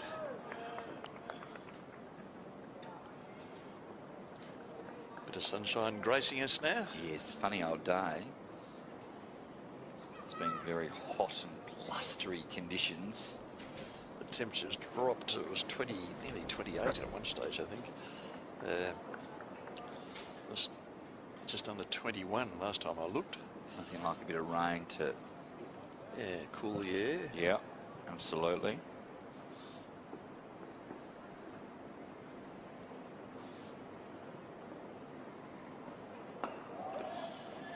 Quick single, shot, stumps. I think Jake Doran's dive was quite necessary there. If it had hit, he might have been in trouble otherwise. Yes, but that's what I'd like to see a bit more of. I remember Weatherald and Ward were taking really quick singles at will, and it disoriented the West Australians to a large extent and enabled them to get away. Jordan Silk and Jake Doran might look at doing a bit more of that. There are gaps there.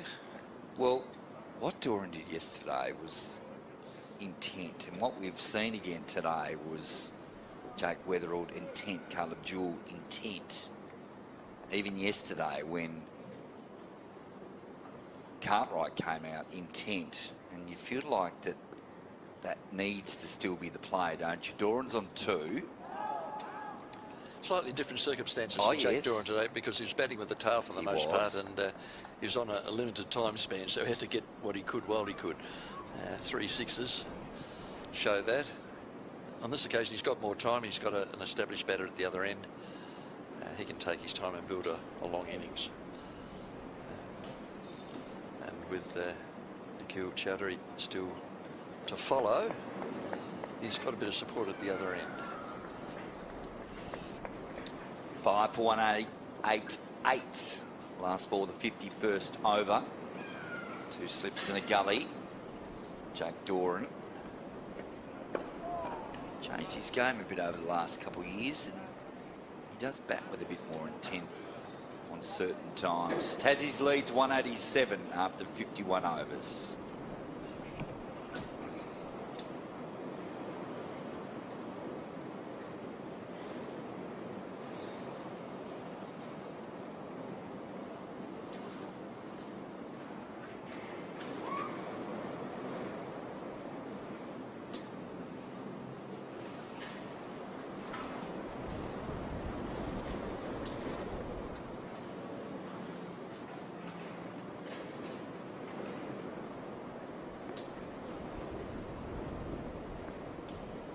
Silk on strike again. Drive down the ground. Can't beat the field.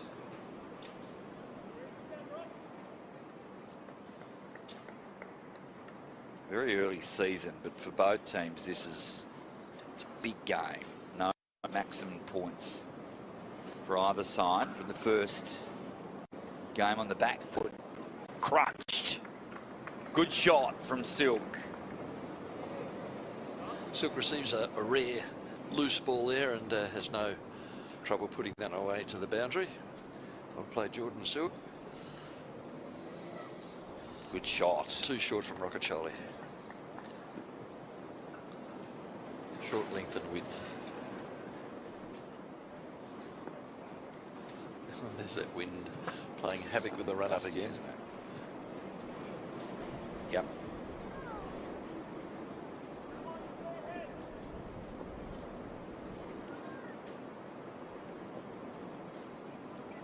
There's the cut shot again.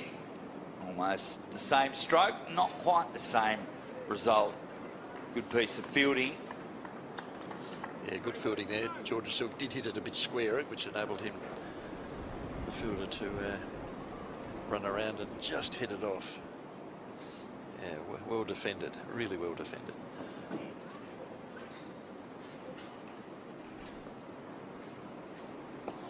It's a better length.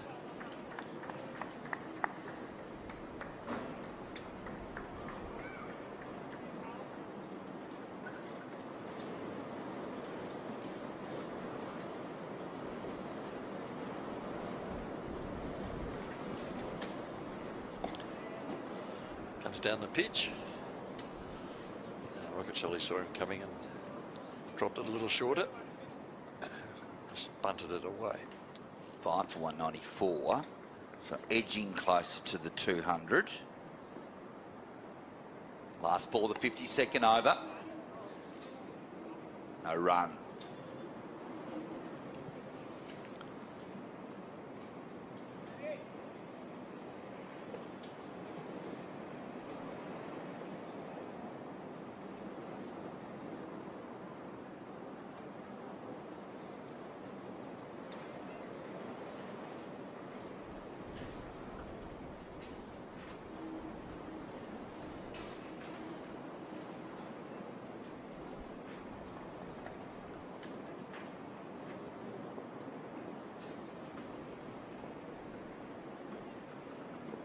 Gannon to continue. Pulls out at the last moment. Good decision.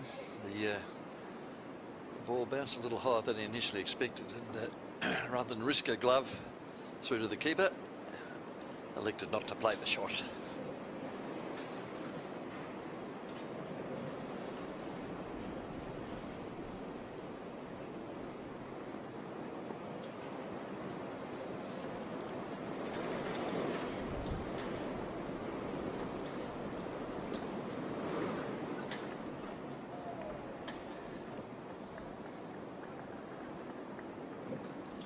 Right at a knife edge, isn't it? It's a fascinating discussion about this wicket. How's it going to play? And, you know, I'd be pretty surprised if it wasn't even better again tomorrow.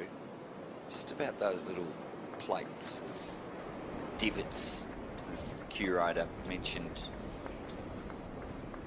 Divot, you know, how does that play out on day 4? As LBW's coming to play. Doran, nice shots. Picks up a boundary, his first of the innings. It's probably a bit of a mistake by Western Australia not to have a sweeper on that very short boundary. Not having one's cost them 3 runs there. Yeah, and I heard Peter Newlands talking about it before, about, you know, it's 270. You know, what is that sort of score? How does that look? I guess with the... Barely enough, I would think. Possibly, but the query is just that Western Australian top order. It's been a little dicey as now Doran goes down the grounds. Bulk runs here again.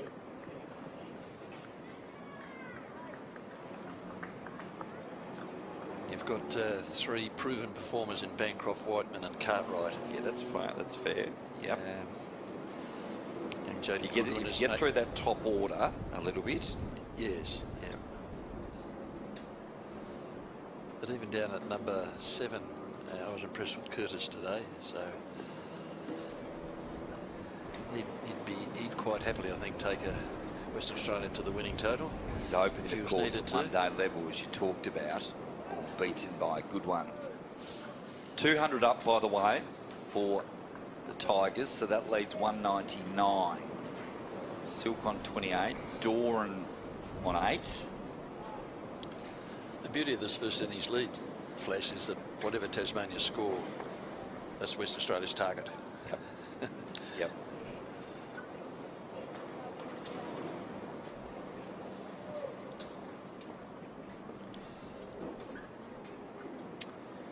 It's a simple mathematics type game.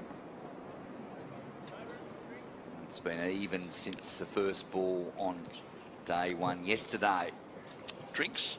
We'll have a break ourselves. Stay with us. 5 for 200. The lead is 199.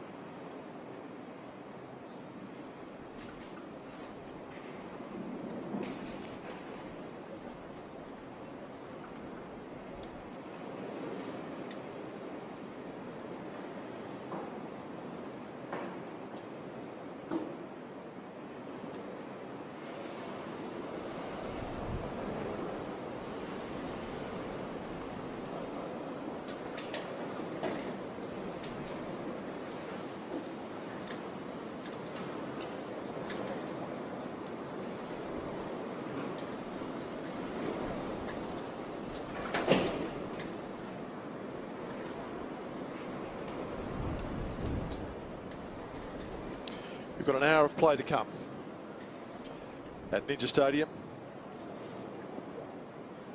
And the game is very evenly poised.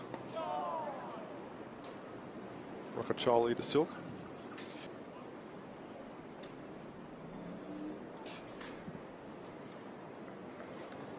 Sun shining at Ninja. Rockacholi round the wicket. It's been a good spell. It's got a wicket already. And his figures are pretty good. 1 for 28 in his 8th over.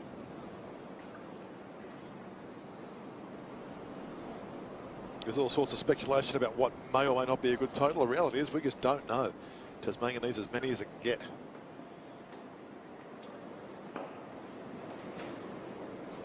And this partnership is worth 15, so a period of consolidation here after Tasmania lost the wickets of Jewel for 36 and Hope for 2 after the half-hour rain break we had.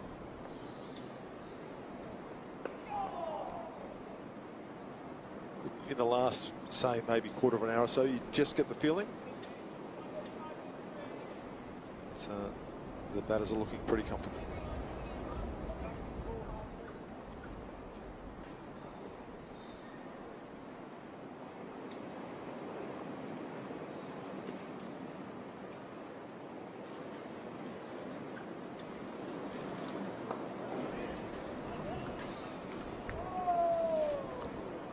Peter Newlands and Rick Finlay with you at Ninja Stadium. The lead for Tasmania is 200.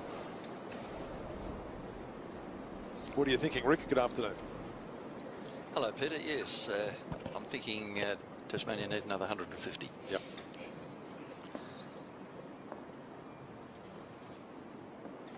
Still 2 full days to go.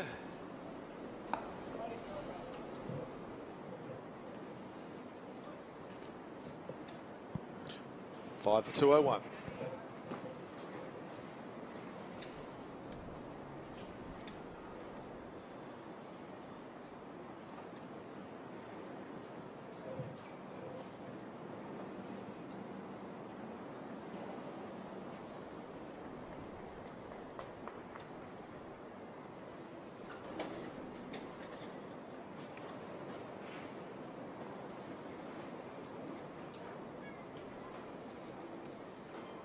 Cameron Gannon,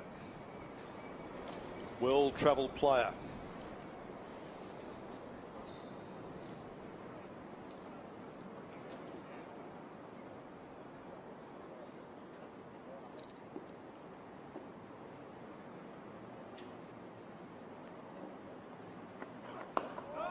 This pair played against each other in the 12-13 Shield final. Cannon was playing for Queensland in that match. Jordan Silk playing in his second game of his career. Of course, Gannon was here in January as part of the Hurricanes' triumph. He's, of course, he's got an international career to his name with the USA. 36 years of age. Debuted for the USA in 1920. Oh, that's in the air.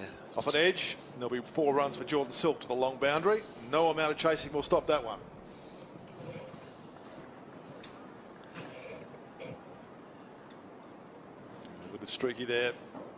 He's just evades Gully. He does. Silk's into the 30s.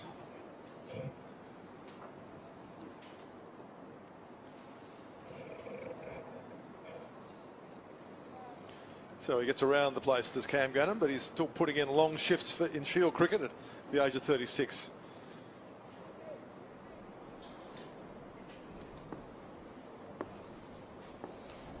I think his USA representation comes through parentage.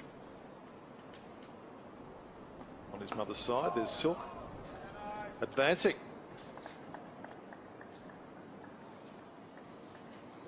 So real signs of intent there from Jordan Silk. Yes, if Tasmania can get a lead of 350 by scoring 350, that'll probably take them close to lunch tomorrow. Yes. 5 sessions to go. If they can even extend that a little bit more and get a target between 350 and 400, leaving Western Australia, say 4.5 sessions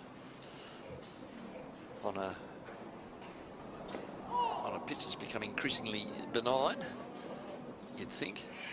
There's a lot of batting to do before there's a lead of 400. Yeah, yes, you need to double the score, basically. I'm not sure that the bottom order is up to that. We'll see. But there's still some good operators to come. Oh, yeah. Absolutely. Nikki Chowdhury. The bulk of the scoring, I guess, though, would need to be done by this pair. Yeah. Chowdhury chipping in. That's a best case scenario for Tasmania, and they're batting at lunch tomorrow. The worst case scenario is that they'd lose more wickets tonight.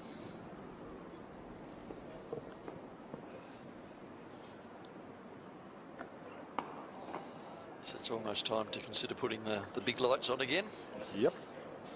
As they were briefly before the rain came.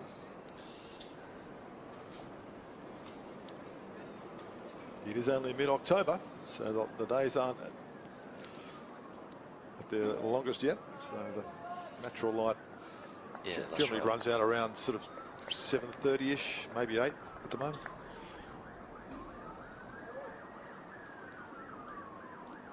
Last ball of Cannon's 16th over. A real workhorse. 5 for 206.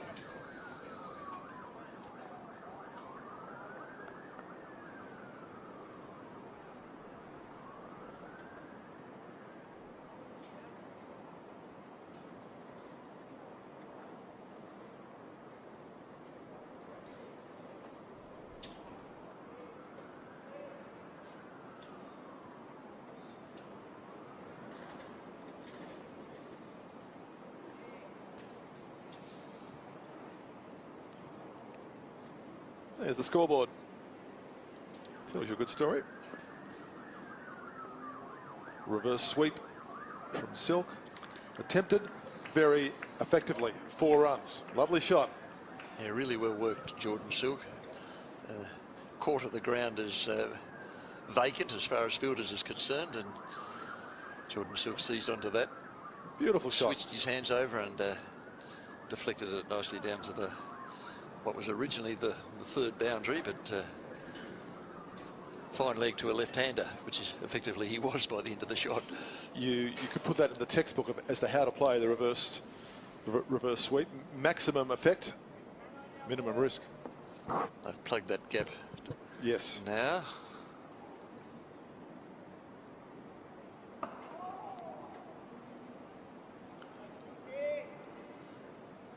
Silk will probably be happy with that 4 runs this over.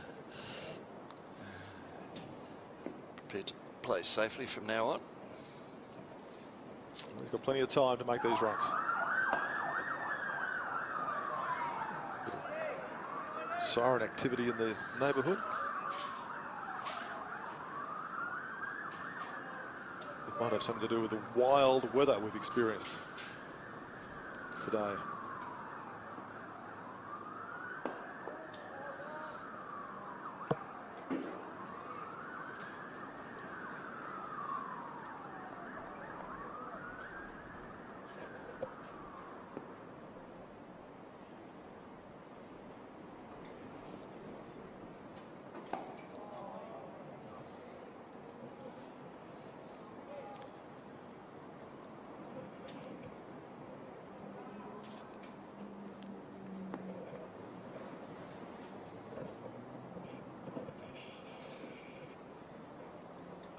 Lovely use of the feet from Jordan Silk.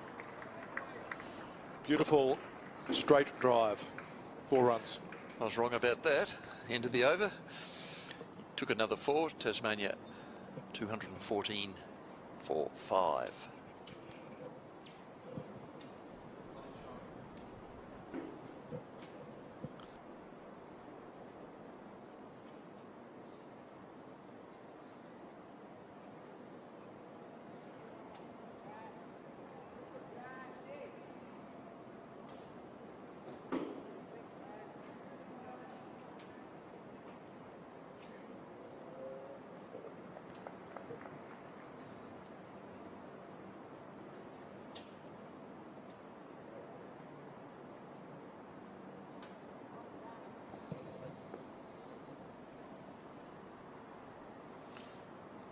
It's Cameron Gannon around the wicket to Jake Doran.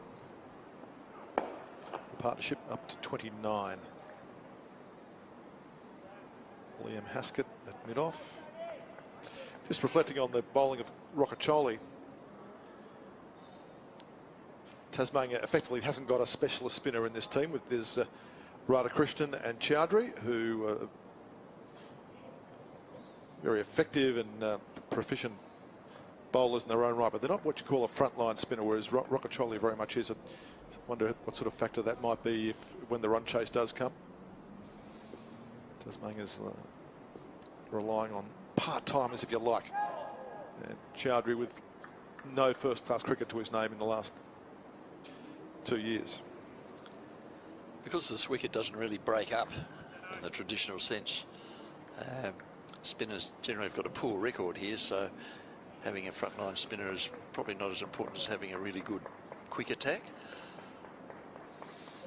You could probably get away with not having a frontline spinner at all, as really Tasmania are sort of done this game.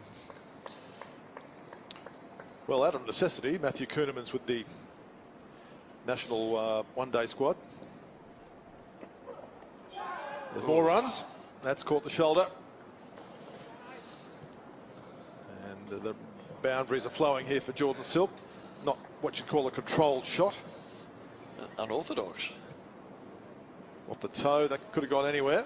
I don't know whether he was trying to pull out of it at the last minute or not, but it flew over the keeper. Oh, he's got it. That's his third boundary in 7 balls, I think. Yeah. It's getting dark again. Quite noticeably. This is hard going for the batters.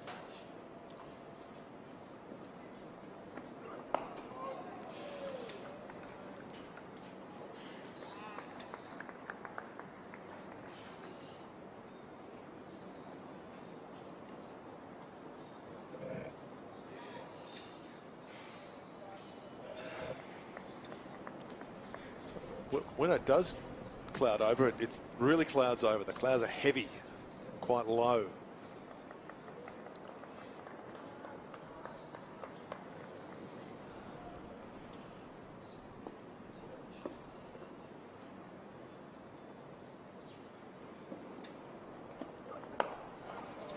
His toes.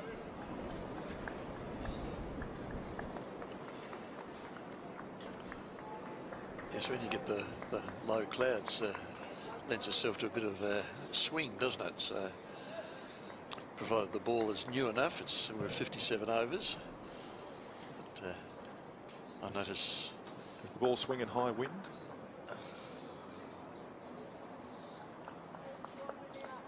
That's the adjacent ridges around the eastern shore of Hobart.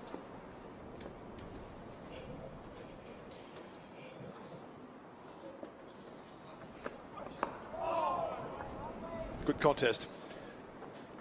5 for 219.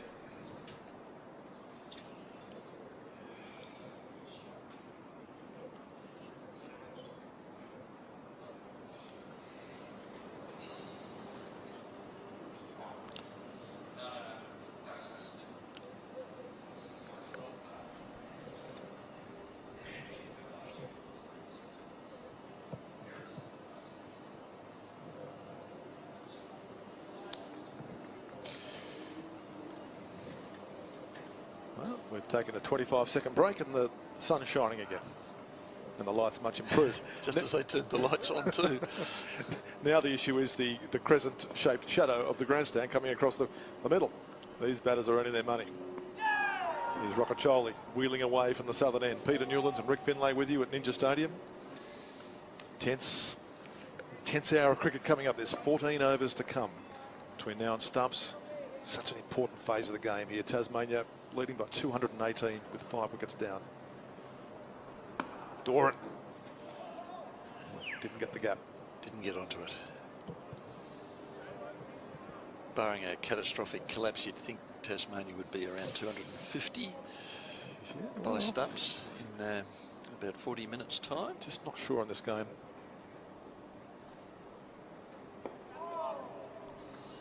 It's a well-taken single. That's what I'd like to see a bit more of. Keep that score moving, break up the Western Australian field.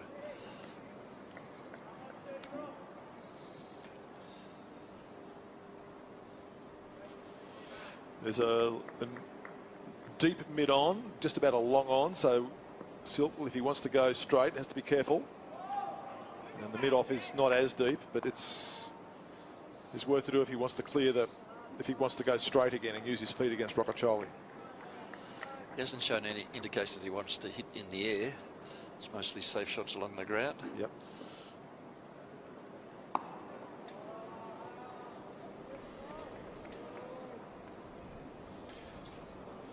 Rocacholi with the bandana. Haskett warming up at fine leg.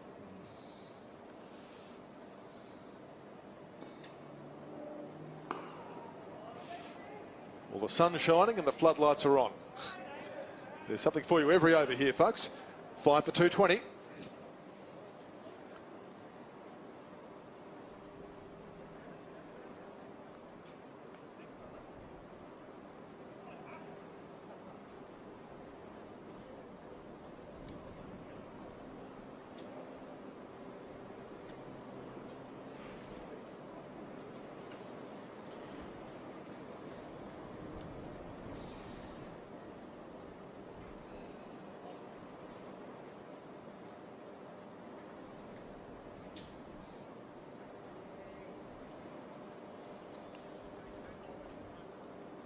Well, there's the picture. It's worth 1,000 words. Floodlights on, the ground in half shadow, the other half in sunshine. And we've got 13 overs to go.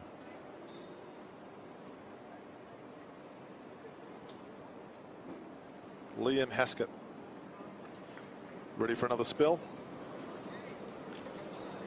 It's been expensive this this innings after the havoc he caused in the first innings. 9 overs, wicketless, 50 runs for this innings.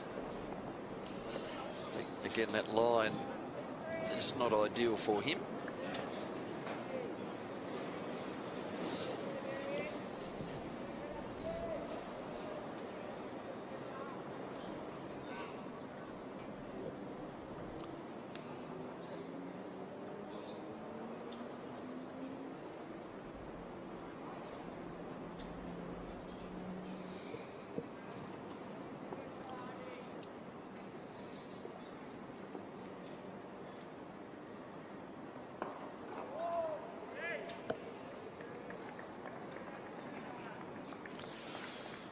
Jake Doran, of course, yet to be dismissed this match, Peter. Carried his bat in the first innings for 41. Coming in number 7. 10 off 27 balls this inning, so he's looked pretty solid. He's had a good match to go with his 5 catches. He has.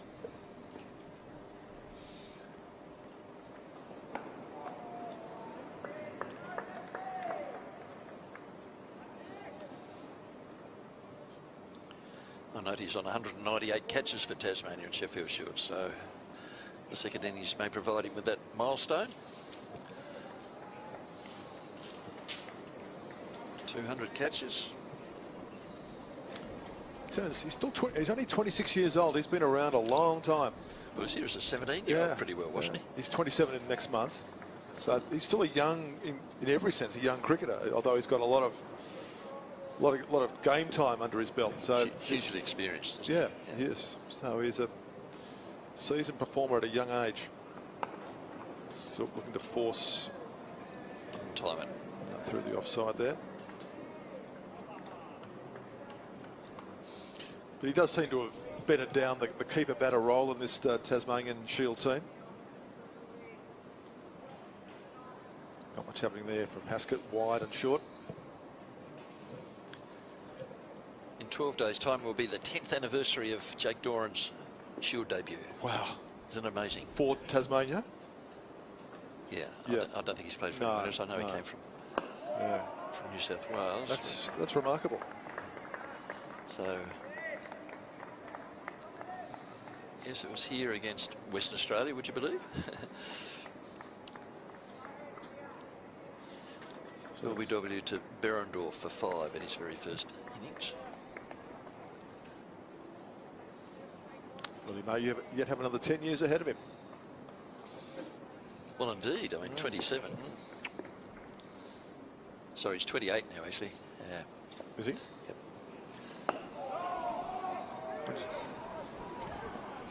28, 29 next month. Okay, got that a little bit wrong. Years have rolled by. They have. Still, a player in the 20s is still a young player in this day and age. 5 for 221.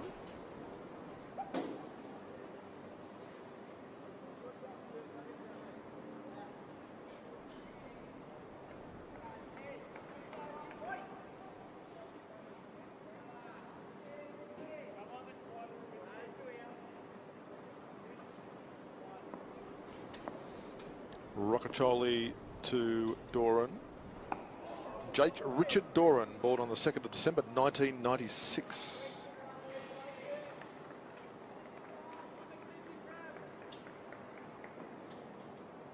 '82 first-class matches, averaging just under 30.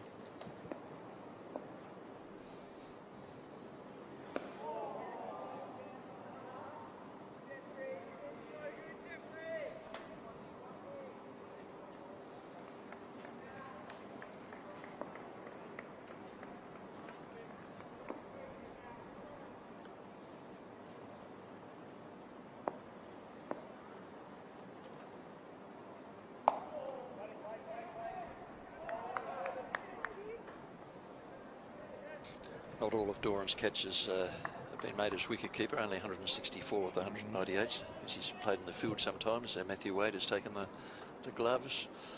Jimmy Pearson has completely missed that one, and McSweeney, the South Australian skipper, gets a wicket. It's now 5 for 309. Yeah, well, that probably wasn't the best delivery McSweeney's ever bowled, but it's got the job done.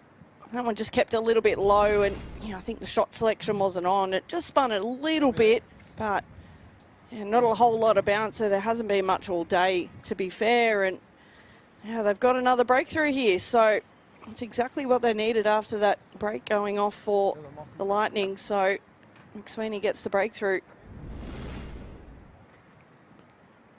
Pearson out for 9. And Queensland now 5 down. So South Australia getting a couple of wickets in relative quick succession. Yeah, it's interesting with that shot, though. We've seen what's worked for the batters today, and quite comfortable to hit down the ground straight. There hasn't been any demons in the surface, and that occasion just kept a little bit low. So I'm sure he'd love his time again, Jimmy Pearson. Yeah, brings Jack Wildermuth to the crease. Another really good batsman. It's almost a match-saving century in the Sheffield Shield final last summer. He's got a job to do here. Michael Neeser after him. They wouldn't want to kind of throw away this really good start and lose a whole bunch of wickets and find themselves skittled for 350 or 360. Which is the risk now with a couple of quick wickets. Hearn's still very well set, though. Yeah, he's the key, isn't he? But for Queensland, lucky they do bat deep. Now flowing through a nice drive into the covers. No run, though. Good piece of fielding across there by Sanger. He's done a job for his side, McSweeney. He's been tidy and tight. Hasn't been easy to get away. He's done his job. He probably underbowled himself, to be fair. And you're right, he hasn't really been taken to task either, so he's done the job. Very good, Gordon. So Tasmania's picking up the runs here, not with ease, but there's a nice rhythm to this partnership now. I like these singles, Peter. Yeah. Oh, yeah. Particularly with a right-left-hand batting combination. Ascot not making much happen at the moment. He's round the wicket to Silk, who's on 47.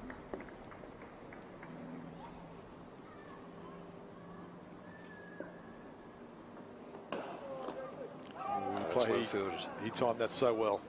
That was a classic front foot cover drive. And plaudits all around there for Cam Bancroft. In fact, his teammates ran in from different stations to pat him on the back. Pat him on the back. That was the literal definition of a pat on the back.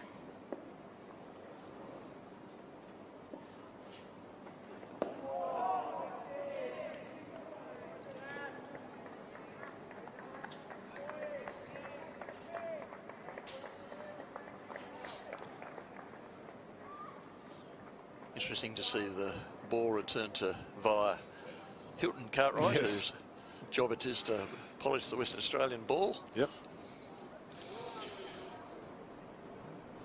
Apparently he has some skill that the others don't have. I don't know what that is. Well, just I think someone's job to do it. Haskett's found a bit of a rhythm here. He's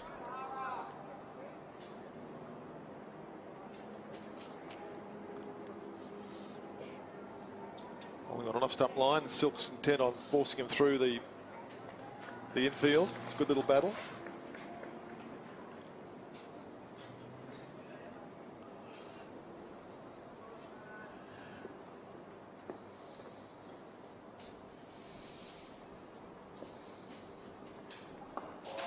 Yeah, good over there from Haskett. That's the end of that over. I'll take a break now. We'll see you tomorrow. David Lithgow is going to take you through to stumps. The score's 5 for 227. We'll see you tomorrow as well, Dick. See you, Peter. And Mark Divins coming in now. Mark Divins coming in as well.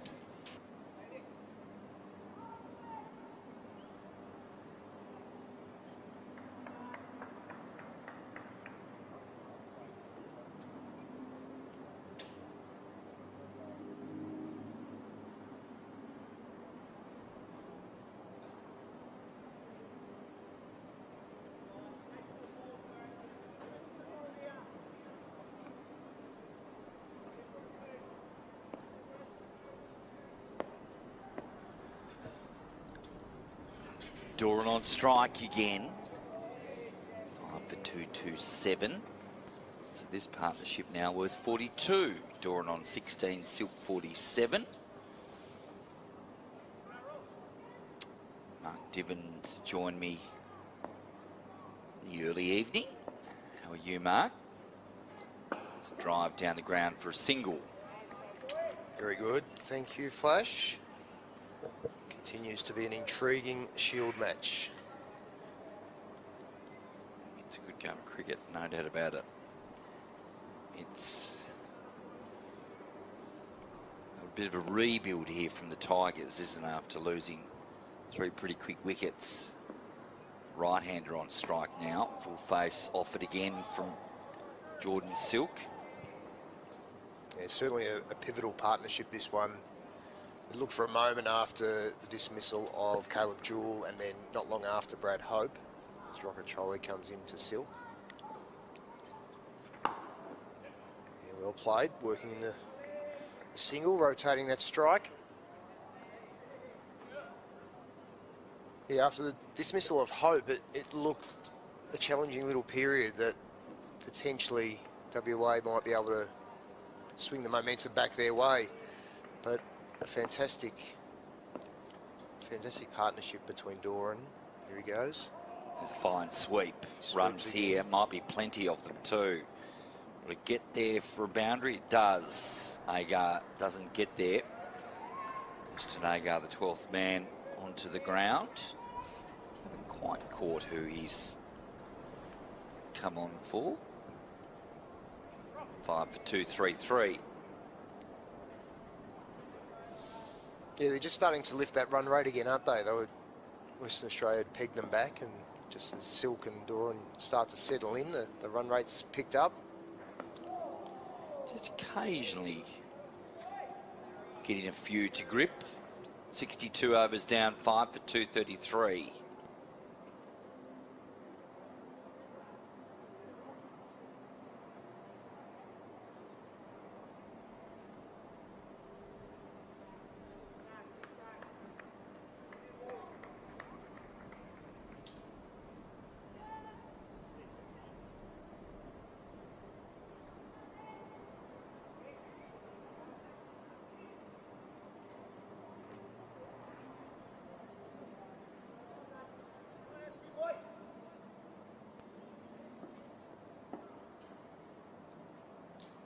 Haskett now from the Church Street end.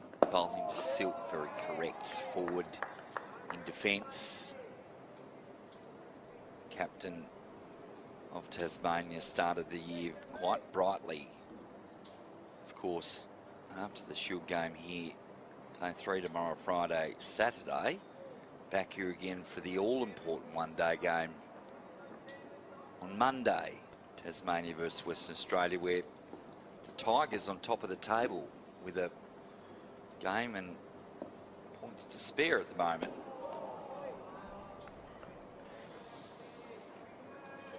The Tasmanians off to a fantastic start in their one-day campaign.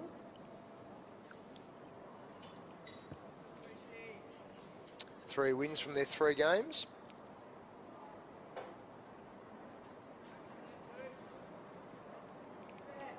I did see curator Marcus Pamplin preparing. There's another wicket being prepared in the middle. Perhaps that's for perhaps that's for Monday. Might need to be dragged off here, Jack Wildermuth. He cannot believe what he's done. But Pope claims his first wicket. That has been a good over from Pope. And he claims the scalp of Wildermuth. These are good wickets for South Australia. A bit of a comeback here. Absolutely. And when you say you got bowled around your legs, it's probably not that shot in particular that you're thinking of. He's got far too across his stumps. Expose that leg stump and the top of leg. It's been a tough old day for Lloyd Pope, but deserved that wicket. And suddenly there is turn on offer as well as the drift, so another crucial breakthrough there for South Australia. Umpires have just had the light meter out as well. This is Treloar and Brigham. I might stop the pace options coming in as well. Well, so yeah. I do wonder about that with the new ball.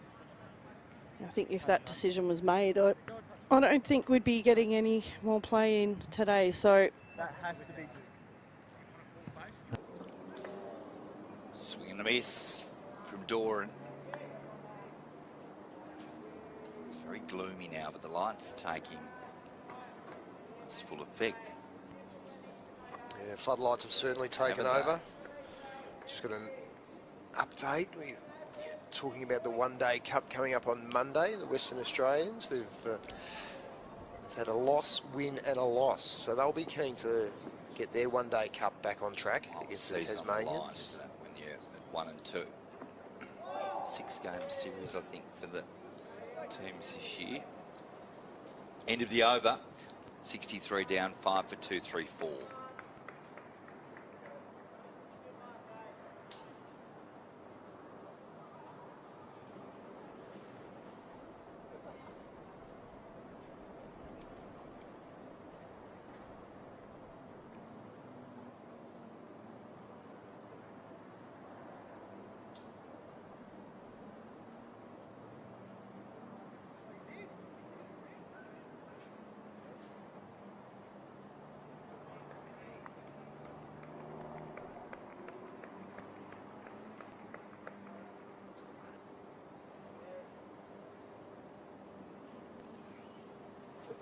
Kelly back into the attack here from the river end, 3 for 38. It's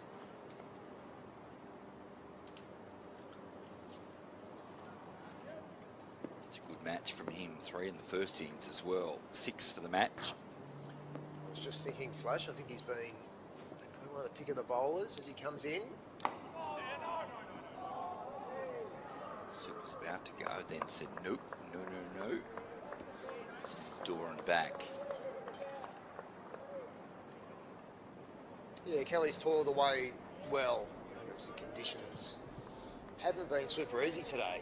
We talked about the temperature early in the day, got up to about 27 degrees. There was a really hot, strong, gusty wind coming through. It certainly wasn't easy. Added to that, you had Jake Weatherall, who batted extremely well.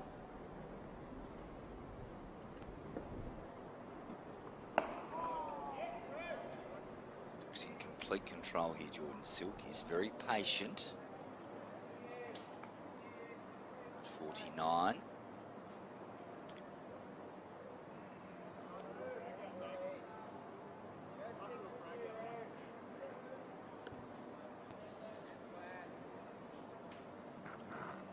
after this one, including this one, 8 overs to go. So local time, we're 6:11, so we won't get 8 in. We might get 4. Turned around the corner. There's a single. Brings up the 50 and the 50-run partnership, Jordan Silk. Well done, and it really does continue a bit of a rebirth from the skipper after a tough couple of years. He started really well this year. 96 deliveries, 8 boundaries to Silk. Yes, well played, Jordan Silk. He looked fantastic in the first innings, and he's continued that through in this innings. He's looked in complete control. Steady start to his innings, and he's really starting to build into it nicely. Oh, there's the edge. It'll get through the cordon, and that'll fly away, and that'll be 4 more. Jake Doran moves to 25, and just starting to get that scoreboard moving again in the right direction for Tiger fans. Yeah, just the one slip in the cordon at the moment, and probably rightly so, and that opens up the those little opportunities, those little edges that frustratingly sneak away for extra runs and keep that scoreboard ticking over.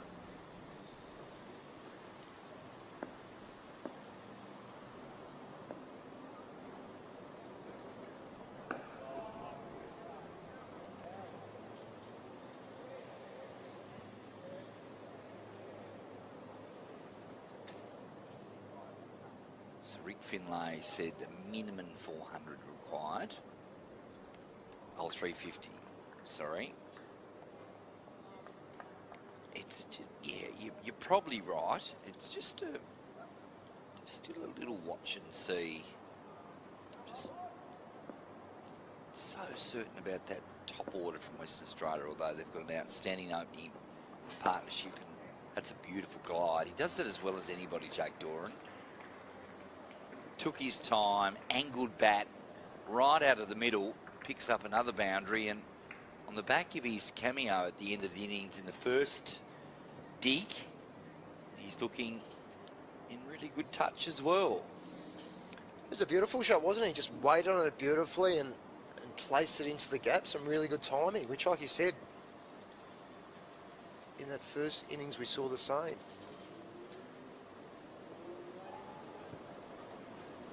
Score on 5 for 243.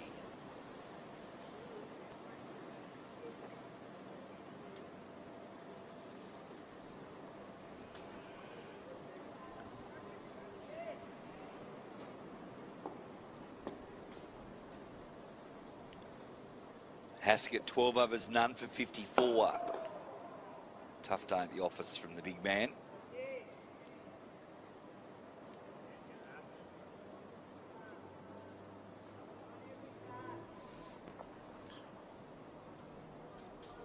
He's toiled away, hasn't he? But a little bit expensive. Still early in his career for young Liam Haskett. I'm sure he'll take a lot out of this and learn about the areas we need to bowl as he comes into silk. I think particularly as the wicket flattens out Flash, you know, it's a different game for the bowler, isn't it? You know, the first innings there was movement, there was a bit happening, and so he bowled particularly well. In this second innings, where it's been a bit flatter, they've just managed to be able to work him around. His line hasn't been as consistent, and the batters have looked much more comfortable against him, haven't they? Yep, very fair. Different conditions, as you mentioned.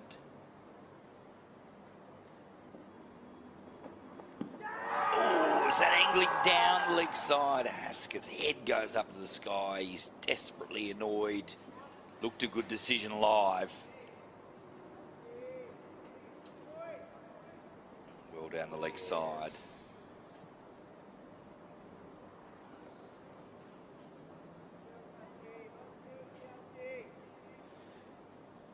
Yeah, it was a big shout, but definitely going down leg there, Flash.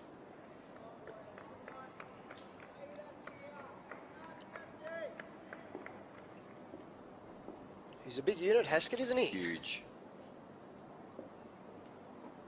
On the full delivery, worked off the pads into the gap this time. Can't beat the field, so just the single. 5 for 244.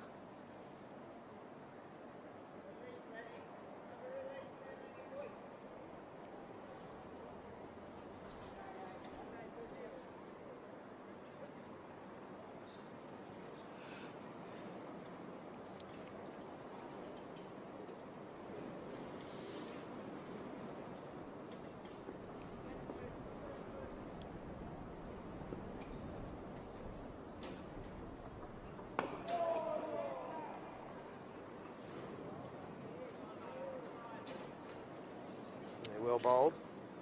Jordan Silk. At the non-striker's end, he's only the second player today to face 100 balls, or in this Shield game.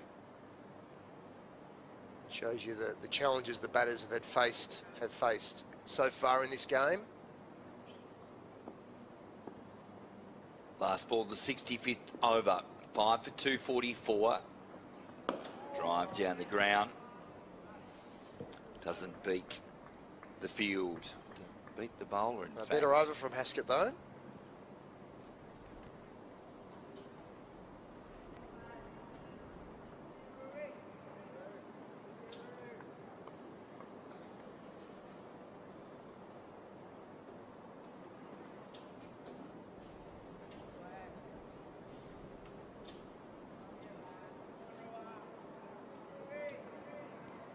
Stumps day 2 in Victoria.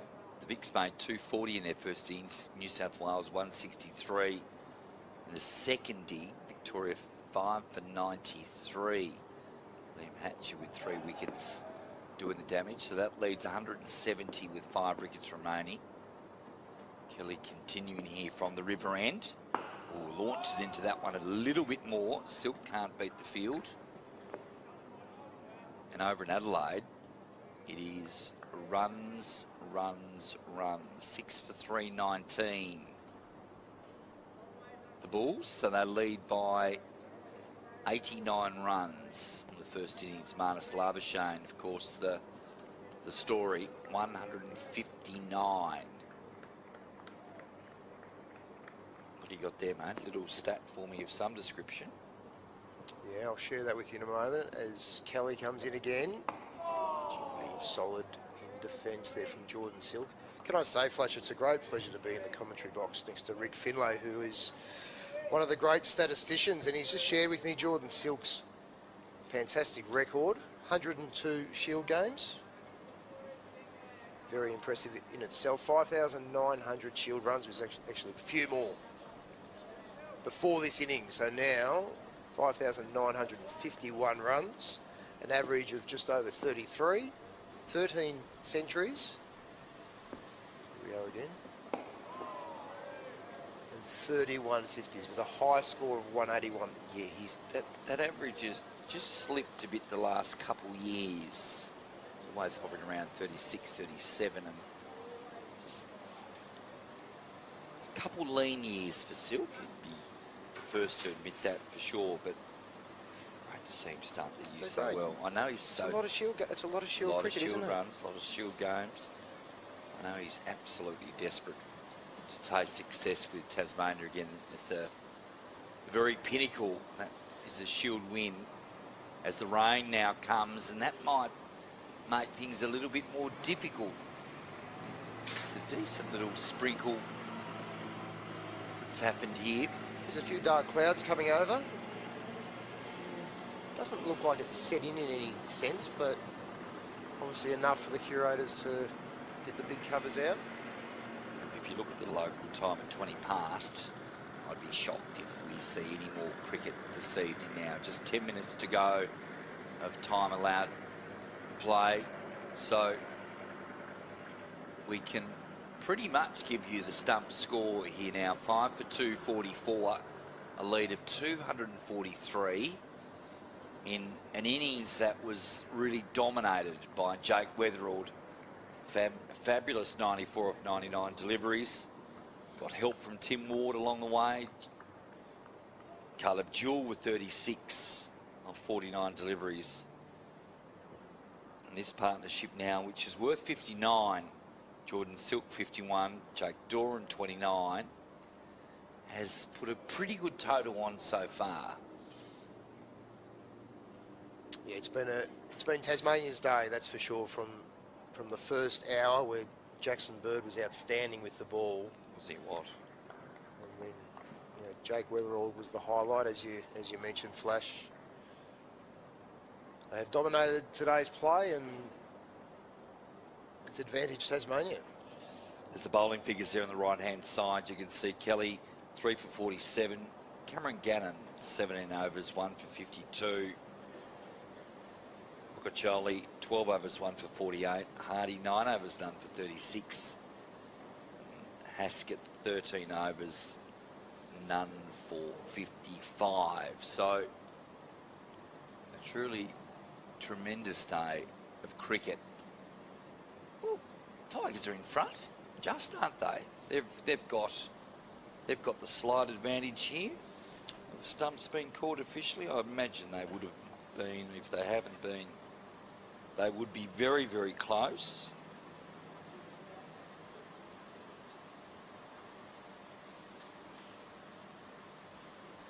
I think it's stumps, isn't it? Well, it isn't stumps officially, but now the rain is coming heavily.